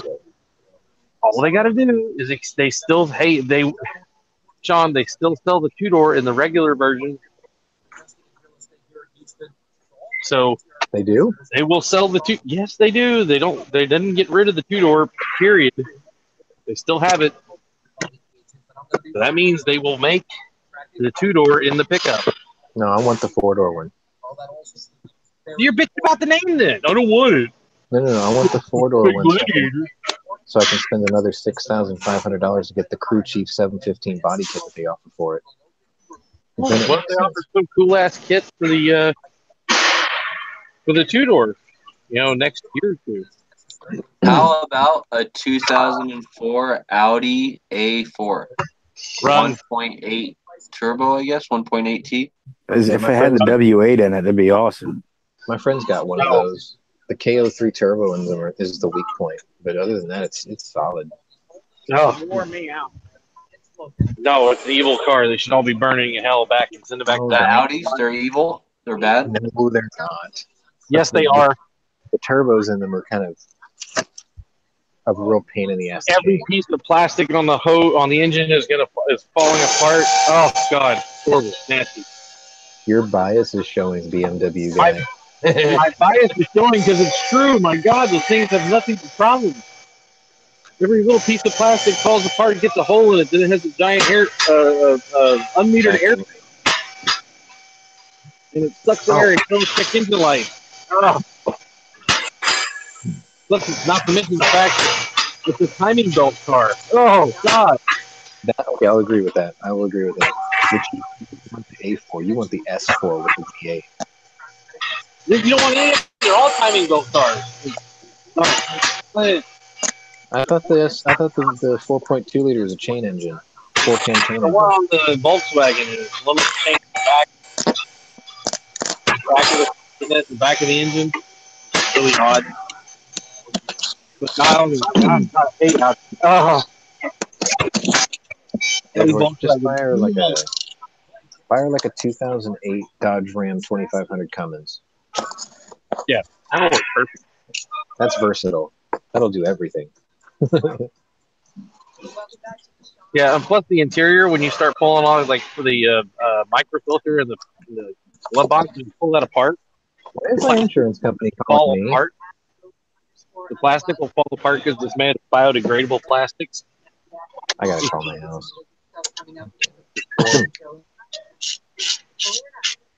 That was my insurance guy.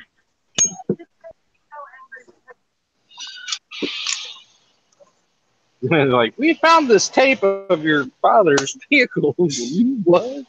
In a parking lot.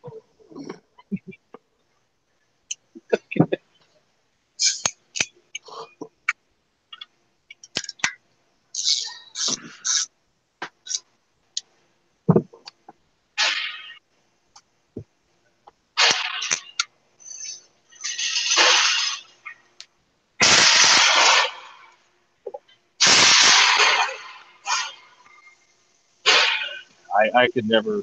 I've worked on enough Audi Volkswagen cars. And I've worked on BMWs and Mercedes. I'd rather own them.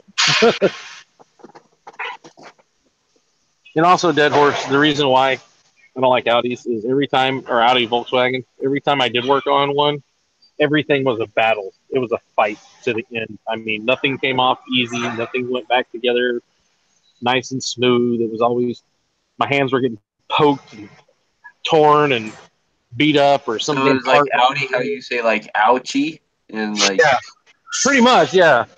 It's just like when you're busting your knuckles on it. Yes. It's another reason why I hate those cars. I've never owned an Audi. I don't know anything about those. I want the Subaru Justy, but they want too much money for it. Even though it is like really, really, really clean. What year model is it? I've never heard of it. Subaru Justy. The Justy, like, imagine like a regular Subaru wagon, right? Mm-hmm. But now just shrunk way down, right? Still a hatchback. They made a 2-door and a 4-door version, right? And still a hatchback, but but like just shrunk way down to a little tiny hatchback, and so not near as long of a wheelbase. And but basically just a shrunken down wagon without all the room in it. What year model is it? 94. Ooh, that's OBD1 or OBD. Dun, dun, dun. Dad's check is in the mail. Or actually, it's at the office. Yeah, 94. I don't know if you guys got emissions in your state, but here, you don't want to own one of those. Wait, what is it? What is it? A 94 what? 94 Subaru Justy. Ooh. That is OBD1. Yeah. That's what I'm saying. If you got emissions in your state, you got to have Nope. it. I don't have no emissions Did or they go inspection. Did they go OBD2 in 95? Because I don't remember my E34 being OBD1. 96 year model, first year. Really? Because I'm pretty sure my E34 didn't have an OBD1 port. It doesn't. E34s are different. That has German BMW system that's totally different. Oh, that's right. It's got that round connector under the hood. Exactly. Yeah, okay. Germans are most superior. We did not even use OBD. Hey, that connector was badass because it had the ability to short these two pins to reset the oil light. And then they were making money selling you the stupid tool that did it for you. Oh, yeah. Yeah, but the car's electronic system was way smarter and more intelligent than OBD. Because the Germans are superior. It was superior. It's like they did it right. This is what OBD should be, not what this. I remember my friend had this diagnostic tool at his shop, and he could make your engine play music through that port. It would mess with the idle. I was like, oh, that's cool. I don't know if I would do that. Shit. Well, at least they admitted they fucked up. So yeah, I'm looking at a mountain of returns, but I still have to get my dad over to his instinct.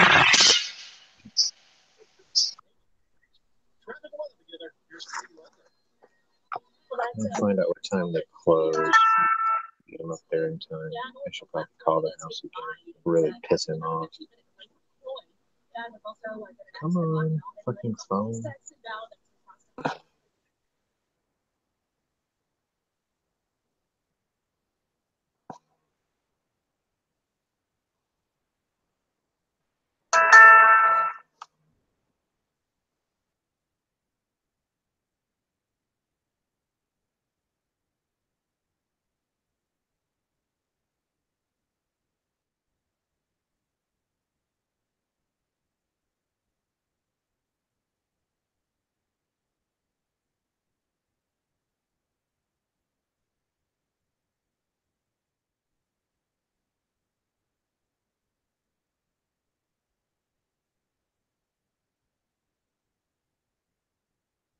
Okay, this another case of the advisor was an idiot. Telling the car's ready to go and asking them about, hey, do they want to buy anything? Tire and brakes and a whole bunch of other stuff. Oh, no, they don't want to buy it. Oh, worry, you can take the car up front because I'm done with it. I don't need it. I've got a customer at my desk, but I'll take the paperwork. Why don't you drive the car up there? And when you have the paperwork and the car, and you're not walking up front, you're driving. Oh.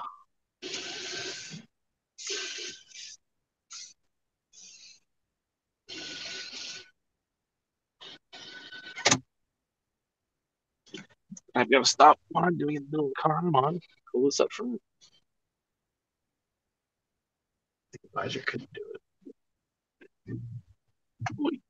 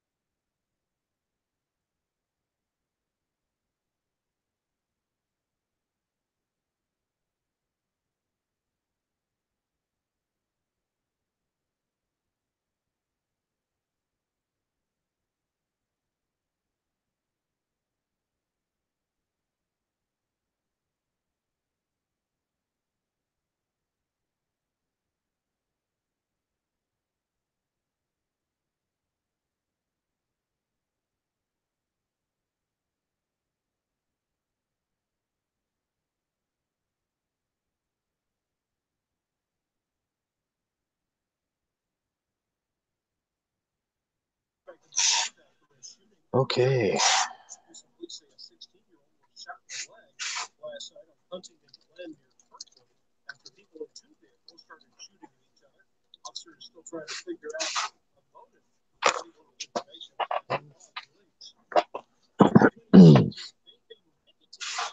Canada Day. Yeah.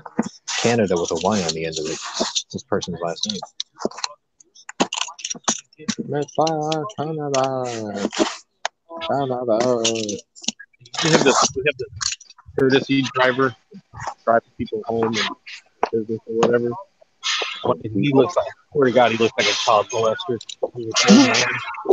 He's just the ultimate hoarder. Oh God, he looks like a hoarder and child molester. That's another thing he was looking like. I was like, God dang, this guy's creepy looking. Yeah, they call the ultimate hoarder the porterhouse. No, he's not a porter. He looks like he hoards. He's a hoarder. Yeah. And he's child molester. I'm like, oh God. The diddler. He's a creepy looking dude, man. I'm like, I would hire you for that fact alone. You should look at that. That dude probably cries every night. He goes, "This is just the way I was born. Sorry, I'm sorry. Man, I'm sorry, but Jesus, man, I just can't get over that. Maybe you should not born or something for a job instead of whatever you did. I don't know. I think he wears a fanny pack too. The Diddler Marshall.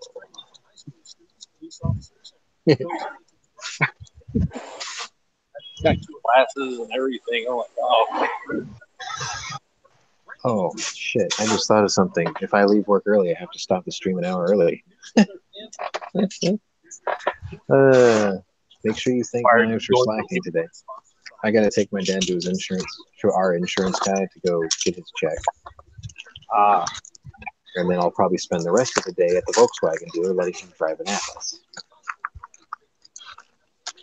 Because if I'm gonna be out there at that hour, I might as well take him there too.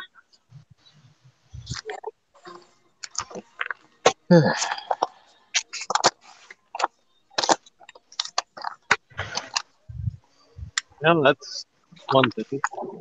Then you can have him buy you dinner. I can have him buy me a tank of gas for burning it for fucking 2 weeks, playing his fucking chauffeur everywhere. A woman who owns a criminal enterprise is accusing the president of raising a criminal enterprise. What? Can't Maxine Waters just step out in front of a bus just once? We're not that lucky. We're not that greedy. We're just asking for once. What if we get the entire DNC to force them to walk to the Capitol building, and while they're on the street, a rogue dump truck just runs over all of them. Oh, the state of Texas is here to fix the state machine.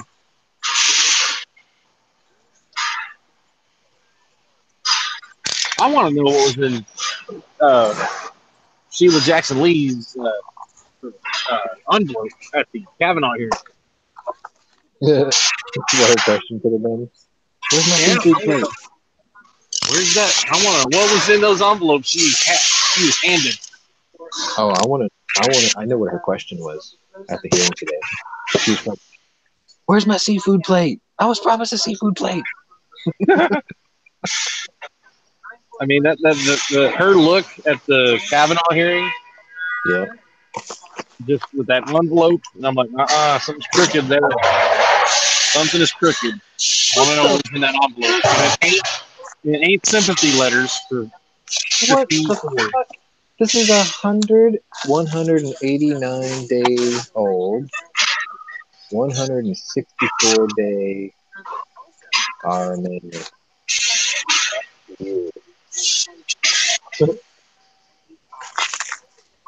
And this motherfucker's postmark was where?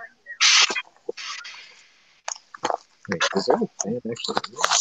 There is a fan exit. This fucking cocksucker. It's supposed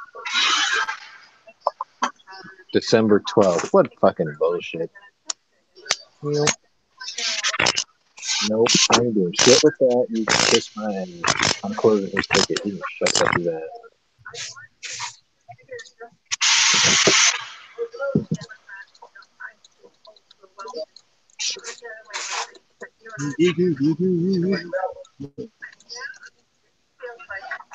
That's like I do this pile of shit.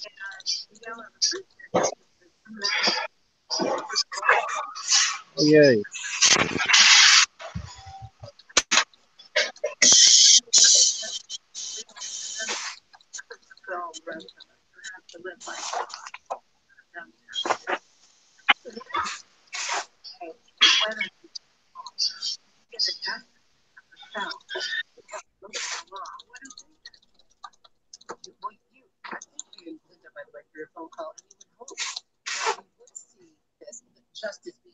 This guy can shove this up his ass left, right, sideways. He got a 1 cent refund.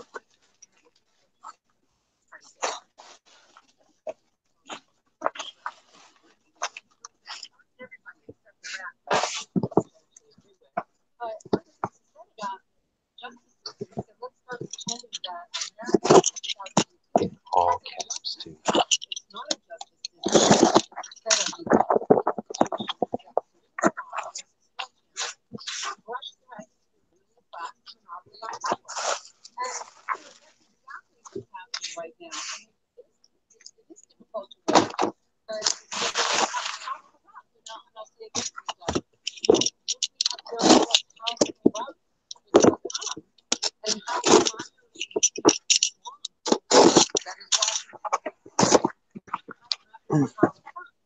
I'm going to chop down as many of these returns as I can before I leave.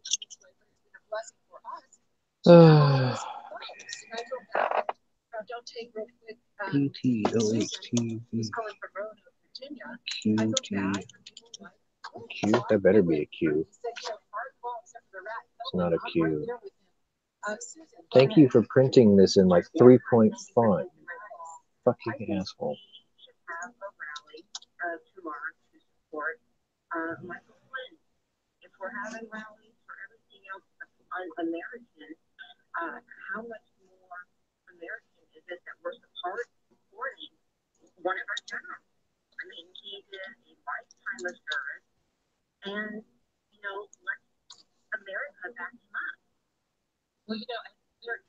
Maybe that's a C.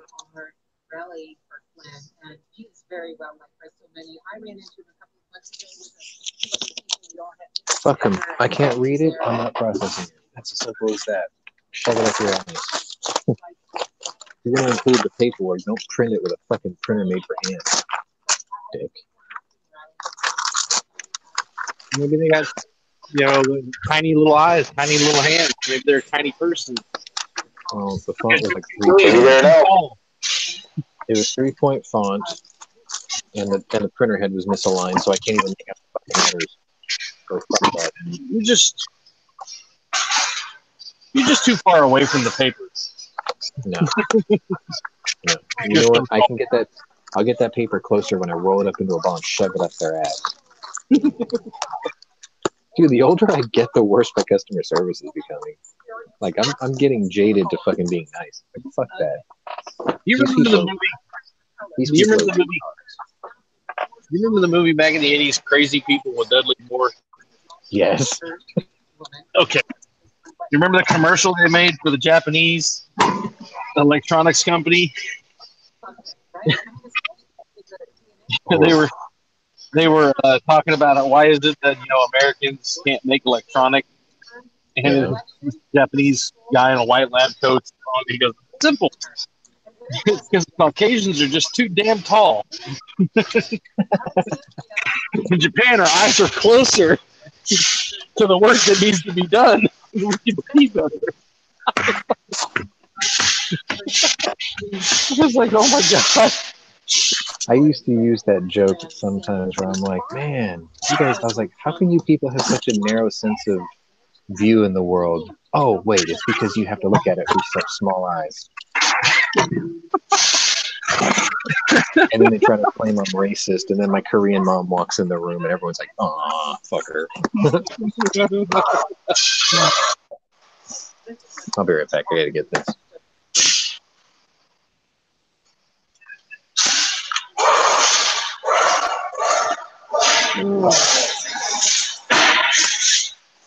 Now I'll decide to get loud in here today.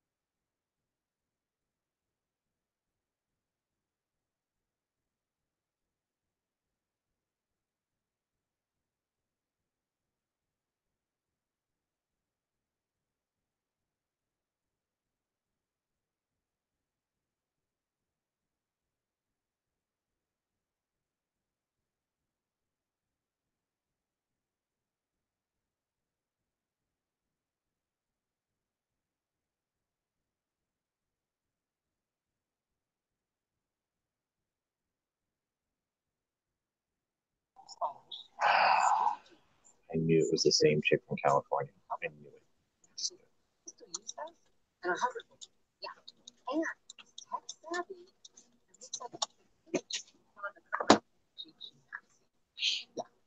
So my dad's gonna owe me an hour salary. And a tank of gas. And maybe dinner.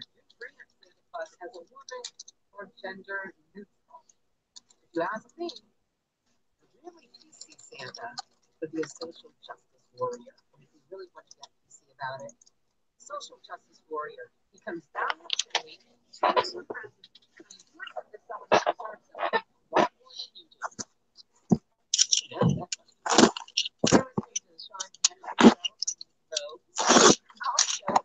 Oh, I thought I recognized that woman's name or voice. Just don't have your dad wreck this car. Yeah. Well, I told him if he doesn't like this lease, that I can always put him in a 2005 50th anniversary edition Thunderbird. Yeah, whatever happened to that idea? Did he not want to do that, or I don't know if he wants to do that because he doesn't like how small my trunk is. But I was like, "Fuck you! You can go shopping every day like normal people. It doesn't matter how big the trunk is." But well, okay, that's you got to tell it to him this way.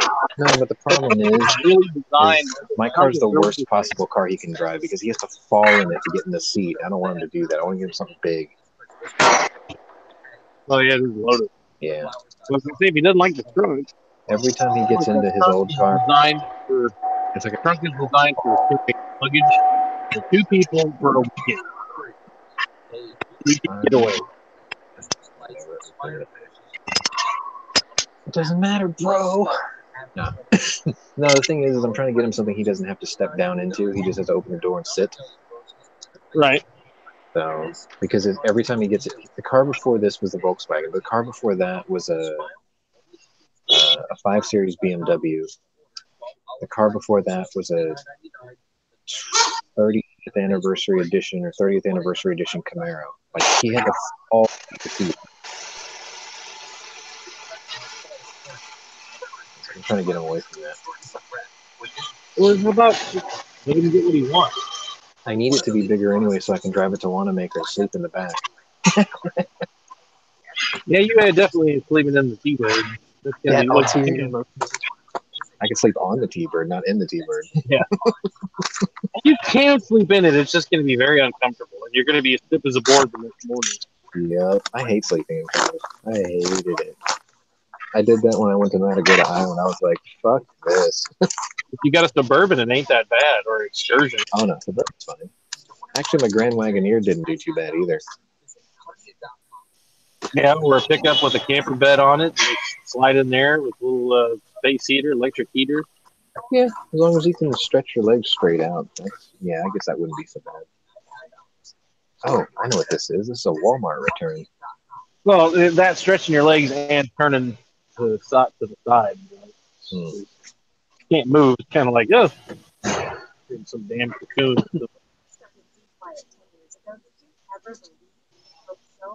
So it's like I don't know how astronauts sleep in that Ziploc bag they sleep in. I guess there's when you're in that thing in no gravity, you don't feel the pressure on your joints like you're uncomfortable. Yeah, and maybe that's what it is. Like because it's 0 G and you're not feeling it. So maybe you sleep better than you do here on Earth. I don't know. That's what waterbeds are supposed to kind of, do.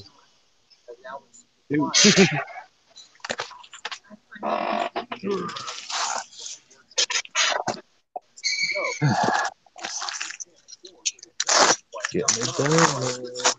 I don't know.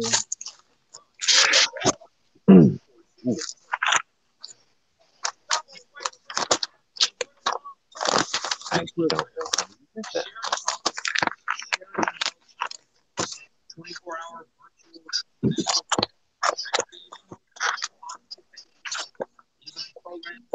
Okay.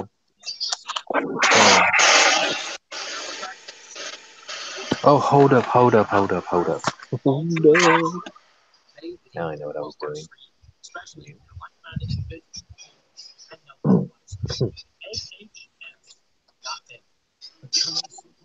Well, guess what was on the other day? I think it was Friday. Too Fast, Too Furious. Oh, real Miami. Hamburger hanging out. I had to watch it until Tyrese said that. I was like, I gotta watch this until he says it. Look at y'all. Look at y'all in your silk shirts, jewelry, standing in the club with the hamburger hanging out, looking real Miami. Like, yeah. Eject those cuz. I didn't watch it after that. I was like, okay, that's the part I wanted to see. I dug it.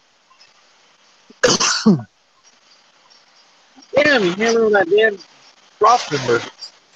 Cradle. What the fuck? Remember I won?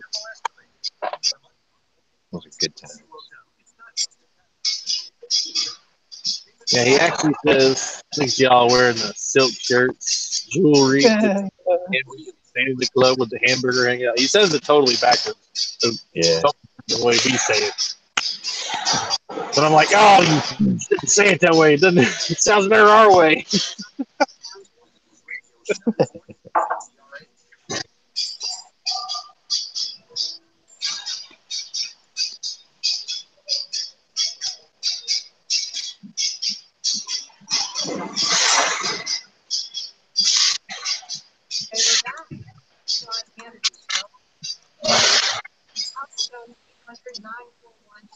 Who Sean Hannity show?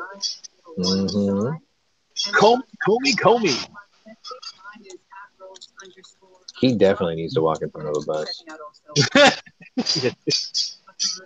I want to know what kind of deal he made with Hillary, so he doesn't have to. I mean, not charging her with, not recommending charges was a pretty good deal, I guess. It's like, you did what to the Clintons and you're still alive? How'd you do that?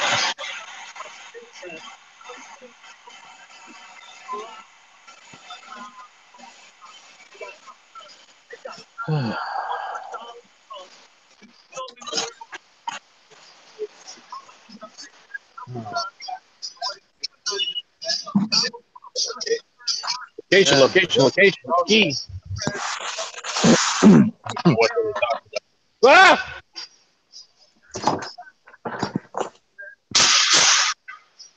Come on, goddammit. Wow, it's heavy. Fuck is this? What the actual fuck is in here? Almost broke a nail. I just bent all the way back and then rebounded back into place. I was blowing my foot. Tighter on the phone.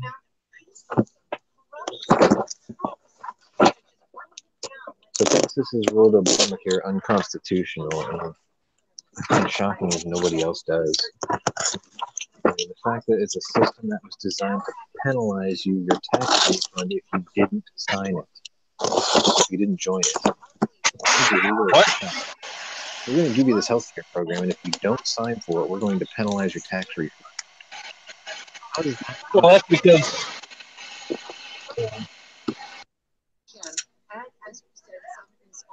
Trust us, we're doing this for your own good. That's literally what they're saying on the news constantly. You're taking away health care from all these Americans. We did this for their own good. You fucking penalized them and took away their tax returns. Dicks.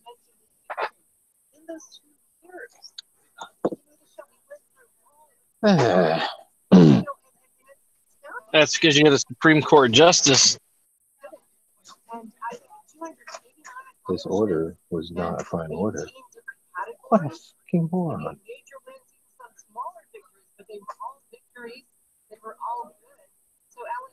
What a, oh my god, I'm going to have a field day with this one. This way, yeah, $9.08 shipping. I'll be generous. As we go through this third year of this first term, but thanks, Alan, for your phone call. I appreciate it.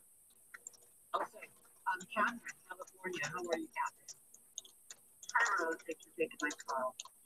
One of the things that just really upsets me, irritates me, is the fact that these people on TV, I mean, on every channel. I guess I got Hillary popped. Outright lying. Or I mean, they're outright lying. something. I don't know.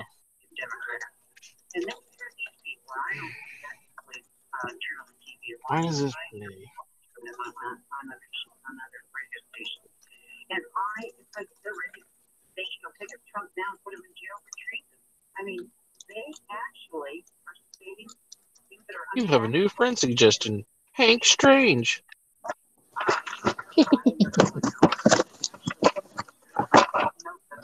I found Hank Strange years ago before I was even a gun channel. He tested the Diamondback DB-15, I think it was called. It was a 7-inch AR pistol. And I loved it because it was all OD green. I was like, oh, I want that. And I never bought it. And a lot of people said I'm probably better off for not doing it because it was mechanically a piece of shit. It's a shame because it looked really good. Had a really cool handguard. It was all green. God, that's how I had mine. I never built it. I ended up building the Marauder instead. And I'm happy with that one. It works.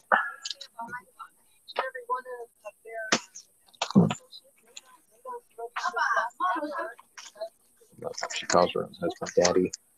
Oh God, this meme is horrible.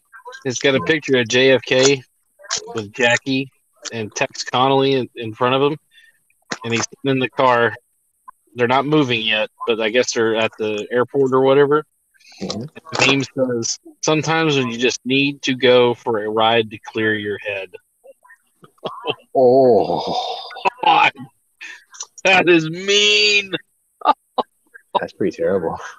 Yeah. There you go.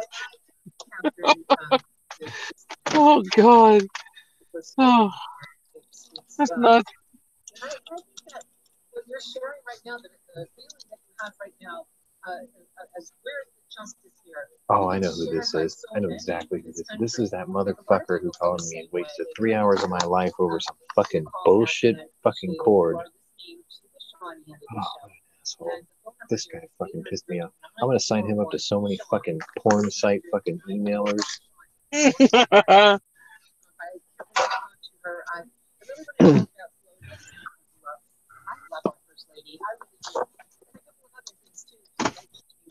Because they supported Trump. You know, what happened to feminism? What happened to encouraging women to stand their ground and do their thing? You know, what a fail. But that's something we're not permitted to do now again. So joining us check out on Twitter, it's at Rose, you're still unplugged. Hannity's is at Hannity. Oh, I'm sorry. At Sean Hannity. Again, special thanks to Linda, Ethan, and Greg for all that they're doing. Should have known something was wrong with that guy. He was named after the cat that annoyed Garfield.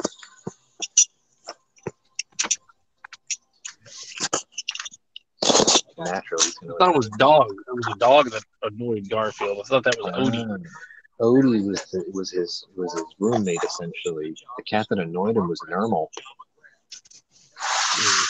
Remember the little kitten that always talked about how cute she was, or he was? I don't know if Nermal was ever a boy or girl. They never really disclosed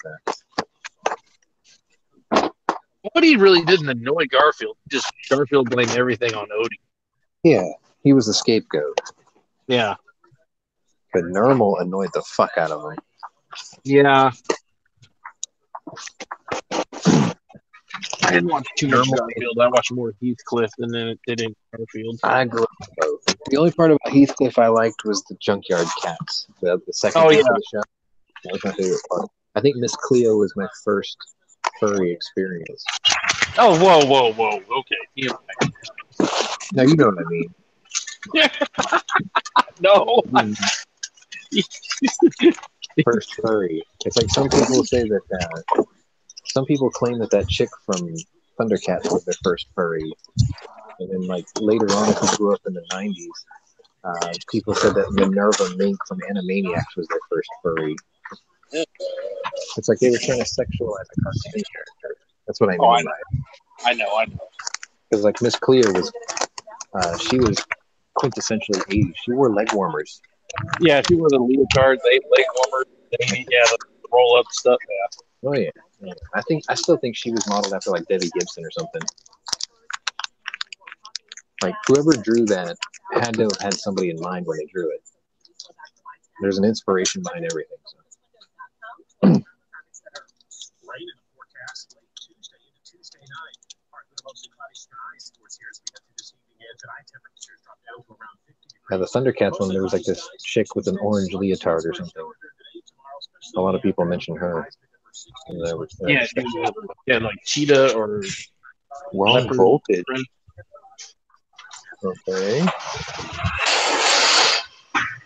Oh, Bob, I just stepped up the late bike. 20 minutes ago.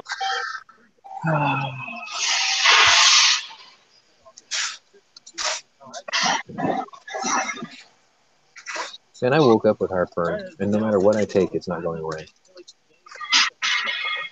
I hate that.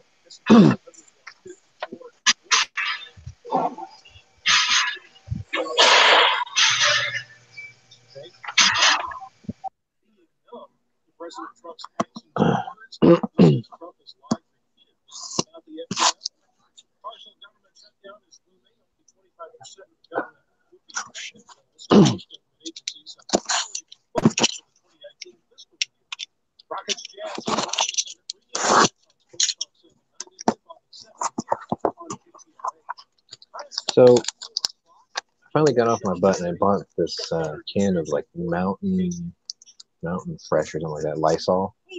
Because I was telling you about my boots always making this weird smell if I wear them too much. So I thought what I would do is I'd spray the boots after I take them off every day. Right? Doesn't seem to help. Doesn't make a damn bit of difference. What you're saying is your feet have this nasty, funky odor. So maybe I have to spray more of it in there and kill everything in there and not wear them for like a week. No, what you're saying is you need to wash your feet when you're taking a shower. I just cut my feet off. Oh, I don't have a card. Afterwards? Let me go get one. Oh, there's one right here. Hey, Simon. Yeah. I'm gonna burn through as many returns as I can, but I got to take off a little early because my dad's insurance check is at the place and they have to sign for it.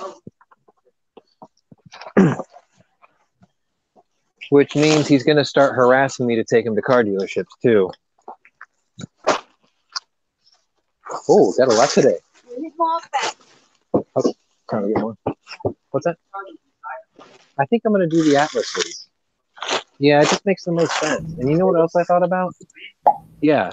If I do the lease exactly like it's written, right? He spends $8,601 for 3 years. Afterwards, if he wants to buy the car, they'll sell it to him for 15. Is this a repeat? But they said if he wanted to, he could, right? If he did, the sticker price on that's $37,995. But if I do it this way, where I lease it for 3 years and then buy it afterwards, it's only 26. He's trying to sell this lease to other So people. he ends up getting it cheaper. Nobody's buying this thing. That's if he wants to keep it. If not, he can walk away.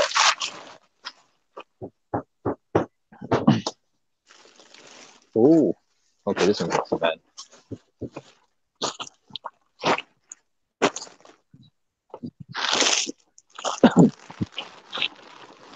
Look at that. George didn't even come running over here to be like, hey, the mail's here. Like he always does.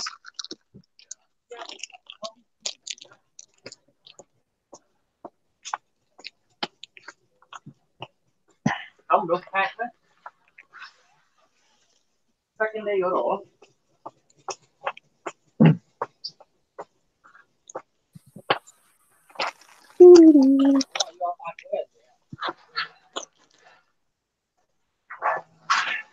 Ah, damn it. And they're blowing up my phone. Jesus. Non-stop today.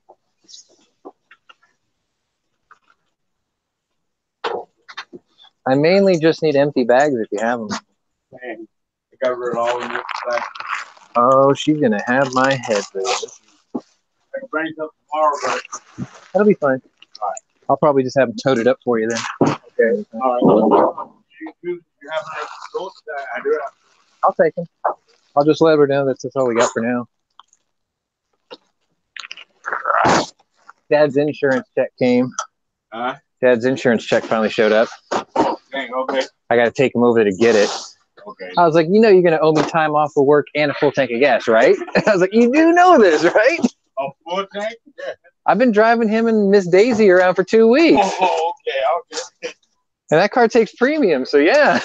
Yeah. Full Okay. tank. I understand that. All right, I'll bring it back tomorrow. Okay, sounds good.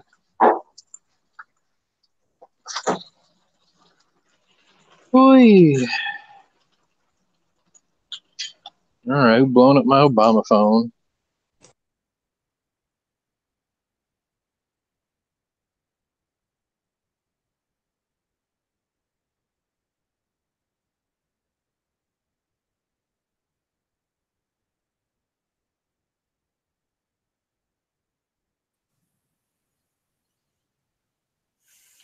The damn internet's down. I've been on the phone with them all this time. They still ain't got it fixed. I'm using my cell phone right now as a hotspot.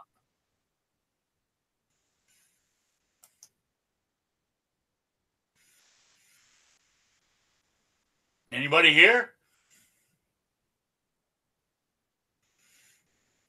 Yo, Rick, I'm here. I'm just listening. Okay. For a minute there, I thought nobody was hearing me. Total silence.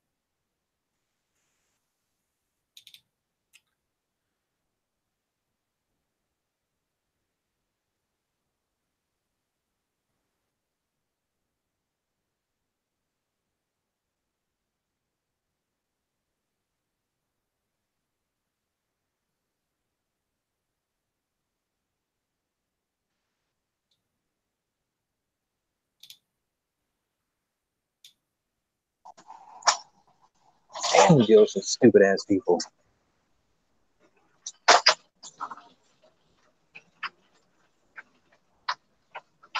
The bad news is no bags. He ain't got none. So I had him give me these. Good news is he'll bring you more tomorrow. Now that he knows. Yeah. You have to just put them in these, and I'll just give them to a bunch of these tomorrow.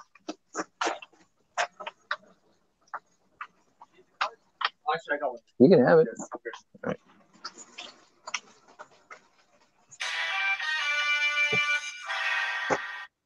How you doing?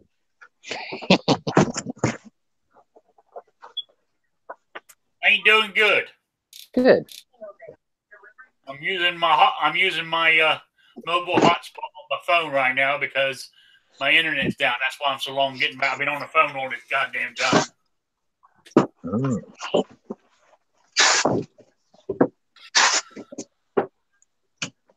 And not only that is. Oh, but wait, there's more. Prince Harry has been pussy whipped by the power of the pussy. How you figure? On Boxing Day, for the last 20 years, they go on a pheasant shoot because his new American wife is into protecting animals. He's not going this year. I thought you mentioned that before. You know, they just annoying. You know, that's the power of the pussy for you. But you did mention that before. Who did? You did, like months before you told us about this. Yeah, I think so. I have so much going on in my life, I don't remember every goddamn thing. Oh, you poor thing. But anyway, what a goddamn it's terrible. It's okay. I mean, that poor bastard's getting it from both ends. Number one, James Hewitt's his dad, so that's always awkward. Number two, he married a colonial. That's probably awkward. Number three, his family doesn't like her, and now he doesn't. Now he's whipped. So, Jesus, what do you do? He ain't never going to be king anyway, so. No, I mean, like fucking William is playing the genetic jackhammer. He won't get off that poor woman, Kate.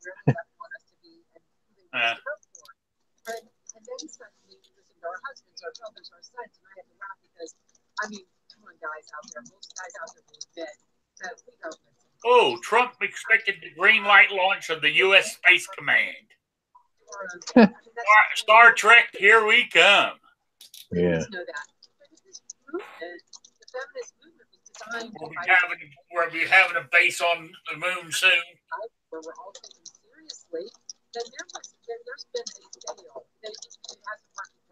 Because to be backward engineering all this stuff from the Roswell crash. The woman voting for a Republican. And Donald Trump knows that. Oh, you know what? That was the funniest thing for me in 2015. And every time that I did it, It's not U.S. Space Command, it's Space Force. We already have U.S. Space Command. Yes, I would like to know more. You'd like to know more? Let's just call it the mobile infantry and call it a day. Okay? Well, I mean, I'm just reading the headline. It says Space Command. Oh yeah, I know. They got some, but that reporter probably doesn't know they already have that. These kids are doing their part. How about you? Would you like to know more? Okay, here you go. President Trump is expected to sign an executive order calling for the creation of the U.S. Space Command. This move falls short of creating a new branch of the U.S. military, a Space Force. Yes. There we go. Oh, we gotta have Space Force. I just want to be on the USS Enterprise. Right? Because everybody knows that the world is full of stupid people. I want to date my partner. I mean, who doesn't want to fly on the USS Enterprise? I want to give my card to them. My name is he won't speak English. Tell me.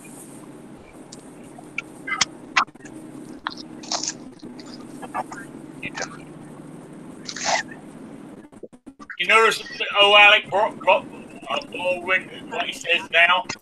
Matt's favorite band. You know, Trump is punishment for our sins. The slaughter of Native American, slavery, Japanese internment, Vietnam, and every goddamn one of them was caused by a Democrat, you fucking assholes.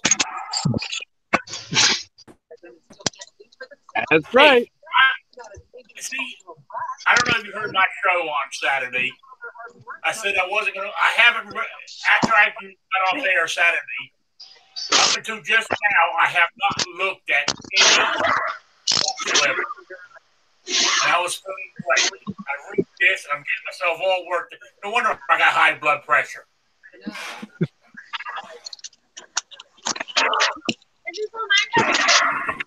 So you just have to admit it. Yeah, Rick. I was told I had to work on it. I got to bring this all back around. Some of this guy's got to be some sort of, I gotta go first. I gotta go first. I'm kind of baby. Rick thinks that most of the content creators are turning into liberals, so I have to turn this all the way around. Roberto's down there doing all the paperwork and everything. I'm just no, because I haven't watched any news. Yeah, I'm trying to get it all back to. How much longer do we have? Gonna get that plastic on.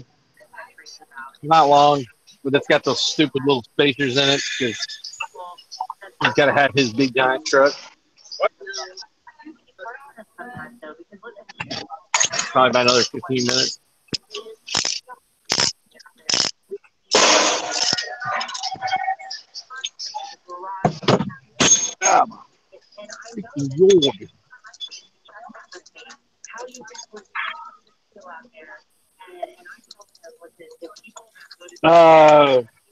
Yeah, let me get all this shit out of here.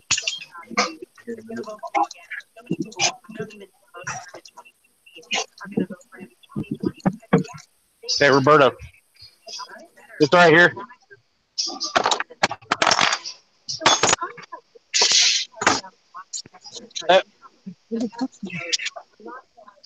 Hey. Hey, yeah, here, I got it right here. Hey. God damn. Fucking stop it.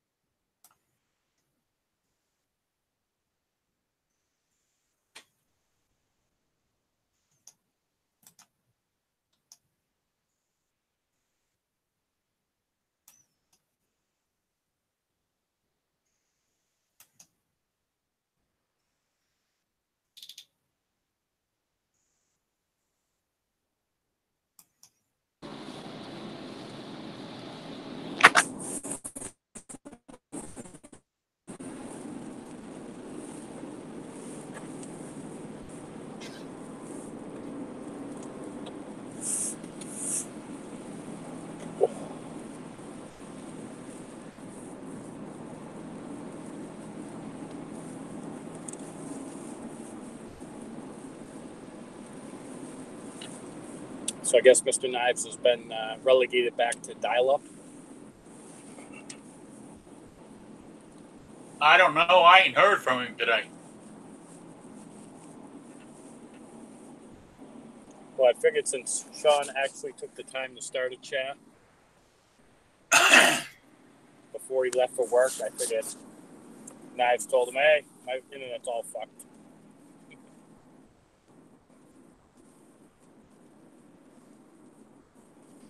That's the thing is, Sean's doing the chat from work.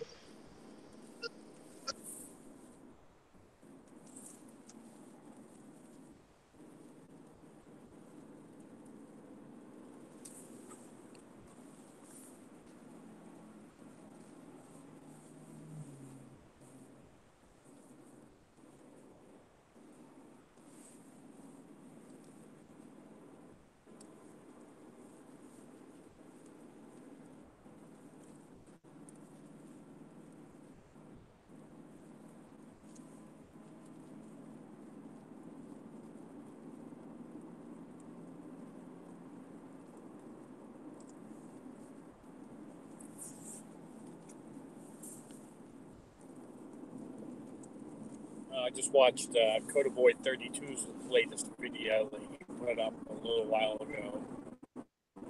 Fucking pissed.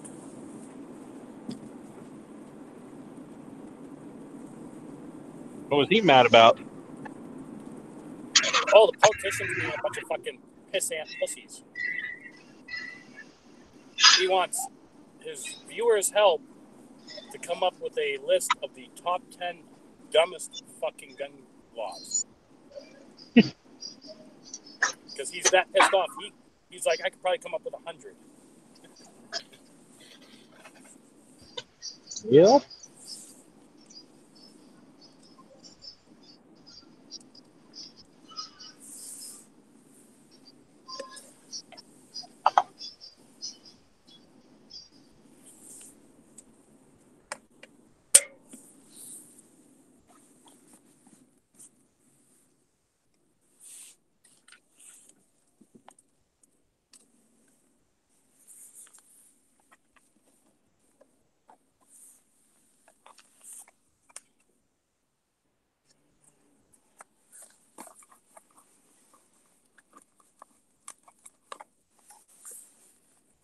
Hey, Sean.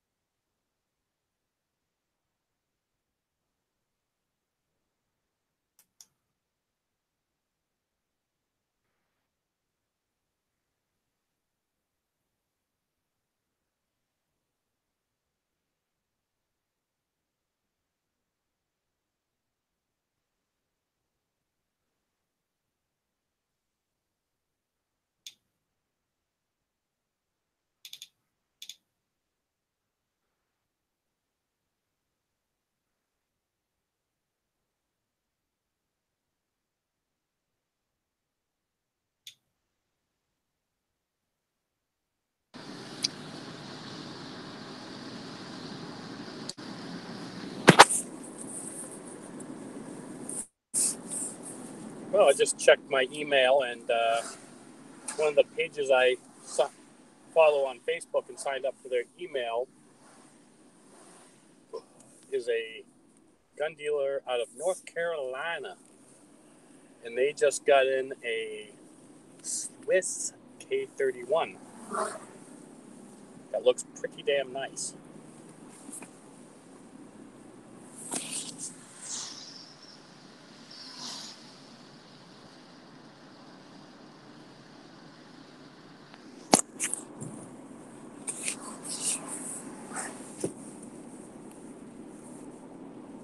Sean must really be busy if he didn't respond to that. Yeah. Because I know he's lusting for one.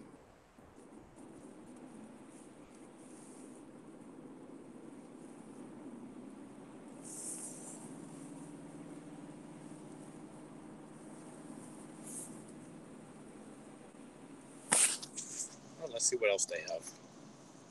I just saw that one.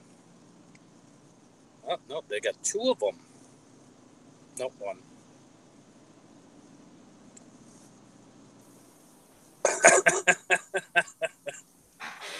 They've got a bright pink Swiss K11.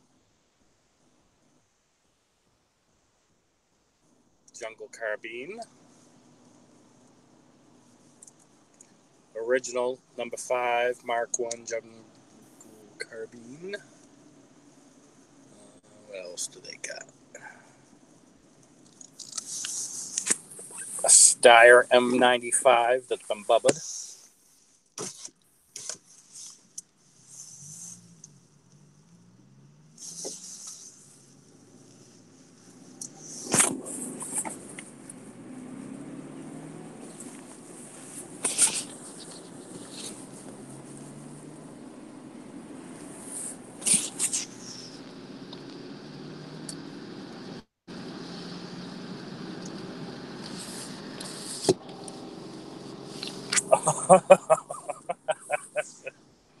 Antique Swiss Vetterli model 1878/1881.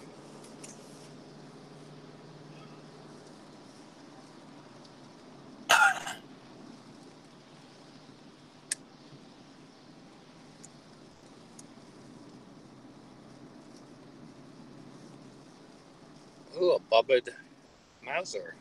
Nazi Mauser. How much? K98 K Sporter. $400.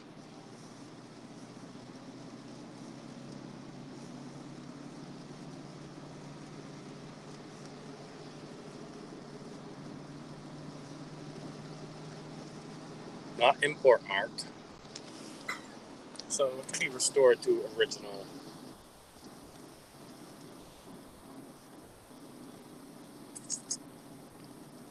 French Berthier.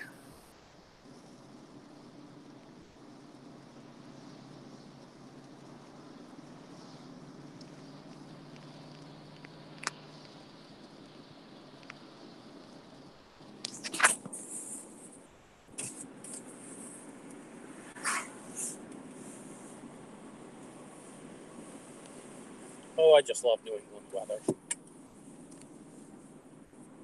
Snow and rain at the same time.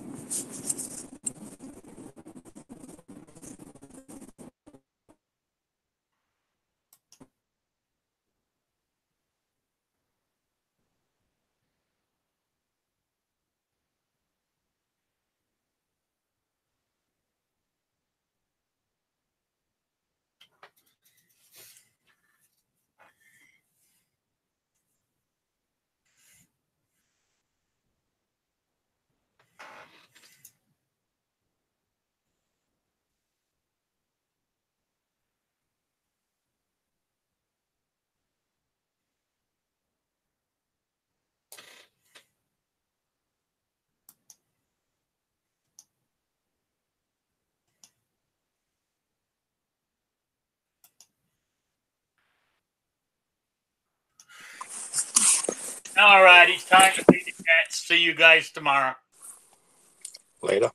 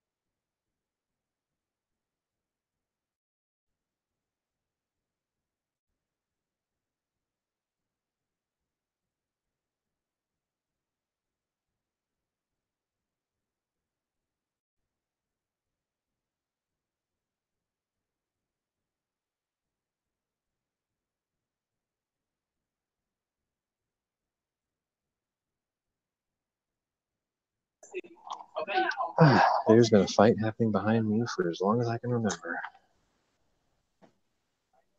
Okay. With that, I was supposed to leave 36 minutes ago, and the worst possible situation could have happened. A 73-year-old guy that I sold a part to, that I said, oh yeah, you can just call me when it gets there and I'll walk you through how to put it together. Called me just as I was about to walk out the door. So I just spent the last 47 minutes walking him through how to fix his own machine. And for a 73-year-old guy, he did fucking awesome. It was a little hard to get him to stop talking long enough for me to explain what he's supposed to be looking at, because he was looking at everything but what I told him. But as soon as he did, he nailed it. Knocked it right out of the park. I was like, look at that. I was like, you didn't need nobody to help you. You did it all by yourself. He's like, well, you walked me through the whole thing. I said, yeah, but you did the physical part all by yourself. So he felt like he had this great sense of, I'm going to send you a Christmas card. And I was like, you can do that. You go right ahead. So anyway, it seems like there's nobody here. Scott AFK. I got to be out of here in 20 minutes anyway. So let me just remind you that it is Monday. Channels tonight. You will have several shows. I wish I could tell you. But yeah, Matt's Guns and Geeks podcast will be on. I'm sure CloverTac does one on Monday too. MOA Mondays is on as well. And then Daily Gun Show. If I left you out, sorry. I don't do this on the regular anymore, so I couldn't.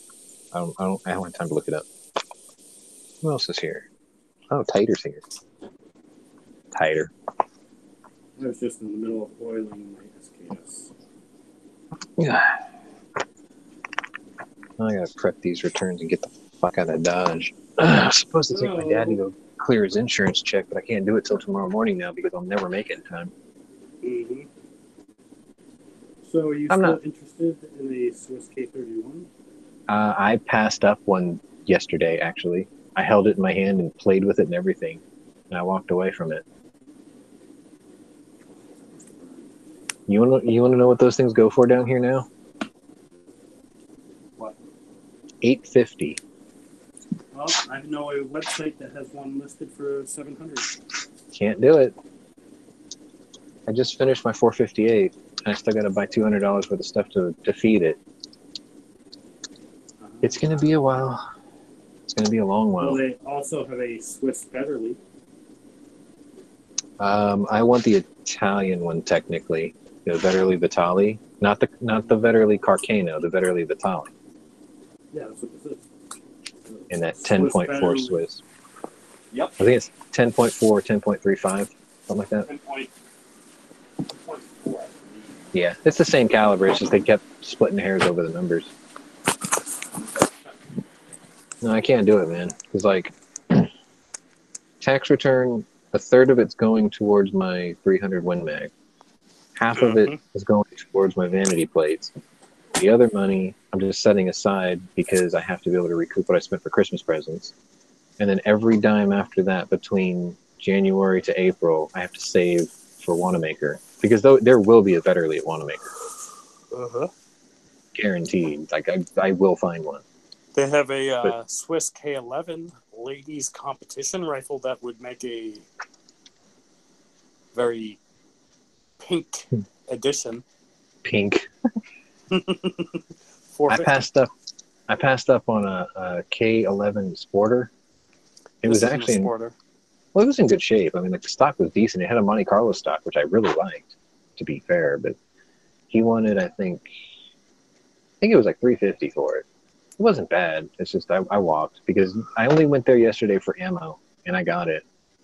And I knew it was going to be expensive, but I didn't know it was going to be $70 expensive. This has the walnuts. The K31 has the walnut stock, unsanded with clear cartouches. Interesting arsenal repair to handguard, small import mark on receiver. Swiss rifles came $700. It's got the troop tag. It's in pretty nice shape. The pink K11's $450. A rare original Enfield number 5 Mark 1 jungle carbine.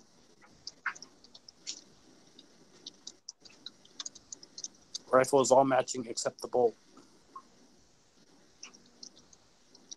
750.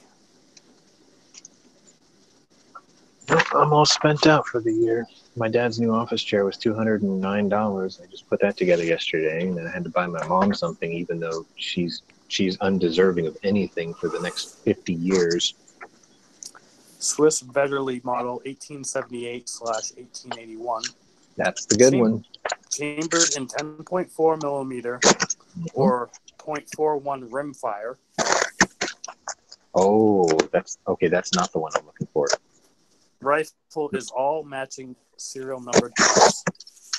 Yeah, the 7881's that's the Swiss rimfire. The one I'm looking for is actually an Italian 10.4 by like 47 or something like that. Oh, this is only 425. Yeah, but that's an ammo you can't hand load and you can't find ammo for. Ah. I got to walk on that one. Now that action and that magazine is like the Italian. It's the same. I'm kind of eyeing this Mauser they got the Sporter because it's Nazi-proof marked, 1943. It's been reblued. It's a K98K, but they dropped it basically into Monte Carlo stock. That's fine. It hasn't been drilled or tapped through a scope. Bolt doesn't match. High polished bluing, which is not original. Walnut stock with a rubber butt pad, mechanically excellent with mirror bright bore. Not input marked. So it's a bring over. Chances are it's a GI bring back. Yep. I don't mind any of that, what you're describing, because what that is that's the gun equivalent of resto modding. And if it's done tastefully, that's fine. It's if pretty tasteful. It's tasteful, but I would want it in the original stock. Mm-hmm. Well, you can always just buy one. That's the thing. It hasn't been bubbled to the point where it's not. You can't reconvert it. Yeah. Yes, put back to original. That's what I keep my eye open for. When I see them drilled and tapped, I pass. See, my ideal K31 is actually just a K31 barreled action. I don't want the stock. They're out there. I know. I just don't want the stock because I want to put it in a McGinnis one anyway, and I'd feel bad about taking apart a good one. Well, you just don't do anything to it that's like undoable. No, I know. I thought about that too. But if I was going to do that, I would just buy two of them, one unmodified and one modified. And I would feel better if it was just a barreled action so I don't have to feel bad about taking it apart. Yeah, something you built. Yeah. Like Matt did that with an M57 or something like that? Like the mini Mosin, essentially. He bought the barrel. No, it's like a 50-something. 53 or 57 or something like that. He bought it at Automaker for like...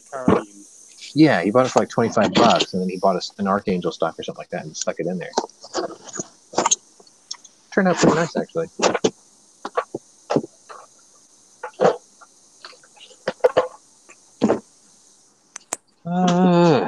There better be paperwork in this motherfucker.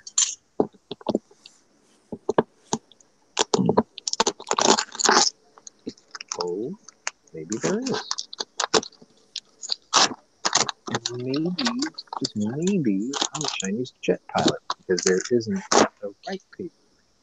Damn it. Place this barcode in the page cutoff. He almost had it right. This dude almost had it right. My dad's getting so pissed. I promised to take him over to the fucking insurance to go get his total out package, settlement package, that's what they call it. He has to sign for it before they hand him a check. I was like, I'll come get you and I'll take you over there. I had to do that fucking call. Okay.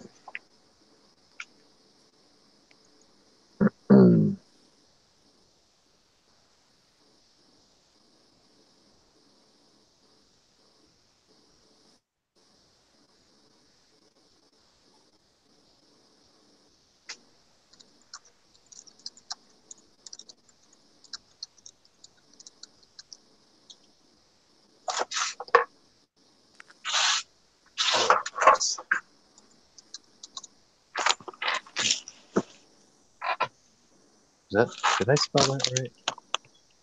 Yeah. Okay. I was thinking about I need to get through this mountain of returns, and I've only got 2 left. Good. That'll make tomorrow easy, which means I can come in late. Oh, what do we have here? What in the ever-loving shit is this? I gotta get this.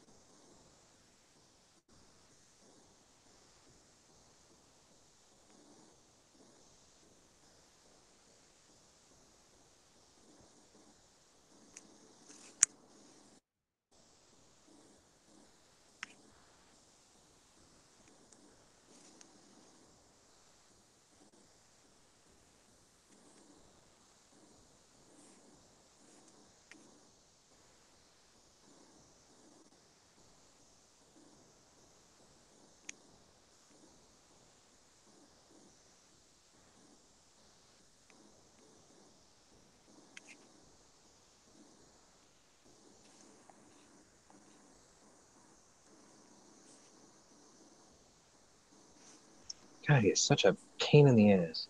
My dad. But he's mine. I was like, if I have to take time off to go get your check, I'm going to take time off and take you to go check out that Volkswagen. He's like, I want to take the check and put it in the bank first. And I'm like, listen, I'm not going to make this trip twice. We're going to be halfway there. You might as well go do that too. Okay, we can do that. Not that any of it matters, because he's going to fucking forget by tomorrow. Yep. He's going to be like, I don't remember talking to you about this. I'm like, because you can't even remember what you had for breakfast. I hate using that as an insult because he's pissing me off and I'm trying to shame him into going to the doctor. He won't go. I'm like, you are losing brain faster than you're losing life. I know that feeling. Yeah. It's like that scene in Limitless. Like, yep, you're running out of brain pretty damn fast. You wanted a new one, not a refurbished. Yet you picked a refurbished. Oh, there ain't a scratch on it, and it's perfect. And you still, what an idiot! Well, you gonna pay for that? I know it. Yep. So she lost $15. That's fair enough.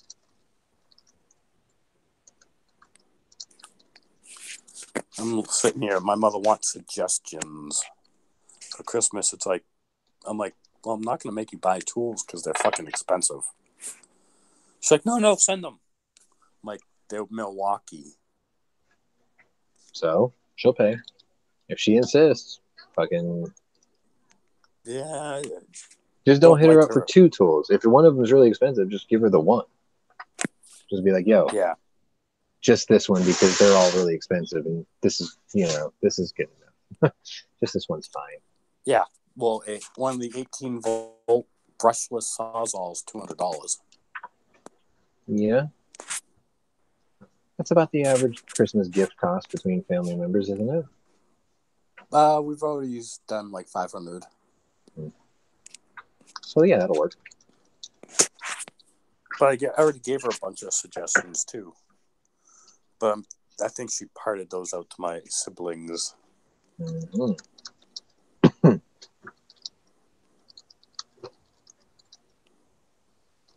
I'd rather have her buy because I need a new impact too, because my impact shattered. because right now I'm running Ryobi tools, but I hate the Ryobi fucking impact drivers. The impact drills. They're hammer drill? No, just the regular impact. Because they're heavy, they're big, and I like heavy. They burn out. I don't like that. Because they're not brushless motors. I like heavy and big. They've started to swap over to brushless, but my boss bought a brand new Ryobi, 18 volt Sawzall, the brushless one. It shot flames out the fucking vent. It shot a green flame out the side of it. That's because the brushes were basically burning up. It's brushless. Oh, what the fuck? Was it just arcing real bad? Yeah. It's like, no more Ryobi tools. No, I've only used one once before, and I remember it didn't really impress me. I'll tell you what, though. No. I've had these little, like, these are just light duty. Well, I use them commercially, but they're not really made to be commercial use. These little Makitas that I got, I liked it so much that I gave it to my boss for a link, and he bought me 3 of them instead of just 1. And I've only used 1. I've still got 2 that I've never used in case they ever go bad. So that's kind of cool. It's been good. Well, have you got to use your Glock drum mag yet? No, because I haven't finished building the rifle for it. I'm planning on it, though. Classic has them on sale again. $39? Yep. Yeah. And they got the aftermarket fun sticks for $10. That I may do. I probably will do that. My plan was to get 2 drums and 4 sticks. Ultimately. What the hell is this box?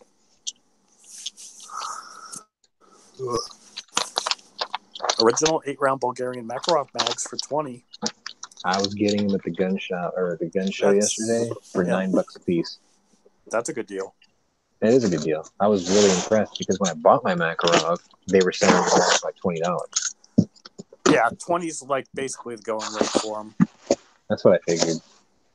Oh, man. They keep fucking taunting me with these factory original TT-33 Tokar mags that don't fit my M57.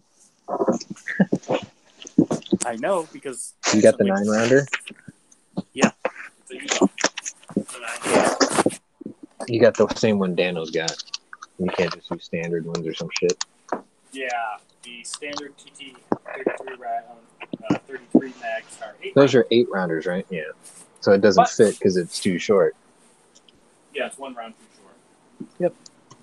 But I did see a Polish TT-33 for sale locally. I didn't like the do you want it? Like, do you want to have 2 of the same thing? No. I hate to admit it, but I actually do want another one. Another Makarov. They had a East German Mac. Yeah. I do want another Makarov because the one I bought, it was issued, but never used.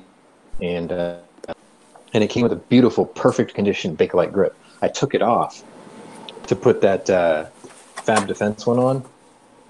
And now I wish I had another gun to put the original one back on. So I have one of each. Yeah, I've got the Bakelite grip.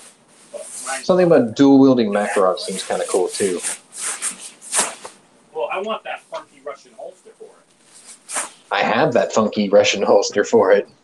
The one where you click it and you twist and then push down on it? Oh, no, I don't have that one. No, I got like the saddle flap one. No. You know the one I'm talking about, right, though? I've seen it. Where you like twist the whole gun, the holster actually rotates off your hip.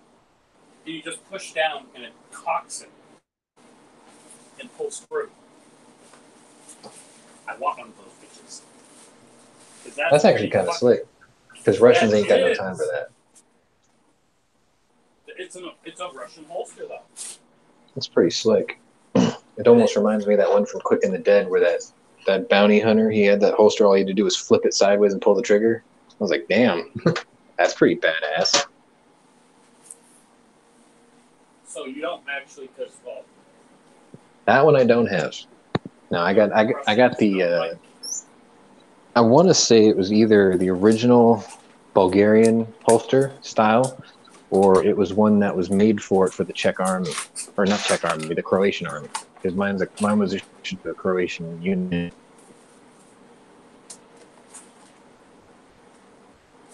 Yeah, no, mine was the original Bulgarian. Unit issuance, and then storage, and then sold. Anyway, I gotta go play in traffic, which means I need to shut down since I'm hosting today. Means somebody else is gonna have to do another lobby, but I'll be on when I get home. So thank you all for listening, and we'll see y'all later.